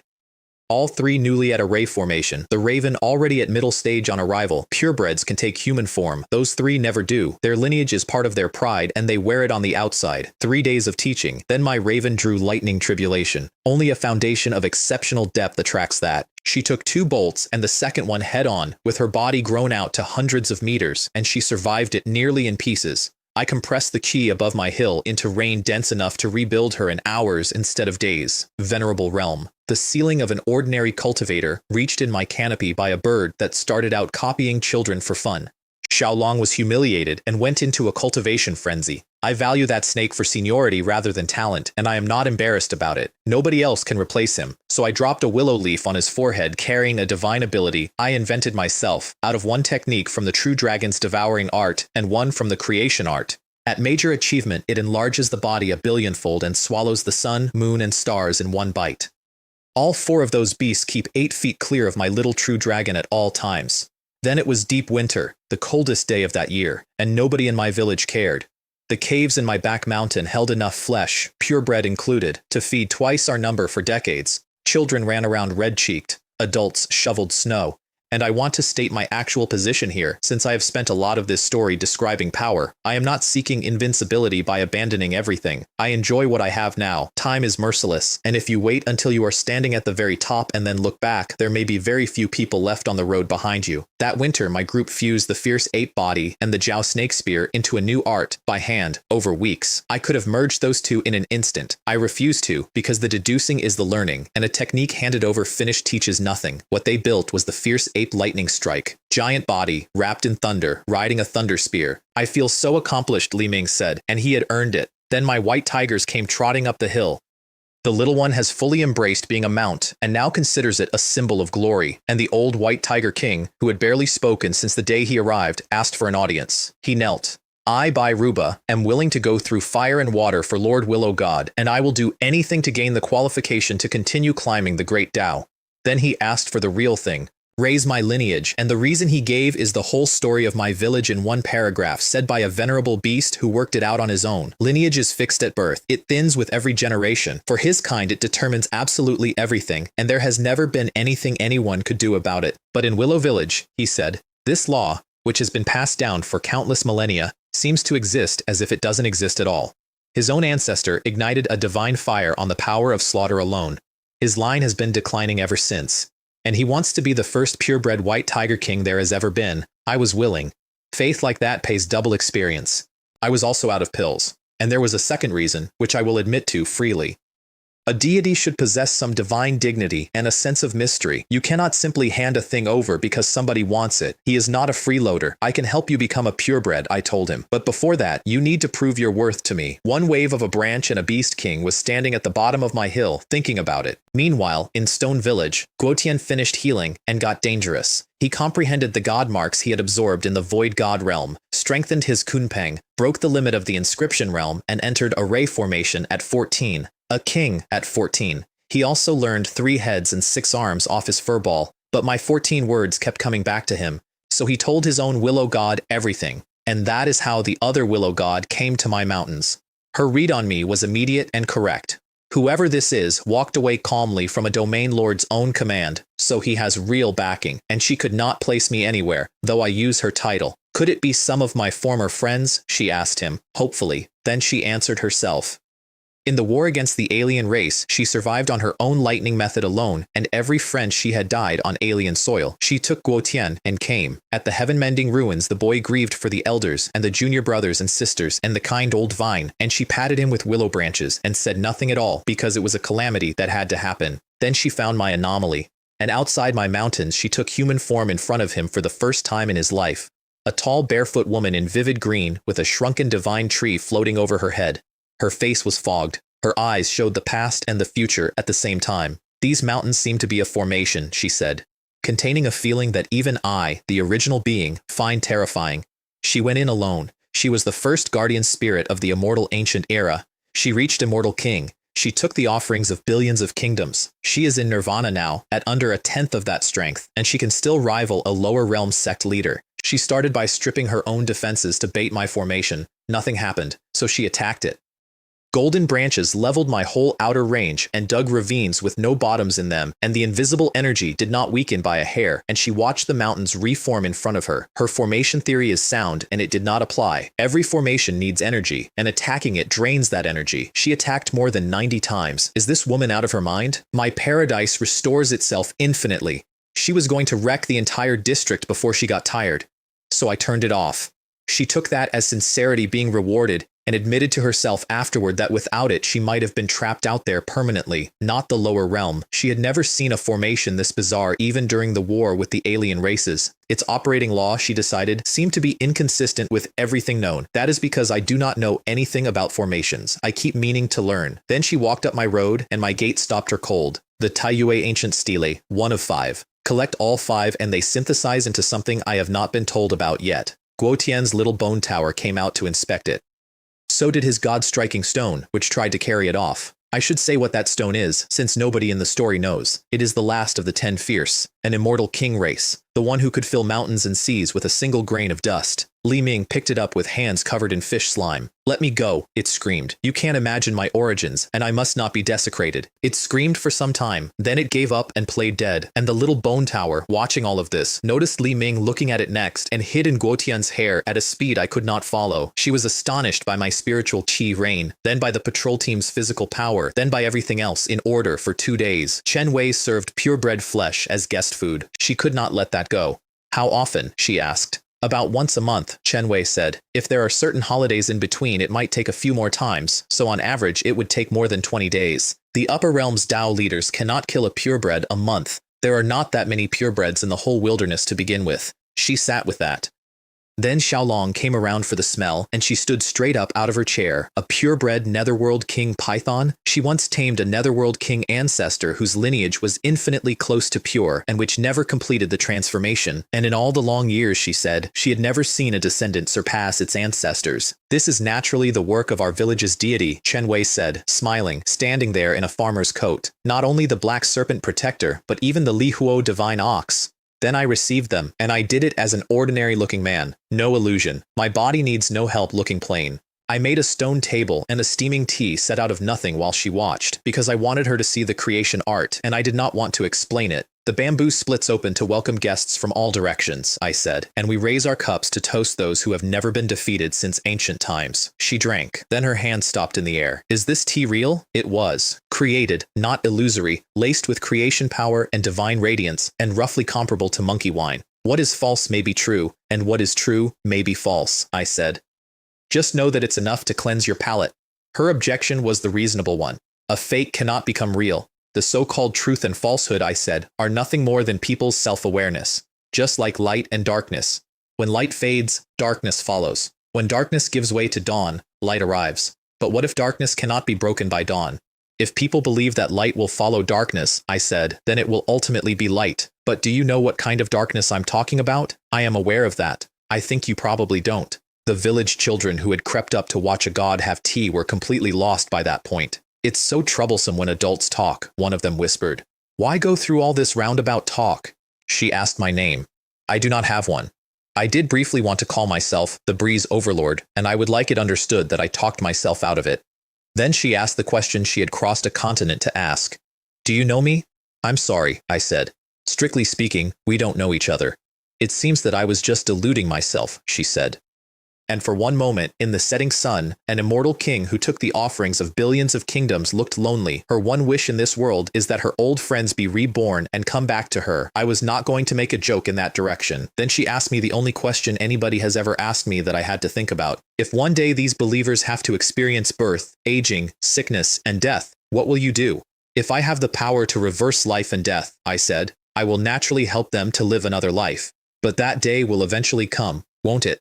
Then let's reverse countless lifetimes." She disagreed, and she did it with respect, which I appreciated. Birth and death are the law of the universe. Birth is hope, and death is hope too. That is exactly why she barely interferes with Stone Village at all. So I told her what I actually am. "My cultivation is nothing more than the pursuit of the great Tao of immortality," I said. "It is inherently a heaven-defying journey, a struggle against the heavens for life and for strength. The believers are what I care about in my heart, and they are what I want to protect. If I can't even protect them, then I might as well live a carefree and happy life in this world, just as you were willing to give everything to fight that alien realm. Once we embark on this path, we are already destined to fight to the end. Will you also embark on that Tao again?" Her expression came apart. "How?" she said. "How did you know?" And Guo Tian, sitting off to the side with a stone in his hair, worked out from her face that she was going to leave. "We will eventually part ways," she told him. "There's no need to be sad." "Willow. God, where are you going?" "I will follow in your footsteps from now on. I have my own mission," she said. Perhaps I can reach it after passing through the oldest gate, or perhaps my true form has already turned into a pool of filth. She wanted to know how I knew about alien realms. I told her they have invaded many times and left marks, which is true. She probed for an upper realm Tao system behind me. I am merely a free spirit, I said, with no legitimacy whatsoever. Then I raised her, because I was enjoying myself. I also know that the land we are standing on should actually be called the immortal ancient world. That term now exists in ancient books and nowhere else. And then on her way out, on impulse, she asked me to guess where she was going. Boundary Sea. Her expression changed with every word I added to it. The Boundary Sea is vast, boundless like an ocean, forever shrouded in deathly darkness. If the wind blows, waves will burst forth, and each wave is a fragment of a continent. But what the world doesn't know is that within that eternal darkness lies a place where no living being can tread. You can call it the ultimate ancient land, or you can call it an ominous place. Then do you know, she said, whether I can succeed? You're being foolish, I said. Since you've already decided to take this step, why worry about success or failure? You'll gain something along the way, won't you? She was in awe of me by then, and it was not flattering. It was uncomfortable, because I was not guessing and she could tell. Her offer came next, sent by divine thought so the boy could not hear it. Stay and protect Guo Tian after she leaves, and she would hand over the divine guidance chapter of original true understanding. She wanted him not to walk her road. She did not want him ending up alone. I declined. The boy is the chosen one, and he has not faced real danger in the lower realm yet, and if I reveal myself as his shelter before he is grown, I attract exactly the attention that gets him killed. Let him be tired for a while, I said. At most, he'll just lose a layer of skin. With that thick skin of his, it shouldn't be a problem. Instead, I invited them to stay a few days, transparently hoping she would teach my children. She accepted out of curiosity, and she did teach Li Ming and Zhou Yang, not profundities, plain principles, and a little of her own Willow God method. I read that correctly as her repaying an invitation, and not as her admiring my boys. Next morning, she walked my village alone, and I followed her the whole way. The key surprised her, because it only existed in her memory of the immortal ancient era. My arrow towers surprised her more. Unmanned crossbows meters long, on formations she could only read the surface of, not because they were complicated, because they were so bizarre that she had never encountered anything like them.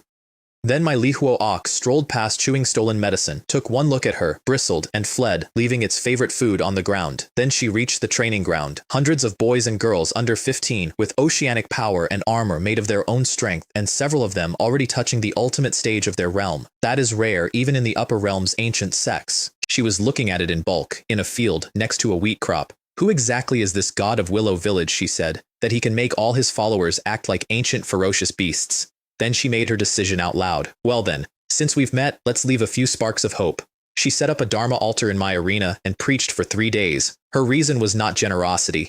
If she fails at the Boundary Sea, the calamity comes again, and the 9 heavens and 10 earths cannot survive it in their present condition. In the ancient times of the immortals, she said, 10 fierce beasts still survived. Nowadays, even their descendants are hard to find, especially the true dragon. She refused nobody who came to listen. Chen Wei and the old Earth Chief brought their own stools and sat at the back rather than take a villager's seat, and I overheard their reasoning, which I have never repeated to her. Our own Willow God's method is more profound and mysterious, Chen Wei said, while the latter is more practical.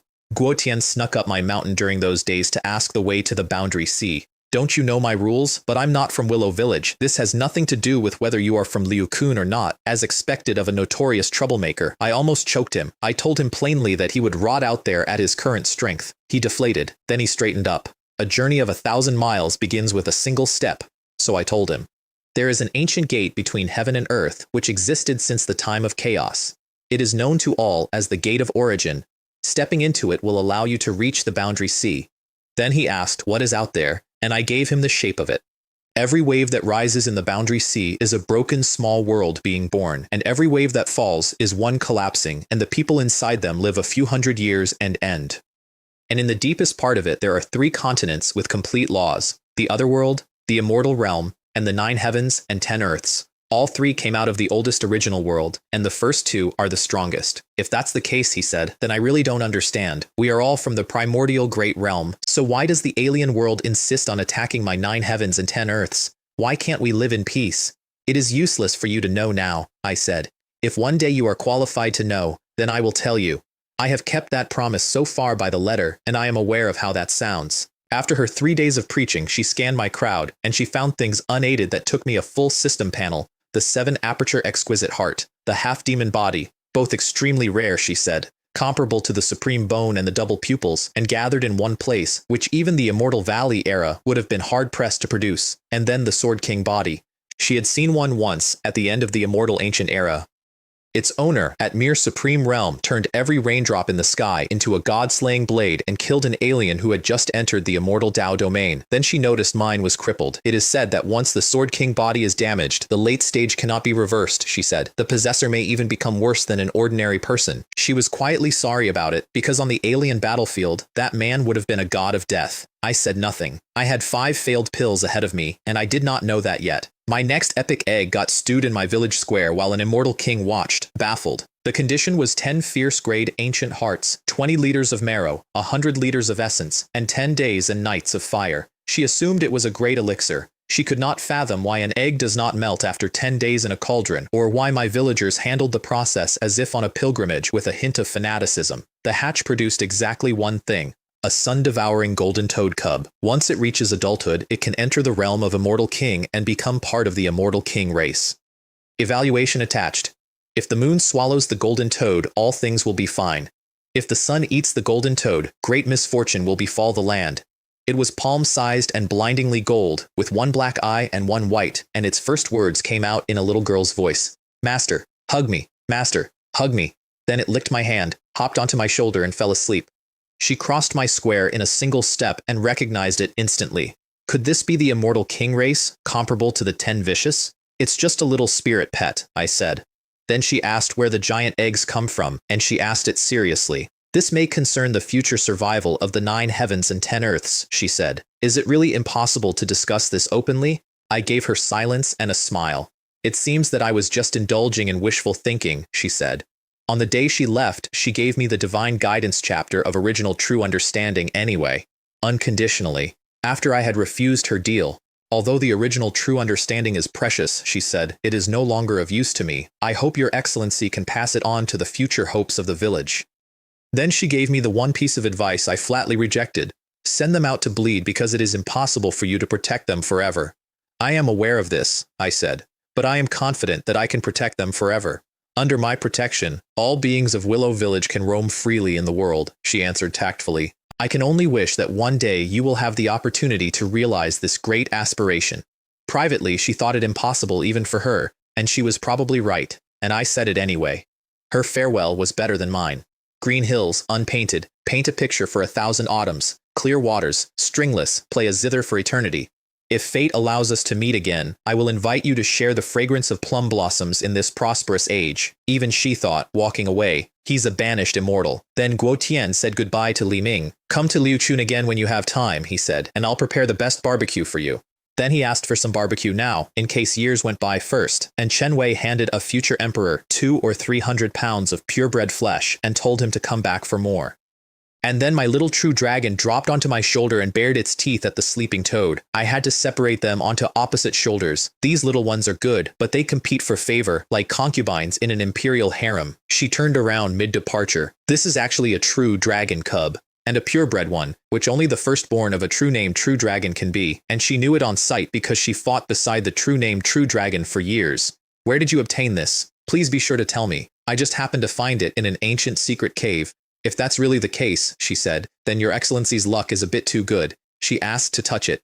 "I am my master's spirit pet," the dragon said. "Who are you? What right do you have to touch me?" "Sweetie," I said, "let this older sister touch you." It flipped over and showed her its belly. "Please take good care of these 2 little ones," she said, and left. She told Guo Tian 2 more things on the way out, and I heard both. "Visit that village often. That deity is shrouded in a mist even I cannot see through, but he has no ill intent toward you, and if you are set on reaching the peak, he might become your helper. And the dragon's technique is no weaker than my Willow God method, and in some respects even I am inferior, so go back later and get some." She also built a teleportation gate from Stone Village to the road outside my territory. She tried several times to place it inside and failed, because my village repels outsiders and does not care who is asking. I had reluctantly agreed to shelter Stone Village if an unavoidable crisis came. I want the word reluctantly preserved. I meant it at the time. Then the woman with double pupils came back and intercepted the boy. Her message was that the Battle of the Twin Stones settled nothing because Shi never used the double pupils and never revealed their ultimate mystery, and she did not hold it against him. A fair duel should be a matter of accepting the consequences of one's bet. Her honest read was that Shi took the wrong road and was destined to lose. She was also hunting the first spiritual root of the lower realm to bring him back. Her power on display was not subtle. Her double pupils merge into ordinary eyes and manifest at will, which is far beyond anything Shi could do, and she appeared to read the boy's mind. "I didn't use any tricks on you," she told him. "It's just that your mind is too cluttered." Then the other Willow god spoke, and only then did the woman notice she was standing there. That horrified her. Her pupils see through everything, and an immortal king had been in front of her, unnoticed, for the length of a conversation. "Who is your excellency? Since you yourself believe that my disciple won fairly," she said, "why did you come?" "If that's the case," the woman said, "then let's settle this in the final battle." Then she left quickly and stopped because she remembered this district as endless mountains, and it was now open plain with a village visible in the distance. So she walked in. "What are you doing sneaking around Willow Village, Your Excellency with double pupils?" She turned and bolted. Instantly, at full speed, without one moment of hesitation, and I have never been able to explain that, because I do not believe I frightened her. I turned my paradise back on behind her. Her own account outside was more interesting than mine. The QE in there is beyond anything in the lower realm. She was detected and spoken to telepathically, which should be impossible because her double pupil concealment hides her from upper realm big shots. She felt several separate waves of ancient, pure, domineering ferocity in there, born in a far more distant era than this one, and her pupils warned her of danger that could kill even her. She decided to research Willow Village properly in the Void God realm before making her move on the spiritual route. My own conclusion from the whole encounter was shorter. I should really learn formation when I have time. Then Xiaolong came home sulking because he had found the last Sword King pill ingredient and been beaten up over it, Sword King grass, in a cave. And something had gotten there first, with a body tougher than his. He complained about it like an 11-year-old, which is roughly his mental age, and I rode his head out there to look. Divine Power Stone Monkey. Array formation. Race, natural stone spirit. One of the purebred creatures, violent temperament, possessing the potential to become one of the 10 vicious, and in some aspects, even surpassing them. Born from a divine stone, evolves by eating divine stones. At major achievement, it can tear apart the endless blue sky, and the Emperor sheds blood. The grass itself looked like an unsheathed longsword with blade-edged leaves. The monkey charged my light, recognized what it was charging, shrieked and ran, and I plucked it out of that cave like a chick out of a coop. "My lord," it said, "have mercy." Xiaolong circled it, gloating. "Didn't you just say you were going to smash my head? I'm putting my head right in front of you now, so go ahead." Then my snake lost the ensuing argument to it, comprehensively, in front of me. "You become my master," the monkey said before I had finished my offer, "and I'll spare your monkey life." "Thank you, master. Thank you, master." I had prepared a whole approach for that conversation. I did not have the patience of Zhuge Liang capturing Manhwa 7 times, and it turned out I did not need any patience at all. The grass was not ripe, so I reached down with a hand tens of kilometers wide and lifted the entire mountain. I left a bottomless rhomboid canyon behind me and carried a mountain home on one palm while a python and a monkey raced each other underneath it, which convinced my entire village that we were under attack. The months after that were mediocre draws with one exception: 50-odd inferior dragon elephant pills, 10,000 jin of strength each, no cap, no side effects. That is not a consumable, that is strategic reserve. Plus, monkey wine, and 4 more archer towers. Built together with the first one, my 5 towers merged.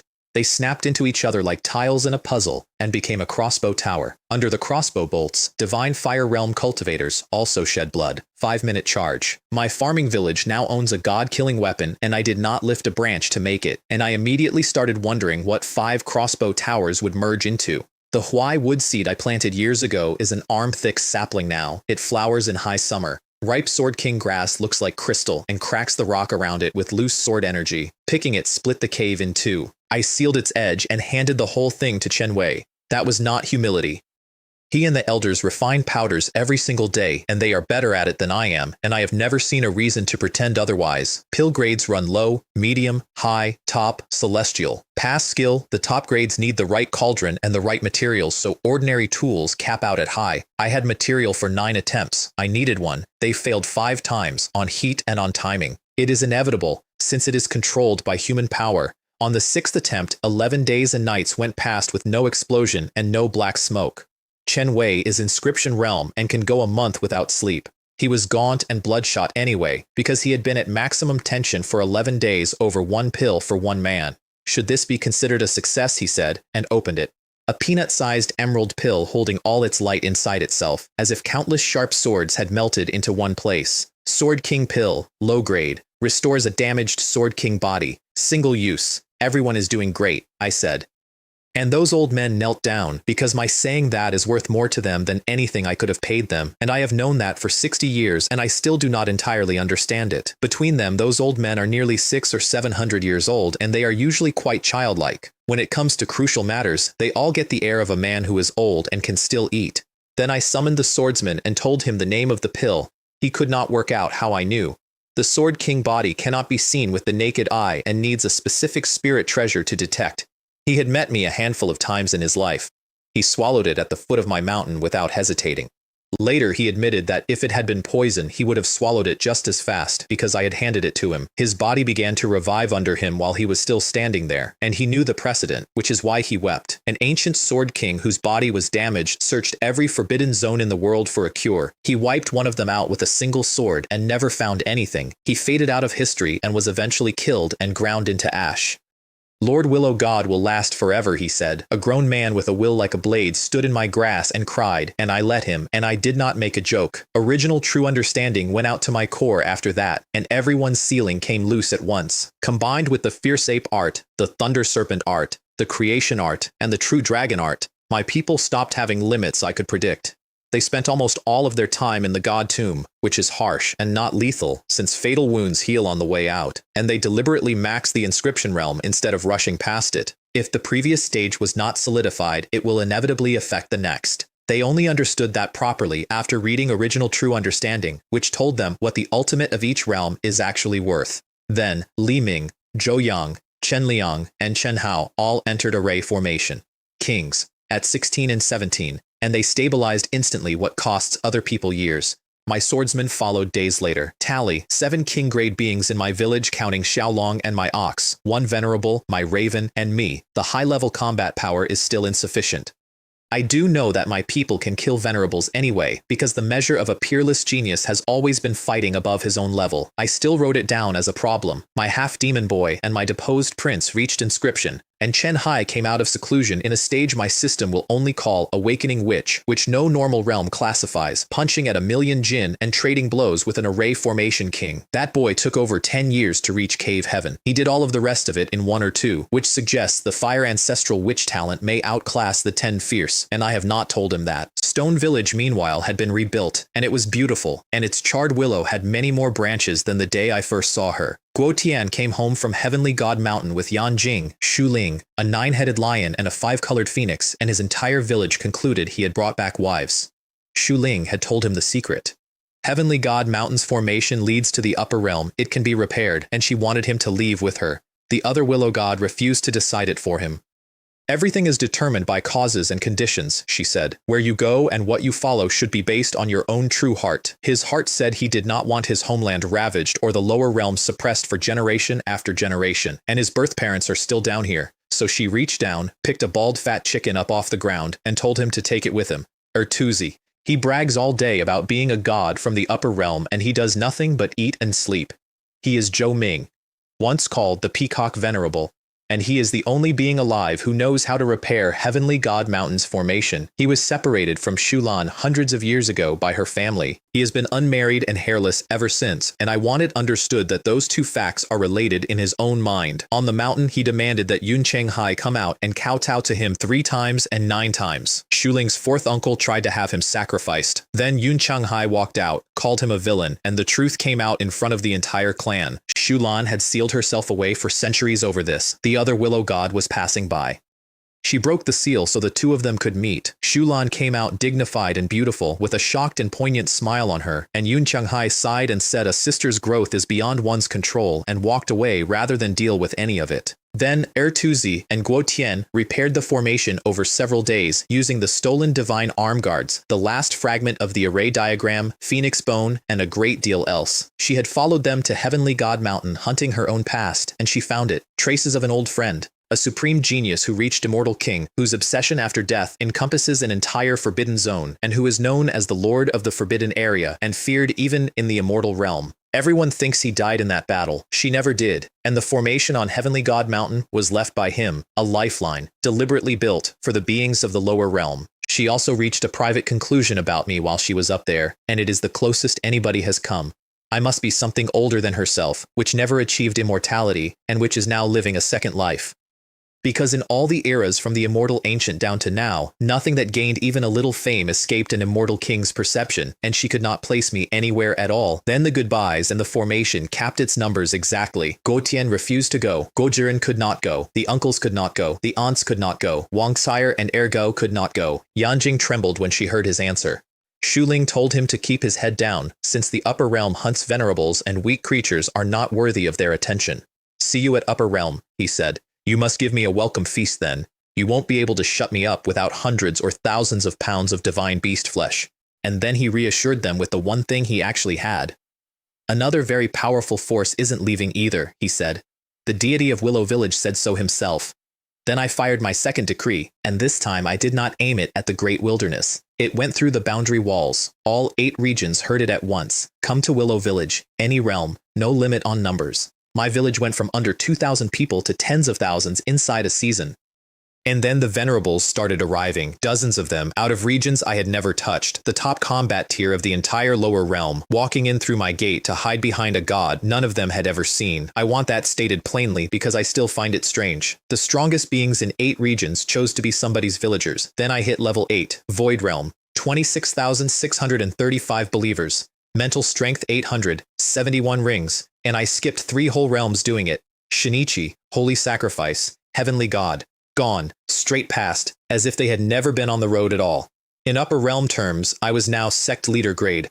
My draw that month was the Immortal Slaughtering Array, which is not a formation despite the name. It is a supreme killing divine ability, the same family as Wei Yizhen's 3rd killing array and finer than it. Then something happened in my roots that I did not draw, buy, steal, or ask for. A Tao seed generated by itself, not the ancient immortal method, not the present world method, mine, my own Tao. The thing every cult leader in every era spends eons failing to grow, and the reason they fail is that they are all standing on a road somebody else built. Everyone else in this world inherits a road. A tree grows one. And then the upper realm tore the sky open. Giants came through it to harvest the lower realm's venerables, and they had a word for them, and the word was medicine. A purple hand ate a domain envoy whole on the way past. It's not very useful, its owner said, but it can at least fill a gap between your teeth. Then they swept 8 regions for venerables and found none. Not one. Anywhere. In all 8. Every venerable alive in the lower realm was sitting inside my fence, eating purebred flesh and taking lessons from a farmer. It was as if they had stepped into a trap. Those are their words, not mine. Frustrated, they sacked Bulao Mountain, and the western sacked instead. So I throttled my 5 senses down to the minimum so that nothing could feel me, and I walked in behind the giants and took what they left. No fewer than dozens of extremely precious, almost extinct medicinal herbs. Other people planted those trees. I enjoyed the shade, then something felt me.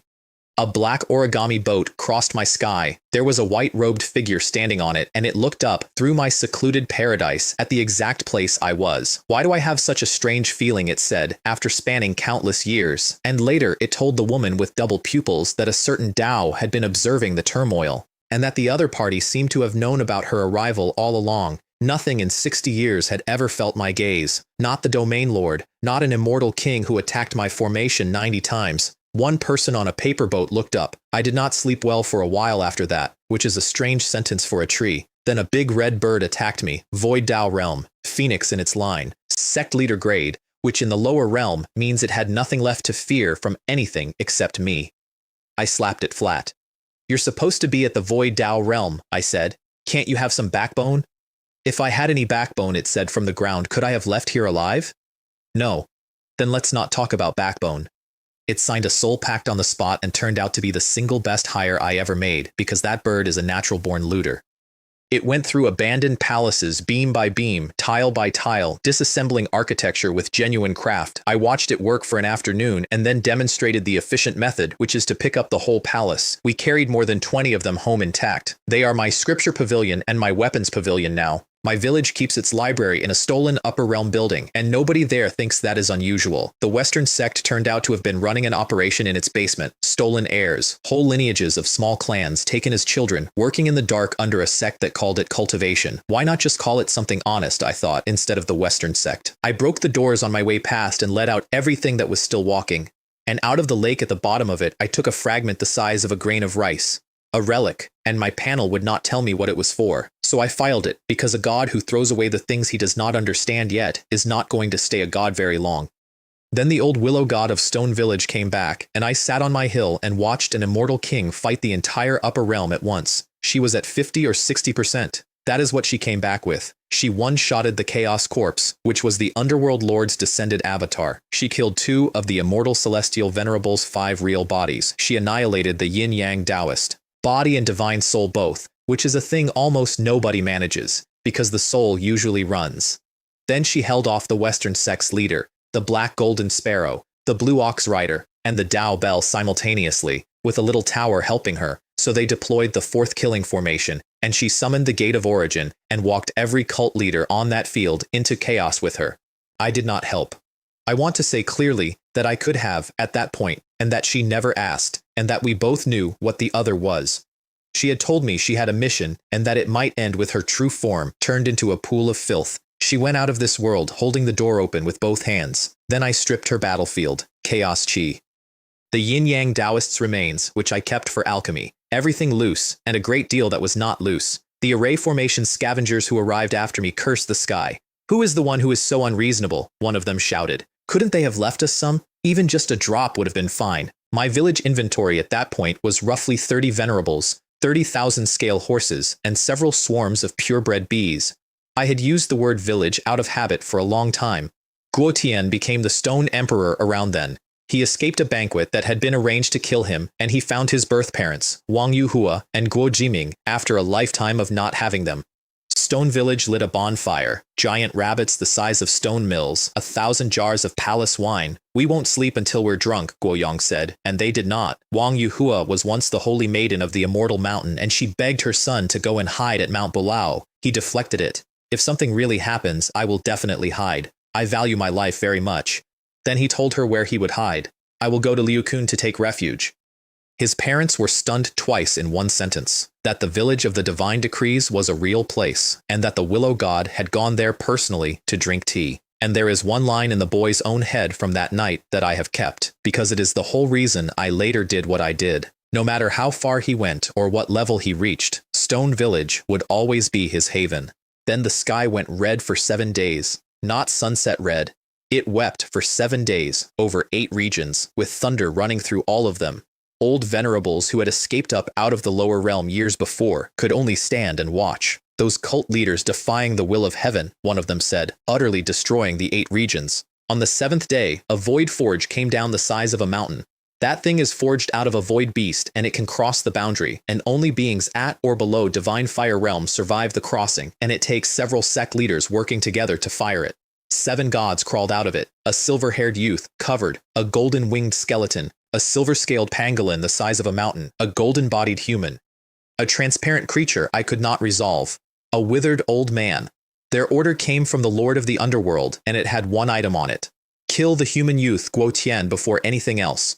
The cost of putting them through that forge was tens of millions of lives, regardless of age, regardless of anything. I read all 7 of them in about a second. Beast Sea, Western Sect, Yin and Yang Academy, Demon Sunflower Garden, Underworld, Heaven, Celestial Palace. The Yin and Yang Academy still sent somebody, which I found funny, since I had recently watched their leader get erased down to the soul, and then I made a decision I have not stopped thinking about. I wanted all 7, for the village, and I could have taken all 7, easily, quietly, with the sky roads closed behind them, and nobody upstairs ever finding out. 7 gods, handed to my people as material. I did not move, because this was the desolate emperor's karma, and not mine. Guo Tian has to burn his supreme bone here. That is the only way the second one is born, and the second one is the one that matters, and it is the reason he becomes what he becomes. If I step in, the bone never burns. So I sat in my canopy and let a 14-year-old walk out to meet 7 gods, knowing what it would cost him because he had to. I would like to tell you I agonized. What I actually did was calculate, and then wait. My golden toad interrupted the waiting by dragging a box across my roots. That toad is female, extremely clingy, sleeps on my branch and snores. The box was battered wood the size of a quail egg, and she had clearly been saving it. Inside were 7 copper coins, worn, 1 cent sized, engraved with tiny landscapes. Blessed coins. They raise your fortune, which is a thing I did not know could be an item. It was her hidden function, and she could not use them herself, which is fortunate. Otherwise, I would have had to rename her the Blessed Golden Toad, jingling everywhere she hopped, and with a couple of fleshy sideburns braided on, she would have been the reincarnation of Taoist Duobao, whose true form is, in fact, a 3-legged toad. I handed the coins out, Li Ming, Zhou Yang, Chen Liang, and the rest of my list. Then I went back to watching a boy get killed. He lured the 3 weakest gods to a black altar in Xiling Beast Mountain. There were 3 things on that altar: a crystal skull, a stained eyeball, a golden hand bone, immortal king remains, all 3 of them, plus a fragment of a myriad spirits diagram. The golden hand bone simply fell on the pangolin, and a mountain-sized god came apart like tofu. Then the crystal skull drank all 3 of them dry. Guo Tian walked away from that altar with 3 husks over his shoulder, and I sat up in my canopy because I had just watched 3 immortal king relics identify themselves in public. Those items can be taken. The whole Xiling realm fought me for them. That place is a spirit world those 3 remnants built for themselves. Runes filled the sky, something chanted. And under all of it there was a heartbeat, getting louder, like something deciding to come back. A figure rose behind me, tens of thousands of feet tall, with chaos over its head and yellow springs under its feet, and that figure was mine. The golden hand bone came at me like a celestial sword, and my sky-covering hand collapsed under it. I want that recorded honestly. It broke my hand. Then I threw it through a dozen mountains, and it bled golden liquid into the rock. The skull and the eyeball merged into one living eye and accused me of going too far. I answered with a lightning finger 1,000 feet long and took all 3. No matter how powerful or extraordinary you were in life, I told the eye, after death you are nothing but a handful of yellow earth and a skeleton. If you weren't still of some use to me, I could have destroyed you directly. I have said colder things since. I have not said a truer one. Then Guo Tian killed 6 gods, the Divine Kingdom assassins, the demon sunflower garden creature, the rest of them, one after another, a mortal boy killing gods, which had not happened in the recorded history of this world. Stone statues of him went up across the ancient kingdoms inside a month, and I was envious. I want that written down. I would have loved to walk out and take a bow. But the karma around him was already tangled past reading, and I had 2 divine decrees doing my recruiting for me. So I stayed inside my fog and worked on my own power like a man doing accounts during a parade. Then he could not find the 7th. So he told Guo Jiren to evacuate Stone Village through the old Willow Gods formation into my village. Immediately. Why not just ask them for help? Guo Jiren said. And the boy refused. And his reasoning is the reason I ended up liking him. Helping is a favor, not helping is his right. Then the 7th arrived, and he did not look like a god at all. A kind-faced old man in tattered clothes with white at his temples. Zhao Hong of the Immortal Palace, peak divine fire realm. Stronger than the other 6 put together. His offer was reasonable, and that made it worse. Hand over the Kunpeng precious technique, seal yourself for 100 years, and I spare you. Guo Tian offered him the identical deal back, word for word. So Zhao Hong decided on something crueler. Kill everyone the boy loves first, and let him watch, and then finish him. And he stepped onto the teleport altar, which goes into my village. Inside, he found kneeling stone villagers praying at an altar. He raised a hand at this group of ants, and a hand the size of the sky came down on him, bones broken, forced out of his human shape, lying in my grass as a giant ferocious bird with everything in him wrecked, and a voice told him to roll away. He rolled away. I want the record to reflect that a peak divine fire god of the Immortal Palace fled my village trailing feathers. You little brat, he screamed at Guo Tian, on his way out. What exactly does that teleportation altar lead to? That's a place you can never set foot in, Guo Tian said. If you go there after you die, you might have a chance to find out what it is. And then, because he is who he is, you were the one who wanted to go in. When did I ever trick you? Then Zhao Hong threatened the whole kingdom of Xi and offered servitude for 100 years, and Guo Tian pulled out a halberd. If you want war, then let's fight. Enough with the nonsense. He burned his essence first. Then he burned his supreme bone. Then he burned his 10 heavenly caves. The Immortal Palace's servant died on that field, and a 14-year-old was left standing over him with a hole where his supreme bone used to be, held together by runes, with days left at the outside. Then I had to talk to the villagers I was sheltering. The war is over, I told them. The last god is dead. Go home. Guo Jiren bowed to empty air and asked the only question he had. Is Xiao Tian hurt? There is no injury. That's good, he said. That's good. He is not injured, I said, But he will pass away in a few days. You can prepare for his funeral in advance. There was a silence in my square that I can still measure. Do strong people always talk like this? Somebody thought, loudly enough for me to hear it. Then they knelt down and begged me to save the boy. I refused. I had already spent my reason and I did not repeat it to them because it would not have helped anybody standing there to hear about karma. There is still a trace of life remaining in his body, I said. Perhaps he will see the light of day again many years later. Then I sent them home with a wave of a branch, and that is the flattest thing I have ever done, and I knew it while I was doing it. He died at sunrise. He held on through one whole night to see his parents, and he did see them, and then he died in their arms with the whole village around him. Guojiren is over 70. He wept in front of everybody without covering his face. Hang in there a little longer, baby, he said. Don't fall asleep. My child, Wang Yuhua said, in your next life you must be an ordinary person and never try to be a hero. Ergao and Ernu turned their faces away and could not watch. A whole nation put on white. Nobody announced the funeral. Kings came anyway. Ancient kingdom powers came. Sect leaders came to the grave of a boy who had been a beggar in rags eating other people's leftovers 4 years earlier. They put his picture beside the old Willow god's altar because he had said once that he could see the Willow god from there. Then Wang Yuhua came to my village and asked for an audience. She had lost her son 10 days after finding him. She came to the only god who had ever answered anybody, and she asked to be received. I did not receive her. The promise was for one crisis. The crisis came. I paid it.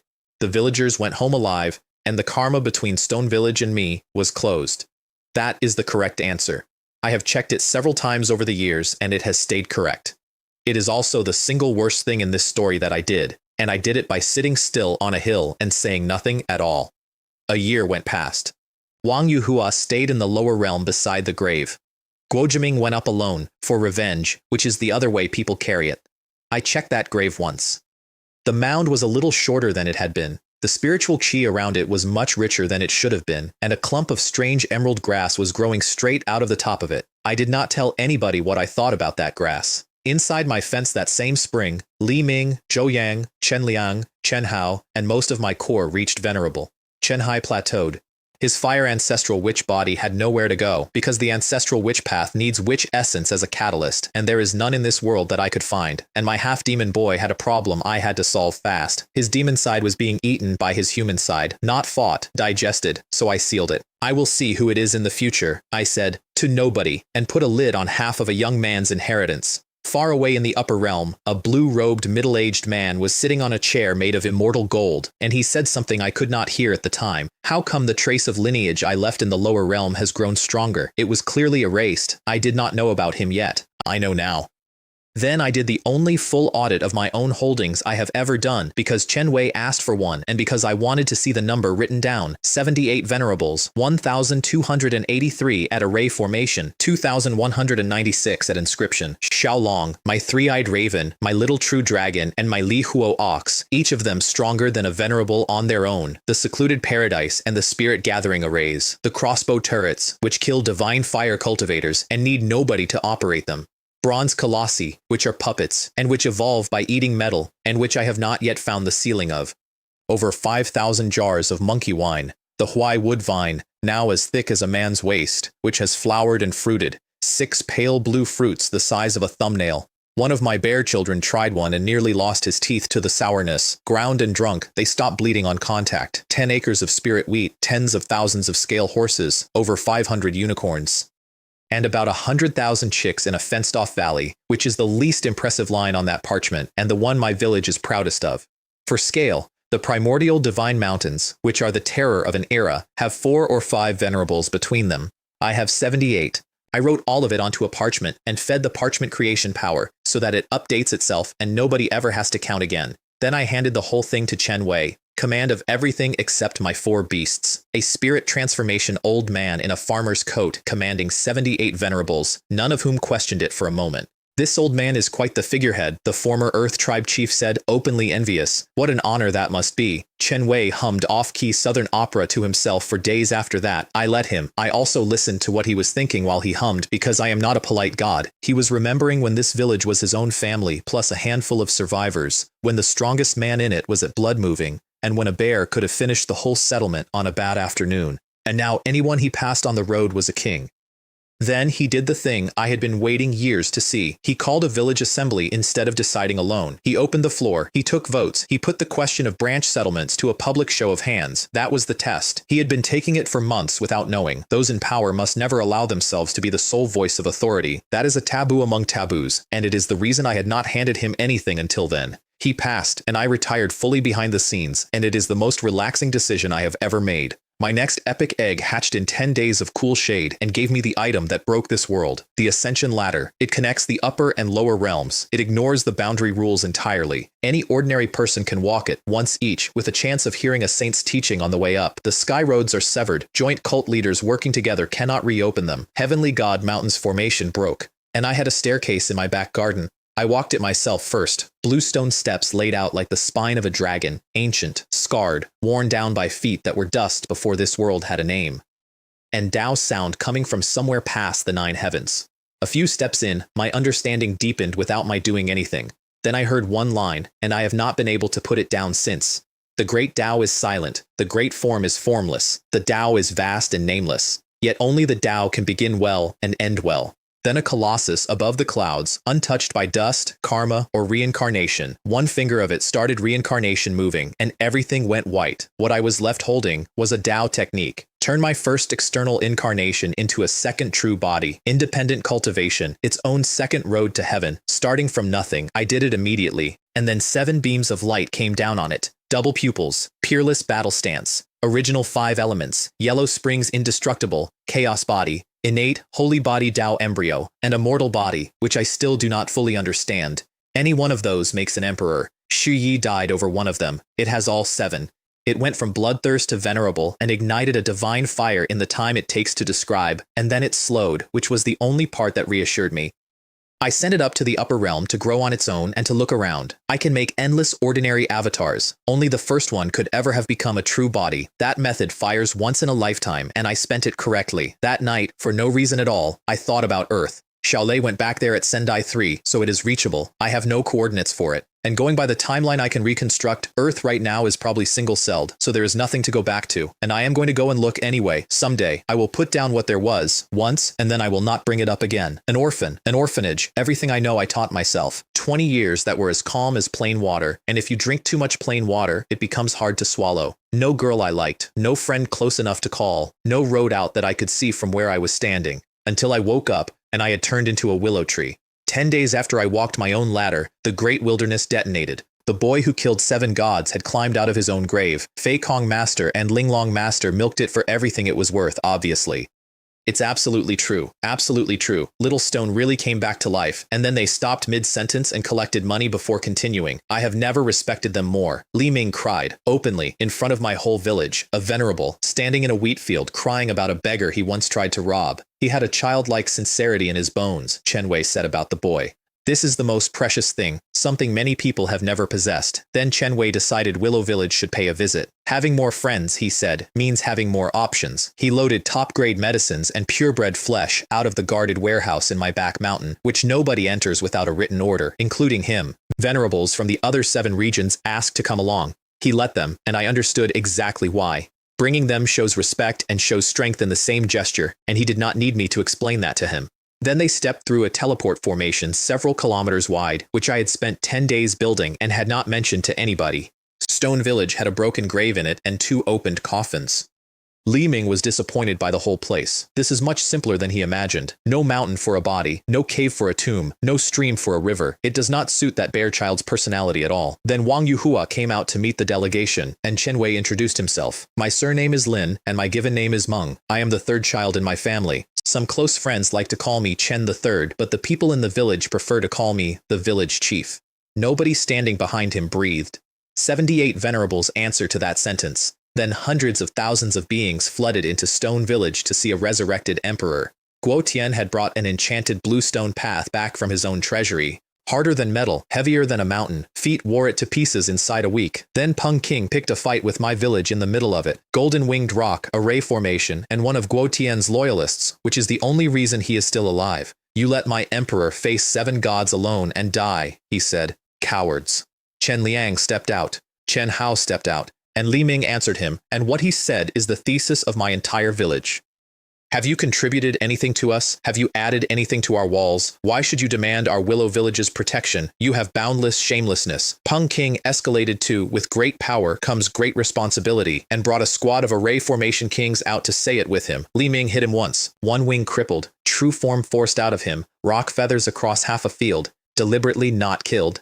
Then Chen Wei released the pressure of dozens of venerables over Stone Village at once, and one of them reached down and picked both kings up in a hand the size of a mountain, and Li Ming stuffed his own unwashed socks into their mouths. Since when, somebody in that crowd said, did the venerable ones become so worthless? Then the Stone Emperor came galloping in on a black unicorn with the sunset behind him, in a green robe, and asked Chen Wei for mercy. Chen Wei is kind-faced and he does not move. Not killing them on the spot is already an act of mercy, he said. Letting them go is absolutely out of the question. Sentence: 100 years of labor in Willow Village, in their original forms, hauling rubble to clear wasteland. Guo Tian agreed instantly because he has been inside my village and he knew exactly what he was accepting on their behalf. 100 years in there is not a punishment, it is an inheritance. Obey Village Chief Lin in everything, he told them.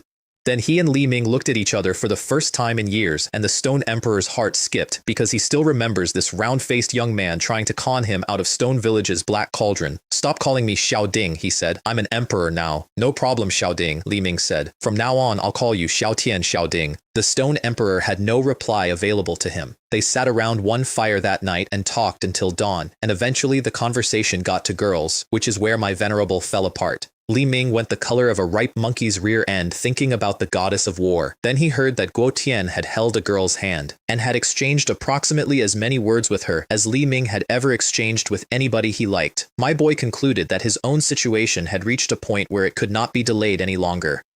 His plan was to borrow a void beast skin and ride to Zhulu Academy. His reasoning, in full, and I want it preserved. He will never out-cultivate Guo Tian, so he will overtake him on the other track. If Xiao Ding has 2 children, he'll have 10. Guo Jiren toasted Chen Wei that night for sheltering Stone Village, and Peng King learned only then, from the toast, that Willow Village had protected the villagers the whole time. That was the boy's soft spot, and nobody had told his loyalists about it. Guo Jiren is 3 years older than Chen Wei, and looks 40 years frailer, and he said so out loud, enviously, and Chen Wei did not know how to answer him. Then Guo Tian announced his plan before leaving: mobilize the nation and wipe out every immortal legacy the upper realm left behind in the lower realm. Li Ming immediately tried to charge him a few treasure vaults for the help. Guo Tian had no reply available to him a second time. His kingdom has exactly 1 vault. The Stone Kingdom's national treasure came up out of Stone City a few days later. A blue-gold warship tens of thousands of feet long, powered by the heroic souls of everyone who has ever died for that kingdom. Once it starts, it cannot be stopped until one side is gone. Bulao Mountain went. The Patching Heaven sect went. The Western sect went. Days, not months. Their cities became the kingdom of Shu's cities, and every nation left standing sent tribute. Then Guo Tian refined 3 batches of small nirvana pills which take a man from array formation to venerable, handed his power to Lin Mu, and went looking for the ancient road to heaven. He found nothing. The roads are cut. The mountain formation is broken. He walked the whole wilderness and came back with nothing at all. Meanwhile, Li Ming asked Chen Wei for a void beast skin for his own private matter. Chen Wei worked out it was a girl inside 2 seconds and became the most helpful man alive. Wait here, he said. Grandpa Chen will get it for you right away. It's just void beast skin. Grandpa has plenty here. Then he handed over the largest piece my village owns. 500 or 600 meters unfolded, and only the belly section can carry a rider, and a piece that size does not exist anywhere else in the lower realm. Then Li Ming dragged his fat sleeping white tiger out of bed. He bribed it with 10 pounds of purebred flesh. He threatened to sacrifice and eat it if the mission failed, and he complained the whole way that an ancient breed had turned into one of my village's lightning dogs. Then, halfway there, he realized he had no idea where Zhulu Academy is. His backup plan was to go to the ruins of Heaven Mending Pavilion and walk the opposite way, and on the road there, he ran straight into Guo Tian, who was hunting the same sky road. Go and pursue the happiness that belongs to me, Li Ming said, which is not quite the sentence he meant. Then I wish you a safe journey, little brother, Guo Tian said, and saluted him. And in the middle of that conversation, Li Ming mentioned the ascension ladder, the way you would mention a garden gate. Guo Tian rode straight to my village and stood in my stone forest shouting his own name, and he was uneasy while he did it, because nobody can read my temper and everybody has noticed. Come in. I already knew why he had come. I had known for 10 days. Then I met him face to face for the first time, as my new incarnation, in white, stepping out of the air in front of him. He started making his request. I know why you've come, I said.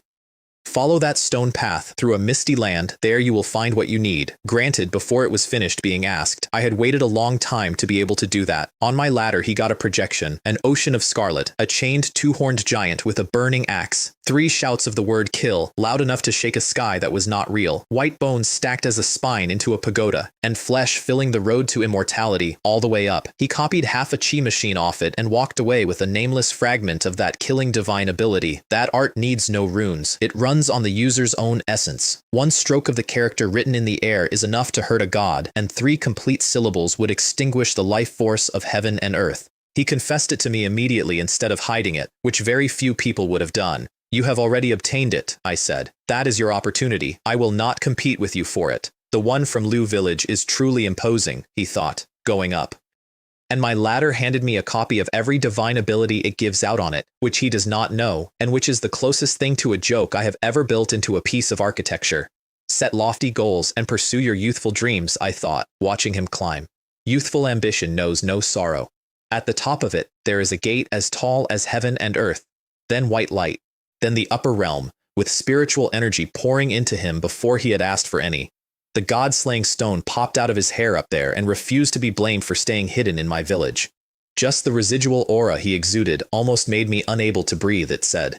Even the pressure from those sect leaders in the upper realm isn't that strong. Then it delivered its verdict on me. At least Heavenly God Realm may even have reached the legendary Tao Void Realm, which is the 3rd from last rung of the human road. A blind cat catching a dead mouse. It was exactly right. And on that same afternoon, in another region entirely, Li Ming walked up to the gate of Julu Academy in a sword tiger hide robe and refused to take the spirit test. Rules are only for binding the weak, he told the gate guards.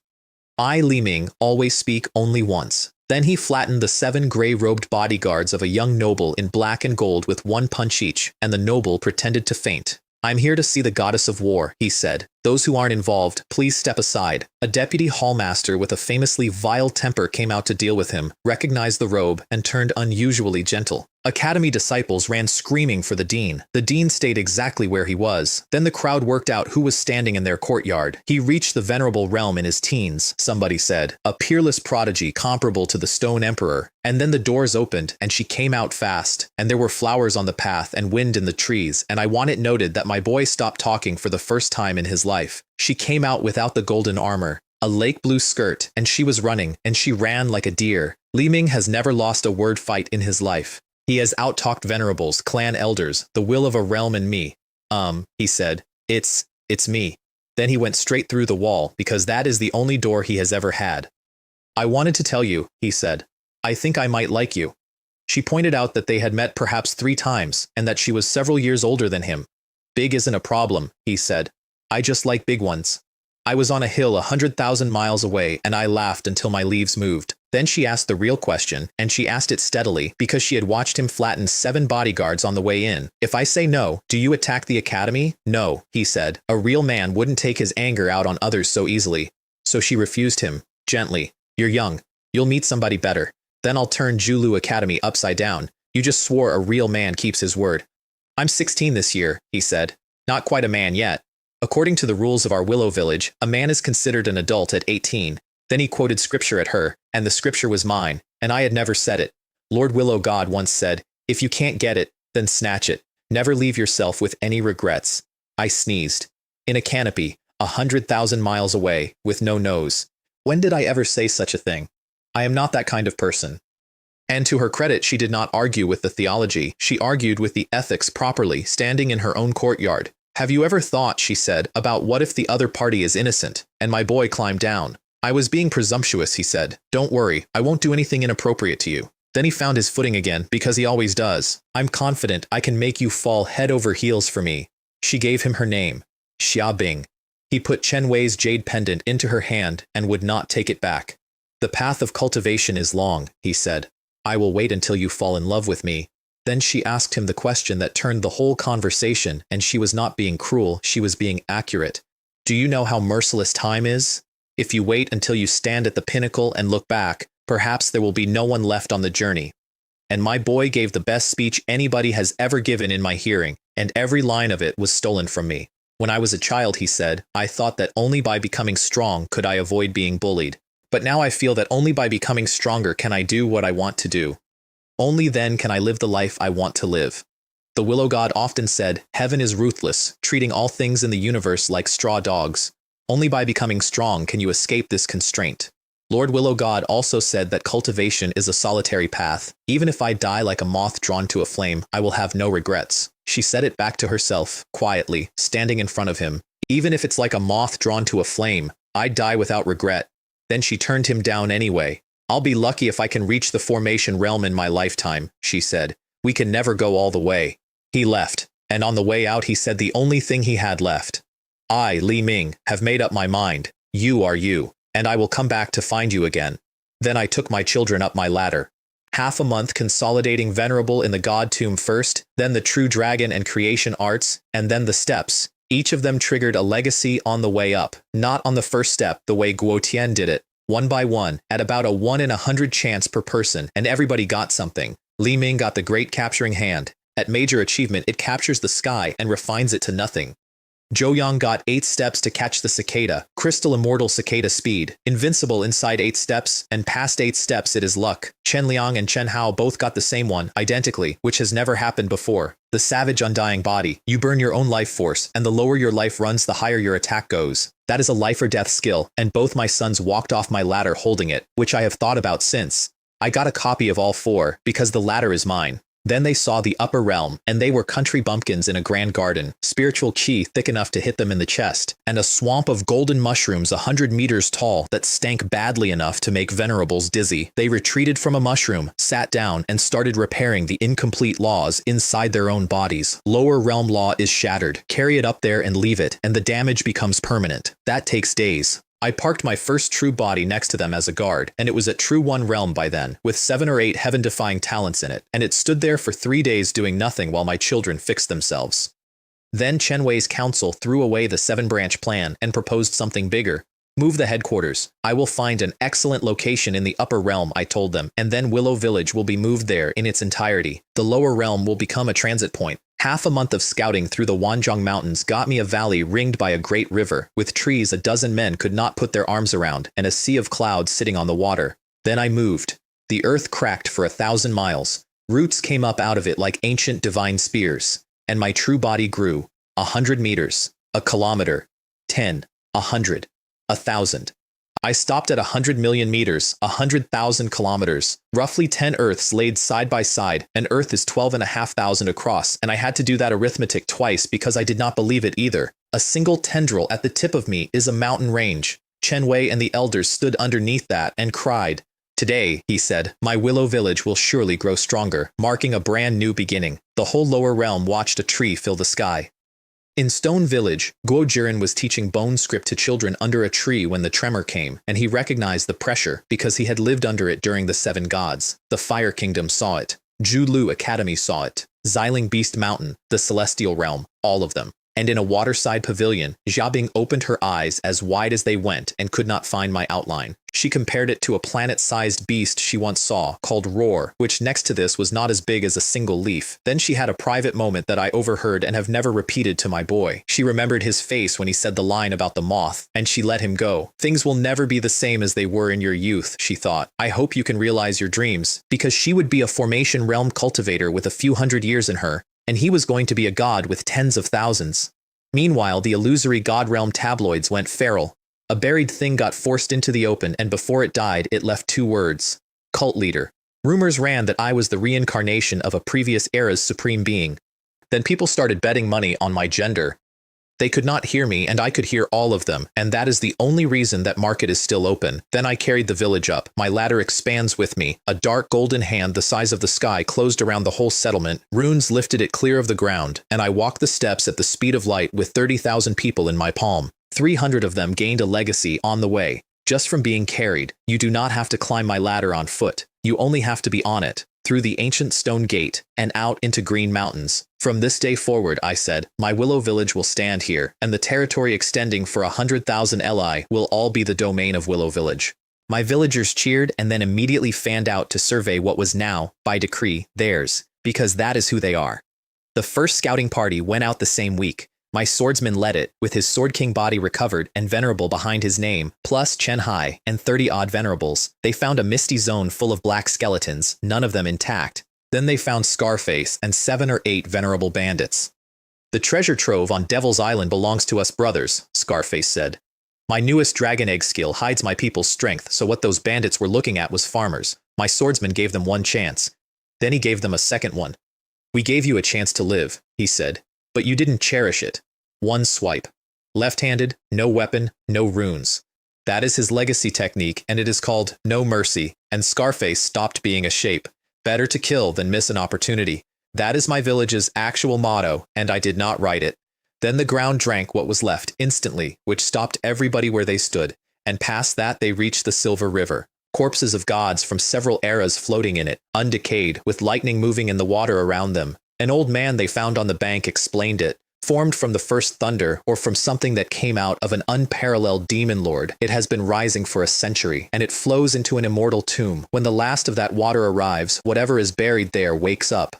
Is there really an immortal inside? Guotian said, walking into the middle of the conversation, and got recognized off a portrait inside 3 seconds. We're from Willow Village, Chen Hai told him. You should have heard of that place. 10,000 miles away, in a Tao temple with 12 children and 100-year divine fire elder left in it. A bell rang. That bell belonged to the ancestor I killed. It is mud-stained and palm-sized, and it rings 9 times at maximum, and 9 means something enormous is happening. It rang 10. A child panicked. A junior with a helpful nature made it worse.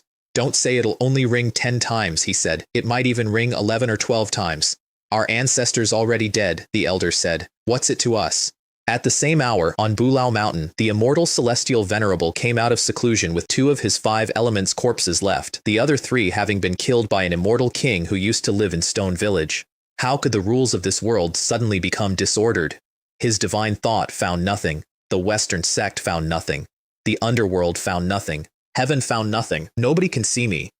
I have built my entire life on that sentence. Then my village annexed a legend, and I want to be clear that I did not order it. At the Immortal Tomb's Forbidden Zone, there stands a stele 3,000 feet tall, made of immortal gold. It tests talent, potential, and combat power, and only the top 300,000 geniuses of all time can carve a name on it. A new name erases an old one. Lord Willow God said everything within 100,000 li is ours, Chen Hai said, deadpan. So does that include the stele? Logically speaking, my swordsman said, that is indeed the case. How about we chisel that stone tablet together? Gentlemen, Guotian said, because somebody had to. When did this place become Willow Village territory? Lord Willow God said, Chen Hai told him. From this moment on, I would like the record to show that Guotian once tried to dig that stele up and steal it. It is 3,000 feet tall. I still do not know what he was thinking. A Jiaolong clan girl called Lan Yi carved her name that day, and her clan elder was proud of her. Then Chen Hai mentioned that a purebred true dragon is not particularly impressive. They only have one in their village, he said, and all it does is sleep and eat all day. She bet him, beat me, or bark like a dog 3 times in public. He tested combat power by punching the stele, which is the wrong method, and Dao flowers bloomed off it anyway. Then talent, then potential. Second on combat power, first on talent, first on potential. He beat Wang Xuan, who has twin supreme bones and has been co-first for aeons. He beat Wang Sheng outright. Then he carved a self-portrait, and he positioned it so that he is sitting on both of their names. And the character he left was one nobody had ever seen on that stele. Which? The sky lit like a second sun. The aura went out 30,000 miles. And the stele resonated, which exists in legends and had not happened in living memory. Bulao Mountain's people nearly died on the spot. If this got out, one of them said, where would Bulao Mountain put their face? Lan Yi switched from fury to shy inside 1 second and asked whether she could have his contact details so that he could apologize in person someday. Even if I left it for you, Chen Hai said, baffled, you wouldn't be able to go. Women's minds, he thought, are truly incomprehensible. Then men started offering him their daughters, and Chen Hai reported to me afterward that all the girls in one particular clan looked exactly like their fathers, and then Guotian quietly tested too. He ranked under Chen Hai and above Wang Sheng. He carved the character Huang, and he copied Chen Hai's portrait, adjusting the angle of his own backside so that it is clearly sitting on the name Wang Sheng. Damn it, Bulao Mountain said, for the 2nd time in 1 afternoon. Who is this? You really can't mess with this little one. Then I went to the tomb myself, and it stopped me. I put a willow branch into the forbidden zone, and the branch rotted. Not burned. Rotted, the way flesh goes in acid, in front of me. That curse eats gods. If I force my way in, I thought, I might damage my very essence. And then Guo Tian walked up with a Tao Ti on a leash and a piece of evil-repelling bamboo. That bamboo grows one segment every 500 years. His piece was a meter long and cracked and gone gray-black with use. Then he killed the Tao Ti and cooked it, boiled water, washed the pot, cut the meat, put it in. I hung in the sky with no expression on my face and discovered that I wanted one. So I came down and opened the most important negotiation of my life with a question. Is Tao Ti meat delicious? It's delicious, he said, without looking up, but there are too many fatty parts. Then he looked up, and the world went void around him, and he had to pinch his own arm. We walked in together. His bamboo ate the curse, and I tore the rest. 30-odd steps, 3 days. Inside there was no coffin. There was plain yellow earth, and on it, one drop of crimson, moving like a waterfall that had forgotten which way down was, with the entire true meaning of thunder loose inside it as lightning snakes. I gave the boy 10 breaths. He took a large step forward in his thunder Dao. I got the missing arc of my own lightning circle, the piece I had been looking for since level 7, and I stood in front of that drop thinking about something else. Thunder is destruction and thunder is rebirth, both, and they are the same thing viewed from two ends.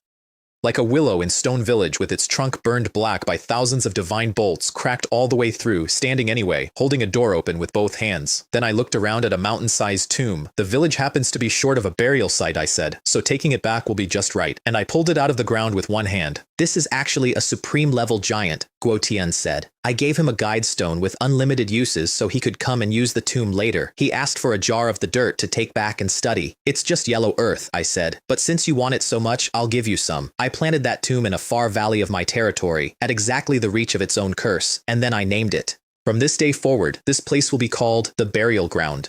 In the future, the heroic souls of my Willow village will be buried here, their lives continuing, waiting for the day they will return to the earth, because that tomb soothes the dead, and because it might one day give them back. I built the road to it out of creation power. Red spider lilies down both sides which have no leaves at all and are nothing but flame.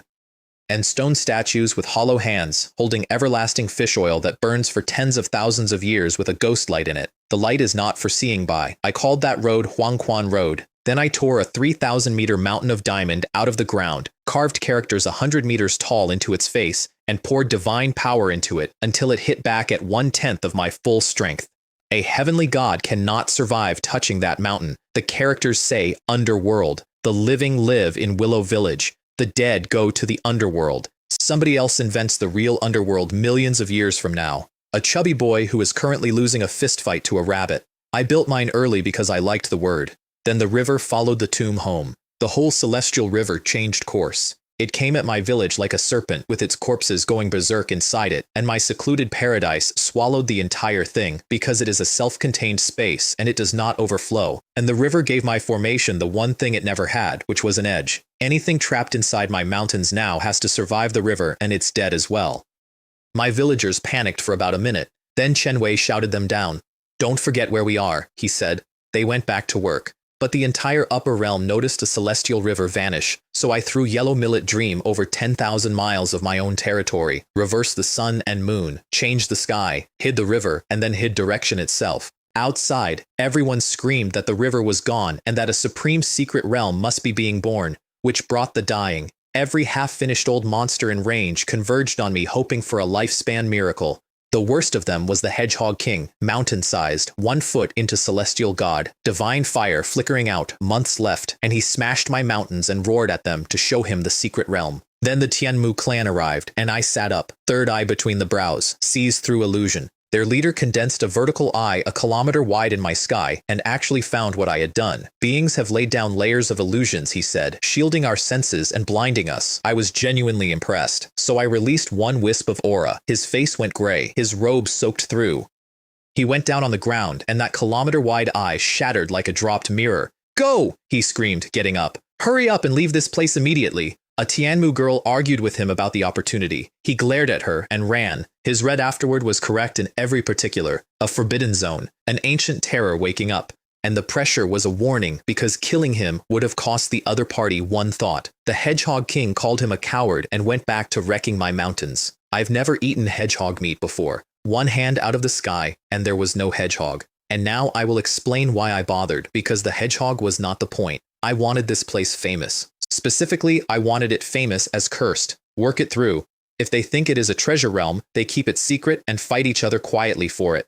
If they think it is an ominous forbidden zone, they tell everybody immediately because there is no profit in silence. And an ominous place is a magnet. Ordinary beings stay away from it. Geniuses treat it as a training ground and come running.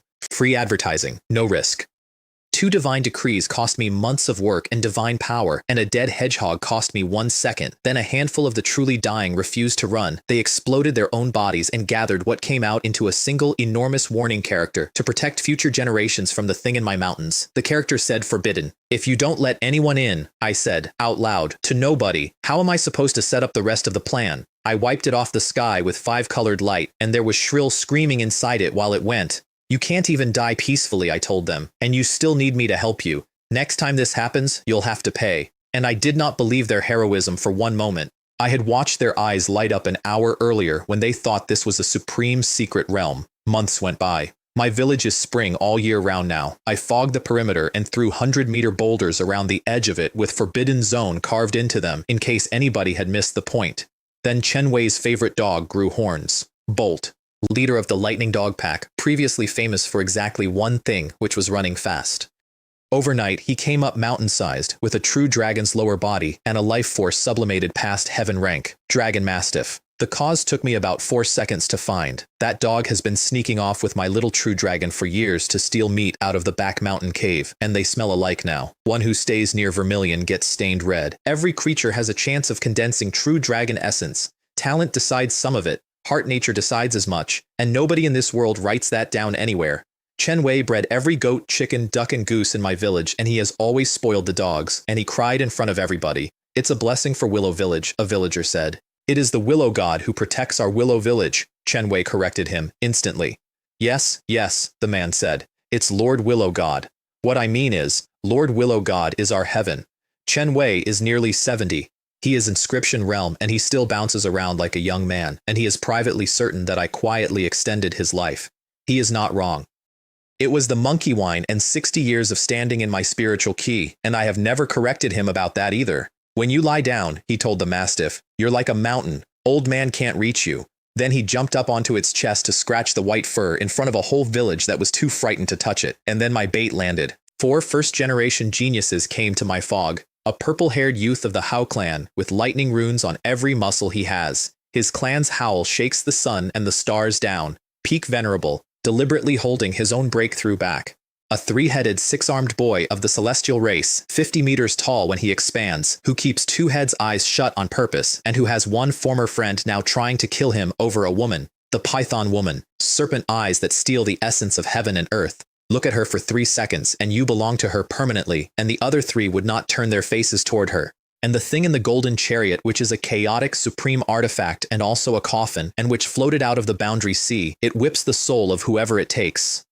You can never be more than 100 meters from it, or your soul is destroyed, and if you last, the reward is beyond describing. It also sees past and future lives, quietly, and it wards off illusions, which nearly cost me the whole operation. They spotted a mountain-sized shadow moving in my fog, and the hoboy lost his composure completely because his clan owns a fragment of a dragon mastiff skeleton, and he knew that pressure by heart. Great misfortune often breeds great opportunity, he said. The ancients were right. Inside, they fought tens of thousands of ferocious birds. I designed those birds off an animation I watched in my last life. Yellow millet dream for the bodies, creation for real independent souls, so they think for themselves and flee when they are losing. Every one of them venerable grade. They wiped them out. It took hours. Then I roared like a true dragon, personally, because I have lived with one for years and I own the technique. Then I let them see, through a gap in the fog, an intact true dragon skeleton with an outline as big as a star. Then a swarm of gray-white parasites and 7 or 8 auras at true god level. They ran. And on the way out, the text on my boulder changed while they were looking at it. Forbidden Zone became Willow Village Forbidden Zone. I let all 4 of them escape on purpose. As advertising, one famous prodigy's word is worth more than 1,000 dying nobodies, and using the public's praise as bait is the most perfect way to gather disciples. And before anybody asks why I did not simply fire a 3rd divine decree, because a decree exposes me to the sect leaders. I can beat any of them, But if they quietly cut the roads to my village instead of fighting me, I would never even know it had happened. The corpse river kept pouring into my paradise for months with no sign of stopping. Then the immortal tomb's curse flared, and something was pulling the immortal thunder out of it from tens of thousands of miles away, straight through my shield. I found what was doing it. A demon god tree, kilometers tall, branches like dragons, the whole trunk charred from an ancient lightning strike and slowly recovering from it. Celestial god grade, and the strongest thing inside the Wu-Ji secret realm, which meant I had just located the Wu-Ji secret realm. Which matters because the Thunder Emperor is in there, one of the 10 fiends, and the only one who appointed himself, master of divine punishment, killed by several immortal kings working together before he had even matured, and his corpse lost in deep space for aeons afterward. Wu-Ji Sage was his student, and a fanatical one. I cannot enter. The realm caps cultivation at its own gate, and I do not fit through it. So I sent my children. I have an opportunity to offer you, I told them, but whether you can gain anything from it depends entirely on you. 20,000 miles west of here lies a supreme secret realm, along with the legendary Thunder Emperor's legacy, and then I told them the truth about it because I always do. That legacy has a destined owner. Aim at the Demon Lord's essence instead. They mounted up. Chen Liang's phoenix, with a wingspan of tens of thousands of meters, carried everybody. Chen Hao's Li Huo divine ox, purebred now, incapable of taking human form and too embarrassed to try, and Li Ming's fat little white tiger at a ray formation, which is genuinely good going for its age and which nobody in my village respects. The gate was a cross of stars splitting the void with chaos chi coming out of it, several 100,000 beings waiting at the foot of it, and on altars above them, half-hidden, cult leaders. My children looked up at those cult leaders and privately concluded they were far less powerful than their own Lord Willow God, not even a drop in the ocean. They said nothing out loud, because a leader can hear anything. The rules got announced by an old sect leader grade figure, nobody over 100 years old, nobody who has ignited divine fire. 3 rounds of trials cut 1,000,000 lives down to 1,000. Li Ming packed all 3 mounts into a Changkun beast skin bag, made out of the hide of a dead white tiger supreme, and 90% broken, whole. That bag could swallow stars. Then the young master of the immortal palace transmitted him a private message. Only 5 successors exist per generation. A halberd of immortal gold. Pupils that are 2 living runes. Aunt, he said, privately, when we enter the secret realm later, I will make you my first target. And Li Ming answered at maximum volume so that several 100,000 beings heard every word. Aunt, are you talking to me?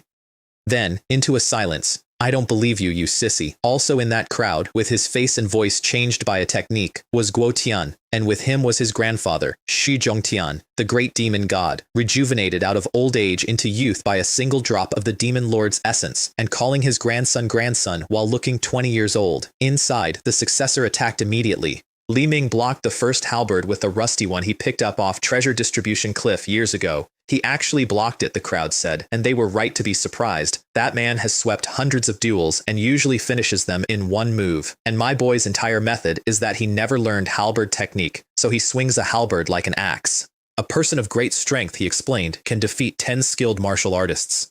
Then, practicing boxing without internal strength training will leave you with nothing when you're old. And then he turned around, mid-duel, and said out loud to his friends, why don't we deal with this arrogant successor of the immortal palace first? 1 second he was fighting someone one-on-one, somebody in that crowd said, and the next he wants to call for a group beating. Chen Liang agreed to it purely on time efficiency grounds. They broke the successor inside 3 breaths. He deployed the 9 seals of the immortal king, which is a bronze palace of runes that refines gods alive and has been the nightmare of 1,000 prodigies, and they shattered it, and he took the backlash himself. We'll just rip his head off and use it as a stool, Chen Hao offered. It's uncomfortable to sit on as a stool, Li Ming said, so let's just kick it like a ball. Then Zhou Yang went one-on-one with him, pure fists, no runes at all. The Overlord fist in purple mist out of a boy who has 1 cave heaven and has tempered it 1,000 times. 2 exchanges and the successor's arm was swelling and his bones were cracking. The 3rd punch carried a dragon roar directly into his mind because Zhou Yang had fused the true dragon fist, the creation art, and the Overlord fist into one motion, and his hand split open holding it. Not group beaten. Beaten. I'll spare you for today, the successor said, opening a void gate, and I'll kill you another time. I hope you'll still be alive then. An attack that combines the true dragon fist, the divine art of creation, and the overlord fist, I said, watching from my hill. It would be strange if this successor could actually withstand it. Also on that field, losing a fist fight to a rabbit, was a round chubby boy with the 3rd killing array engraved into his own flesh. 3rd of all the chaos killing arrays since creation. It only kills giants. It has never once bothered with a nobody. I recognized him instantly, because I know what he becomes, and I know that the rabbit beating him up is the Taiyan moon rabbit, and I know he will dig up every ancient tomb in the world looking for her after she dies in battle. Right at that moment, he was thinking about how best to roast her. They fought the successor a second time on a log bridge over an abyss, because the immortal palace had requisitioned one of only a dozen bridges. His servant postured at them first, and Li Ming punched him through the air. You're acting superior just because you're someone's servant? You're more deserving of a beating than your master. Then Chen Liang's crew rotated through the successor one at a time, deliberately using a first-generation prodigy of the immortal palace as a practice dummy. He worked it out in the middle of it. You actually used me as a test. And then Chen Hai came in, and something new happened. An ancient voice in his head told him to drink. The successor carries a drop of true immortal essence in him, which is the immortal palace's investment in his future. Chen Hai broke his arm with one punch, swallowed the drop midair, then got behind him and bit down and drained him like a leech while the man screamed and could not shake him off. This kid's essence is extraordinary, Chen Hao said, coaching from behind. Practically a living medicine. Remember to give him a few extra sips on the nose later. Chen Hao considers himself a professional at this. He handles the animals for my village's festivals. The successor self-destructed to escape. Every first-generation prodigy carries a beast-tooth talisman forged by Wang Sheng, which refunds one death and puts you back at the altar. This is such a small thing, Chen Hao said, mystified. Why did he get so angry that he just exploded? Then he expressed regret at not having tied the man up properly first. A young man called Long Lin came forward to make friends after that, and Chen Liang answered him with the other half of my doctrine, which he also quoted at me without knowing. Under the whole heaven, from the 32 layers of the Xuan heaven to the 18 layers of the netherworld, the strongest are actually none other than mortals. Only the mortal body can attain eternal legacy. At the 9 sacred mountains there were purple gold centipedes and black crows in their thousands, and 2 beast kings with divine fire lit. Everybody allied, everybody won. Then everybody fought each other over the 9 palaces. My village took all 9. Then they opened them to every rogue cultivator on that mountain and barred the immortal lineages at the door, which won them the loose cultivators completely and permanently. My people also roasted purebred beast meat in the courtyard of the highest palace for 2 weeks, in quantity, in front of an audience of starving prodigies who had never smelled anything like it. There was a brawl over the ribs. Chen Hai ate most of a mountain goat the size of a house by himself, and the chubby boy and his rabbit hid behind a pillar the entire time in case somebody looked at them next. Inside the palaces there were Wu Ji Sage's own cultivation insights carved into stone pillars, and my people studied them for half a month. Their honest verdict, the god tomb back home is better. Wu Ji is quite something, they said politely, and went home to the better one. On the 16th day the 9 mountains lit up and pulled the qualified into the highest hall. 1 in 10,000 of 1 in 10,000. Inside there were dead divine weapons and 1 futon. On the futon, a cyan bone book, and hidden underneath the futon, a sheet of gold paper. Chen Hao could not lift the futon. Brother Hao, somebody said, have you been feeling weak lately? He answered that with a slap to the back of a head, and then all of them lifted it together on 3. The gold paper bolted for the ceiling, and Guo Tian caught it with Kunpeng steps, which he hates using because it is his signature, and it tells everybody in the room exactly who he is. Hey little brother, my swordsman said, one step behind him. Take this. Don't let it get stolen. I'll clear any obstacles for you. Then Fairy Qingluo attacked. Her main body this time, with a golden cauldron over her head and a celestial sword. She was trying to kill him for real. And she was trying to cut away the memories her secondary body made with him down in the lower realm. So Guo Tian flirted with her to wreck her sword rhythm, which worked, and included a claim that they were married and had a child named Guo Xiaowei. And Li Ming slapped a heaven-mending saintess out of the sky twice with a palm the size of a fan, the second slap carrying a dragon roar that shattered her golden cauldron, while shouting in total sincerity, "You bad woman, don't try to seduce my brother. If you have any problems, come at me. I can handle it." Neither Guo Tian nor Yue Chan had anything to say. Then every hidden prodigy in that realm converged and the real war started. A golden lamp bearer who fought the successor to a draw, a crimson spear youth, a jade mantis, and a deep blue scorpion, both with divine fire already lit. And my swordsman used 10,000 swords returning to the origin, which I gave him, and every weapon in every hand on that field screamed and tried to fly out of its owner's grip before he had moved at all. My village won that haul without using a single one of my emergency measures. I had 3 prepared, none of them fired. The successor escaped again, minus an arm. The heirs of the divine kingdom, the underworld, and the demon sunflower garden died for real. Talismans already spent. Behind the last wall, there was a stone statue of Wuji Sage, 10,000 meters tall, with a leering expression on it that makes you want to find a hammer. Chen Hai punched it down. Wedged in the toes of it, there was a gray bone book, and it was not a technique. It was a biography. Wu Ji rose out of nothing. He took the Thunder Emperor's technique out of a forbidden zone and paid for it with a Tao wound that never healed, and he died inside 10,000 years at his own peak of that wound, and his private life was vile in a specific way. He collected the heirs of every lineage he ever beat, took them, chained them where they could not leave, and kept them as trophies for as long as they lasted. Their small skeletons are still in the crevices of that statue. Even in death, Chen Hao said, this old fellow couldn't forget his carefree and pleasure-seeking days. The real legacy was long gone, taken aeons earlier by an enemy who would not cultivate it and would not let anyone else have it either. On the way out, the demon god tree stopped them, and not to fight. It wanted to feel the thunder Tao sitting inside Guotian's alchemy furnace. Then it thanked them by teleporting them out through a side door. They came home to a feast, because my village has its own salt mine, and salt is free, and any excuse is enough. Children helped in the kitchen with greasy mouths. Xu Zhongtian walked past a bed of divine medicine growing like weeds and stopped functioning for a while. What finished him was my 9-turn nirvana flower. It blooms in June. It matures once every 3,000 years. It is the only thing in creation that improves your odds of reaching supreme, and it was believed extinct. That night, Guotian climbed my back mountain alone to ask me a question. What is an immortal? He said. What is a god? There is actually no difference between gods and immortals, I told him.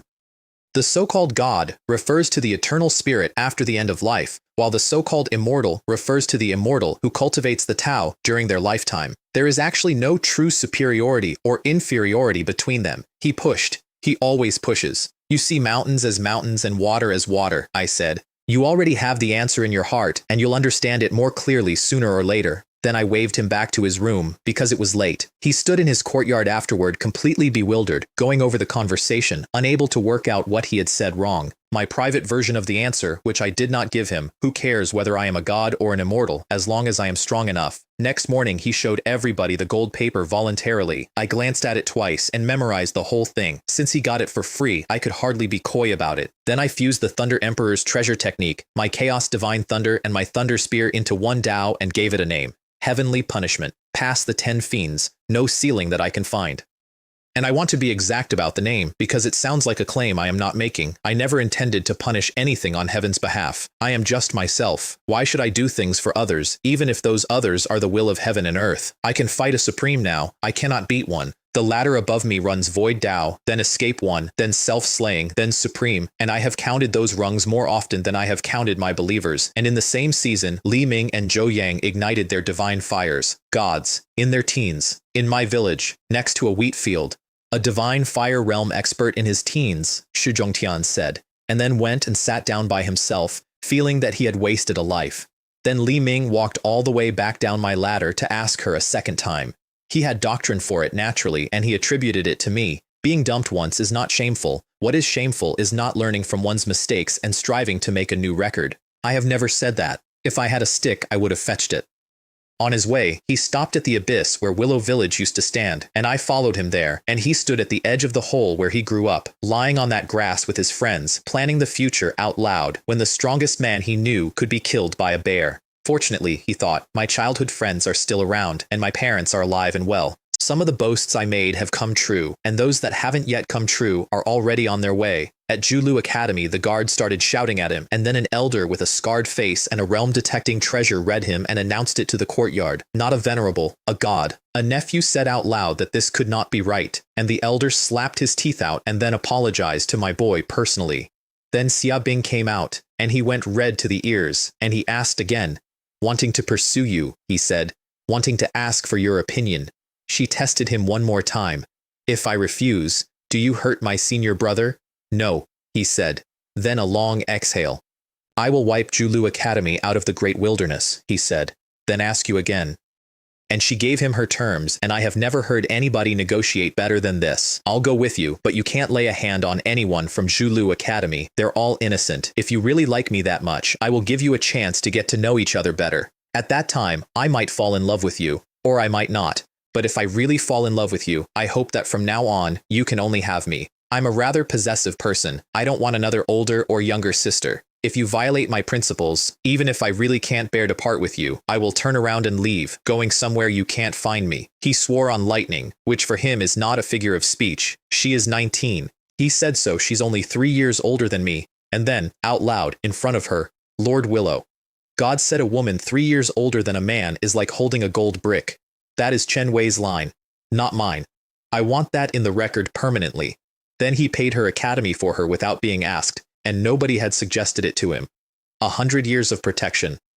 Plus a sound transmission stone, usable only for a genuine life or death emergency, and he said the condition out loud. If it is used indiscriminately, I have the right to take it back. The elders grieved and could do absolutely nothing, because 100 years of a god's protection is the best deal that Academy will ever be offered. Then he walked her up my ascension ladder, and she got a legacy that she could not feel.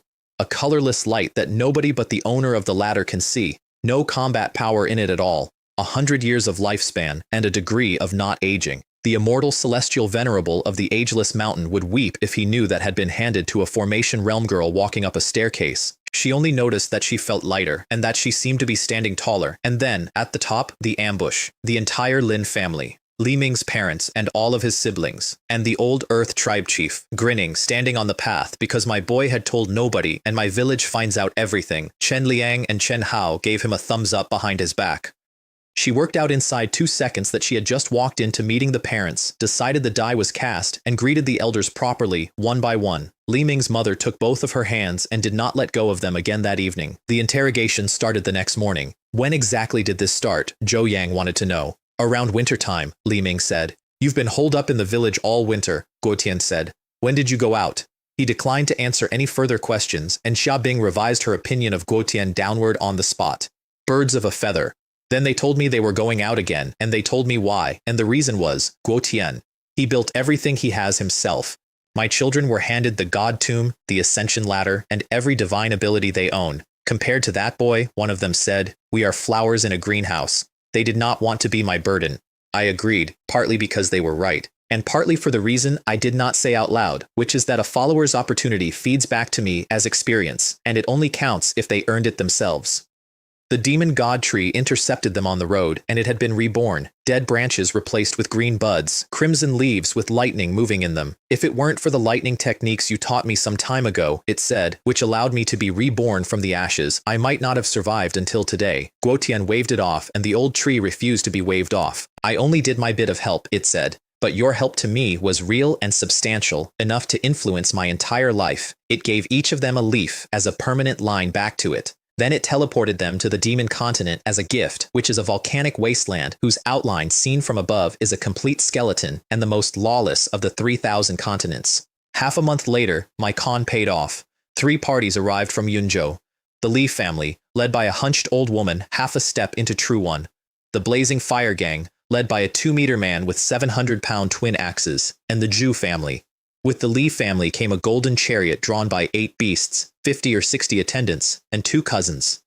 The girl was peak array formation in her teens, a true disciple of a major sect, guarded like treasure. The boy was 16, pale, with congenitally severed meridians. He cannot condense essence. He will never cultivate. He had faded clothes and one half-blind old servant, and nobody in that caravan looked at him twice. His name was Li Zicheng. His cousin gave him advice on the road, and she meant it kindly. Take money, go to a small town, live rich, and that girl you're betrothed to is too outstanding, so forget each other now, rather than suffer later. Whether it's rebirth or natural death, he said, it's all predetermined. If you don't fight for it, how can you know what your fate is? Then he thanked her for bringing him at all. This was my own choice, he said, and I have no regrets whether I live or die. Also arriving that week was a young man who had dreamed the same dream every night for weeks. A primordial world, and through the smoke, one giant golden character, Willow. He divined before setting out. The result was great fortune. That is the only reason he came, and inside my fog I had built them something. A crimson coffin, so large it filled the sky, veined all over, and dripping. Every drop that hit the ground raised a fleshy crimson flower bud out of it, some of them meters wide, some the size of mountains, all of them covered in throbbing black vessels like enormous hearts. Then the coffin cracked open, and a pale green sprout came up out of it and blossomed and fruited, and the fruit split open into a single scarlet vertical eye ringed with fangs, hanging up there like a moon gone red. I want to be honest about the design process. I wanted something more high-end. What the egg gave me was a coffin, so I did detail work instead. A single eye growing out of a coffin, I decided, would definitely leave a deep impression. The three teams introduced themselves to each other and agreed to cooperate, and then theorized at length that there must be a teleport platform somewhere and a trial to pass. Teleportation array? Trial? You're overthinking it. I don't have time for that. I do not need a trial to vet character. Anybody who becomes a believer becomes devout on his own. Then I ran reconnaissance on the sick boy.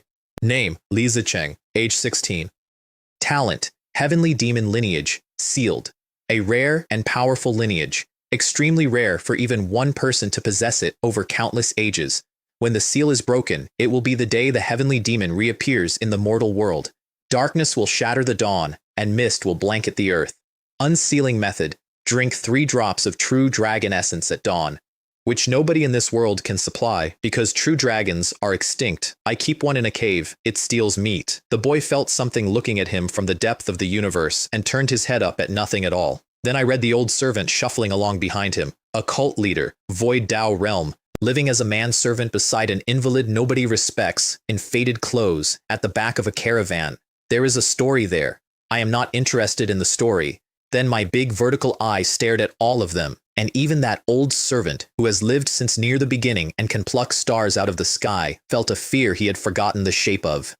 "Get out of here immediately," he roared, and a voice out of the universe drowned him out. Willow Village, Forbidden Land, Celestial Secret Realm, Crimson Coffin, obtained it. Then countless star-sized lights came up around the eye, with clouds and mountains and kneeling creatures inside each of them. Nobody down there had ever heard the words Celestial Venerable before, not even the cult leader, and now they will never get them out of their heads. Black portals came down out of the sky, everybody dived in, and everybody got spat straight back out at the entrance, except the sick boy and his old servant. "We must have failed the test of this secret realm," the old woman said. "Taking everyone would have made my secret realm obviously fake, and it would have destroyed the draw. Prodigies only come for things that reject people."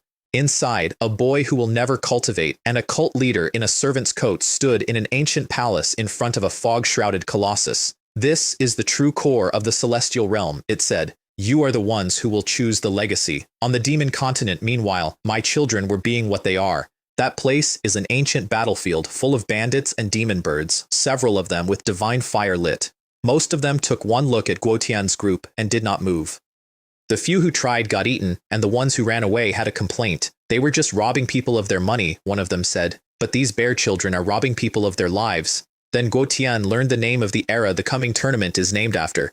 Shangu, immortal ancient, it is in no annal anywhere, and he remembered overhearing in my village that the old Willow god was born in that era and lost her whole Dao cultivation in the turmoil that ended it. Then the sky sealed. An immortal-grade void imprisonment array locked the entire wasteland down. A silver spear the size of a mountain dropped out of it and killed tens of thousands in one stroke, gods included. A silver-robed heavenly god landed on the shaft and started sweeping the ground to flush somebody out. Tens of thousands died per swing. Everybody ran. Then a second heavenly god rose out of a mountain range. I watched and I did not move. A crisis often forces them to reach their full potential and promotes their progress. That is what I tell myself, and I have checked it several times, and it keeps coming back true. The target was the Tianren clan.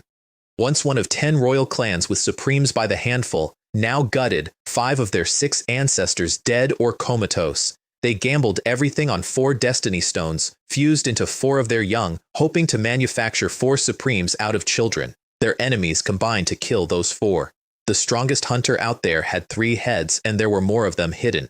Xu Ling was one of the 4 carriers, disguised. Guotian recognized her inside a second and helped her without ever once acknowledging that he knew her. "Can something as trivial as a few heavenly god realms fighting and killing," I said, watching an apocalypse, "really be called a change of the world?" Also, during that escape, Li Ming outran half-step True One cultivators while carrying Xiaobing on his back. "What are you doing?" she said. "In front of so many people, aren't you ashamed?" And I checked in on my own first true body, which had seized an immortal cave and become a special guest elder for a small family whose female head kept looking at it a certain way. I grinned and left it there. Then, mid-doze, my counter went off. 20,000, 30,000, 60,000. Over 100,000 experience in a moment, which is more than the whole previous year had paid me. They had found a mountain built out of heavenly god bones on their escape route, and growing on it, a golden Bodhi fruit. That thing only forms when a Bodhi tree at major achievement dies. It takes a physical body to its absolute limit. Taken regularly, it can rebuild a body from nothing, even a mortal one. Only a few physique specialist races survive eating it. Everybody else comes apart, and no being in recorded history has ever had a regular supply. Xu Ling identified it out loud, and Li Ming's method of acquisition is the single most Willow Village thing that has ever happened. Xia Bing, he said, do you think that golden fruit is pretty? She nodded. If it looks good, he said, just take it. Then he picked it, which of course woke the guardian. A blackened heavenly god skeleton, moss over the bones, black flame in the eye sockets, mountain-sized, walking in while an invisible seal closed around my children. This idiot, I said, laughing at my own disciple. How could such a treasure grow in an ordinary place? And then, immediately afterward, because I am who I am, however, it's good that Li Ming took it. It would be a waste to leave the golden Bodhi fruit here anyway. My disciples are not to be trifled with. Once a follower's faith runs high enough, I can stand next to him across any distance at half my strength. I have had that for a while. I had never used it. A white-robed figure came down out of empty air over the demon continent with a crescent moon behind it. Li Ming, Zhou Yang, and Chen Hai went straight to their knees. Lord Willow God, Xu Ling and Xia Bing just stared. I drew one line in the air casually, without stopping to look at it, and a heavenly god skeleton became powder. Then I withdrew without saying anything, because I do not need to be in the public eye. I only need to sit quietly, behind the scenes. Picking that fruit paid me 500,000 experience by itself. Xu Ling took it badly afterward, and I understand why. She and her grandfather had assumed the Willow Village being was some stray divine fire cultivator who had gotten lucky. Just how powerful, she said, was that venerable one from Willow Village? Then my draw came up legendary for the second time in my life. Hatching condition, breathed with dragon flame for 3 days. I went to find my little true dragon, and it was crouched in a corner with the dragon mastiff plotting a raid on the meat cave. Both of them nearly died on the spot. Master, it said, this is the second time you forced me into your service. 3 straight days of dragon flame out of a dragon that is not fully grown, it explained, would turn it to ash. You're a bandit leader? I said. You're exploiting people? It puffed its cheeks out and looked to the mastiff for support. The mastiff gave it a good luck look and said absolutely nothing. Then it did it. Cheer up, I told it, on day 2. This is also a great opportunity for you to learn how to better control dragon flames. I will admit here that those 2 only ever succeed at raiding my meat cave because I quietly told Chen Wei to look the other way. 3 days, and it hatched 3 rare items at once, which has never happened to me before. 10 million tons of ordinary beast meat, 1 million tons of remnant breed, 10,000 tons of purebred, another Taiyue ancient stele, which is 2 of 5, spirit pasture seeds, armor in quantity, and then a crimson weeping sword, a saint statue, and a world tree seed. The sword is not steel. It is some stone I cannot name, crimson all the way through, with a groove down the middle of the blade. Holding it, I saw a scarlet ocean, and I could smell it. It is incomplete. It finishes evolving on kills. 1 wave of it cut a mountain in half. 2 more waves, and I looked like the old man next door doing Tai Chi in a park. As expected, I said, I'm not suited to using a sword. I gave it to my swordsman, who is suited to it, and who has never once made me look ridiculous. The saint statue is 4 or 5 meters, cracked, unremarkable, in a stone nobody has identified. Its description is 1 line. The sage is not benevolent. He uses heaven and earth as a chessboard and all things as his dogs. I put it in the village square, where the children climb on it. Then, 10 days later, the sick boy's faith crossed transmission level, which genuinely surprised me. We had met once. Could it be, I thought, that my personal charm is that captivating? So I went and stood in front of him. Young man, I said, congratulations. You have passed the test. And he answered me with the reason I picked him out of 300 people in the first place. Although I come from humble origins, I know this is not a disgrace. I will brave the wind and waves, always with a passionate heart and an unwavering ambition. I hope you can maintain your passion and unwavering ambition, I told him, transforming yourself into a 3-foot sword amidst the dust of the world. You will be like a treasure hidden in the dust, eventually shining brightly. Then I pushed the body-tempering scripture into him so that a boy with severed meridians would have a foundation to stand on at all, and his faith went to 100. Although I will not oversee your cultivation progress, I said, I have seen your efforts. Then he asked to join. A stone gate opened in midair in front of him, no taller and no wider than a boy needs, and through it came laughter, and roosters, and dogs. After passing through this stone gate, you will reach Willow Village. From now on, that will be your home. If you have any relatives you are reluctant to leave behind, you can bring them here. He asked about his old servant. He is not here, I said. I have placed him elsewhere. The cult leader is sitting in a separate immortal cave reflecting on his mistakes. His faith has barely moved because the old man is not as easily fooled as the young one. I am going to keep working on him, and I will tell you exactly why without dressing it up. My village's high-end combat power is one person, and it is embarrassing. He can't be the one to personally rush out every time his place gets disrupted. And then I went and paid a debt. 3 drops of true dragon essence at dawn. That is what the panel said, and the panel had said it about a boy nobody in the world would ever have been able to help.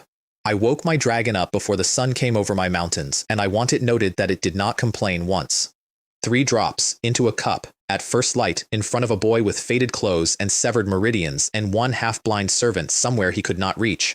The seal came off him like a door coming off a burned house. Darkness will shatter the dawn, the description had said, and mist will blanket the earth. What actually happened is that a 16-year-old who had been told his whole life that he would never cultivate stood up in my grass and could feel his own hands. He did not say anything, he just looked at them. That is the last thing I want to tell you about my village, and it is why I built the whole thing. Then I went and planted the seed. The instant I took the world tree seed out, a faint green light went over my entire territory, and the spiritual energy in it multiplied dozens of times over. The drizzle became a downpour. Everything I owned got washed at once. My own leaves turned to agate, and every vein in every one of them came up as a Tao pattern.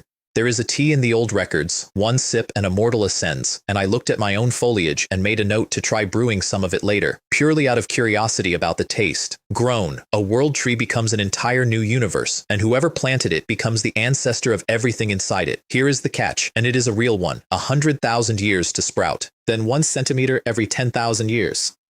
In a million years, when the alien realms come for the 9 heavens and 10 earths, that thing will be about a meter tall, not even good enough to use as a fire poker. I planted it that afternoon, because every day earlier is a day less to wait, and because I have the time, and because of the other reason, which I am going to say plainly since I have never said it to anybody in this world. Birth, aging, sickness, and death are the law of the universe. An immortal king told me that in my own square, drinking tea I made out of nothing, and she was right. They are also not going to happen to my people. If immortality turns out to be a form of suffering, then I am willing to bring that suffering to every disciple I have. 60-odd years ago, I woke up in the dark with no eyes, no ears, and no skin, and I could not feel the rain landing on me. This afternoon, I put the seed of a universe in the ground behind my house, and a village of 30,000 people walked past me while I did it, and nobody even looked up, because their God planting something is not news anymore. That is the whole story, and I would not change a step of it. One thing, though. A while back, a black paper boat crossed my sky, and the white-robed figure standing on it looked up through a formation that an immortal king could not break in 90 attempts at exactly the place where I was. Why do I have such a strange feeling, it said, after spanning countless years? I have thought about that sentence more than I have thought about the Domain Lord, or the 7 gods, or the giants who tore my sky open looking for medicine. Nothing has ever felt me. That is the entire foundation of everything I have built. Nobody can see me, so nobody can take any of it away. Somebody looked up. And in an immortal cave at the edge of my territory there is an old man in a servant's coat who has been to the beginning of the world and back, whose faith in me has not moved a single point, and who is going to have to be dealt with one way or the other. I have a village to protect, a staircase into heaven, 78 venerables, and a seed that needs 100,000 years. And for the first time since I woke up in that hollow, there is something out there that knows I exist.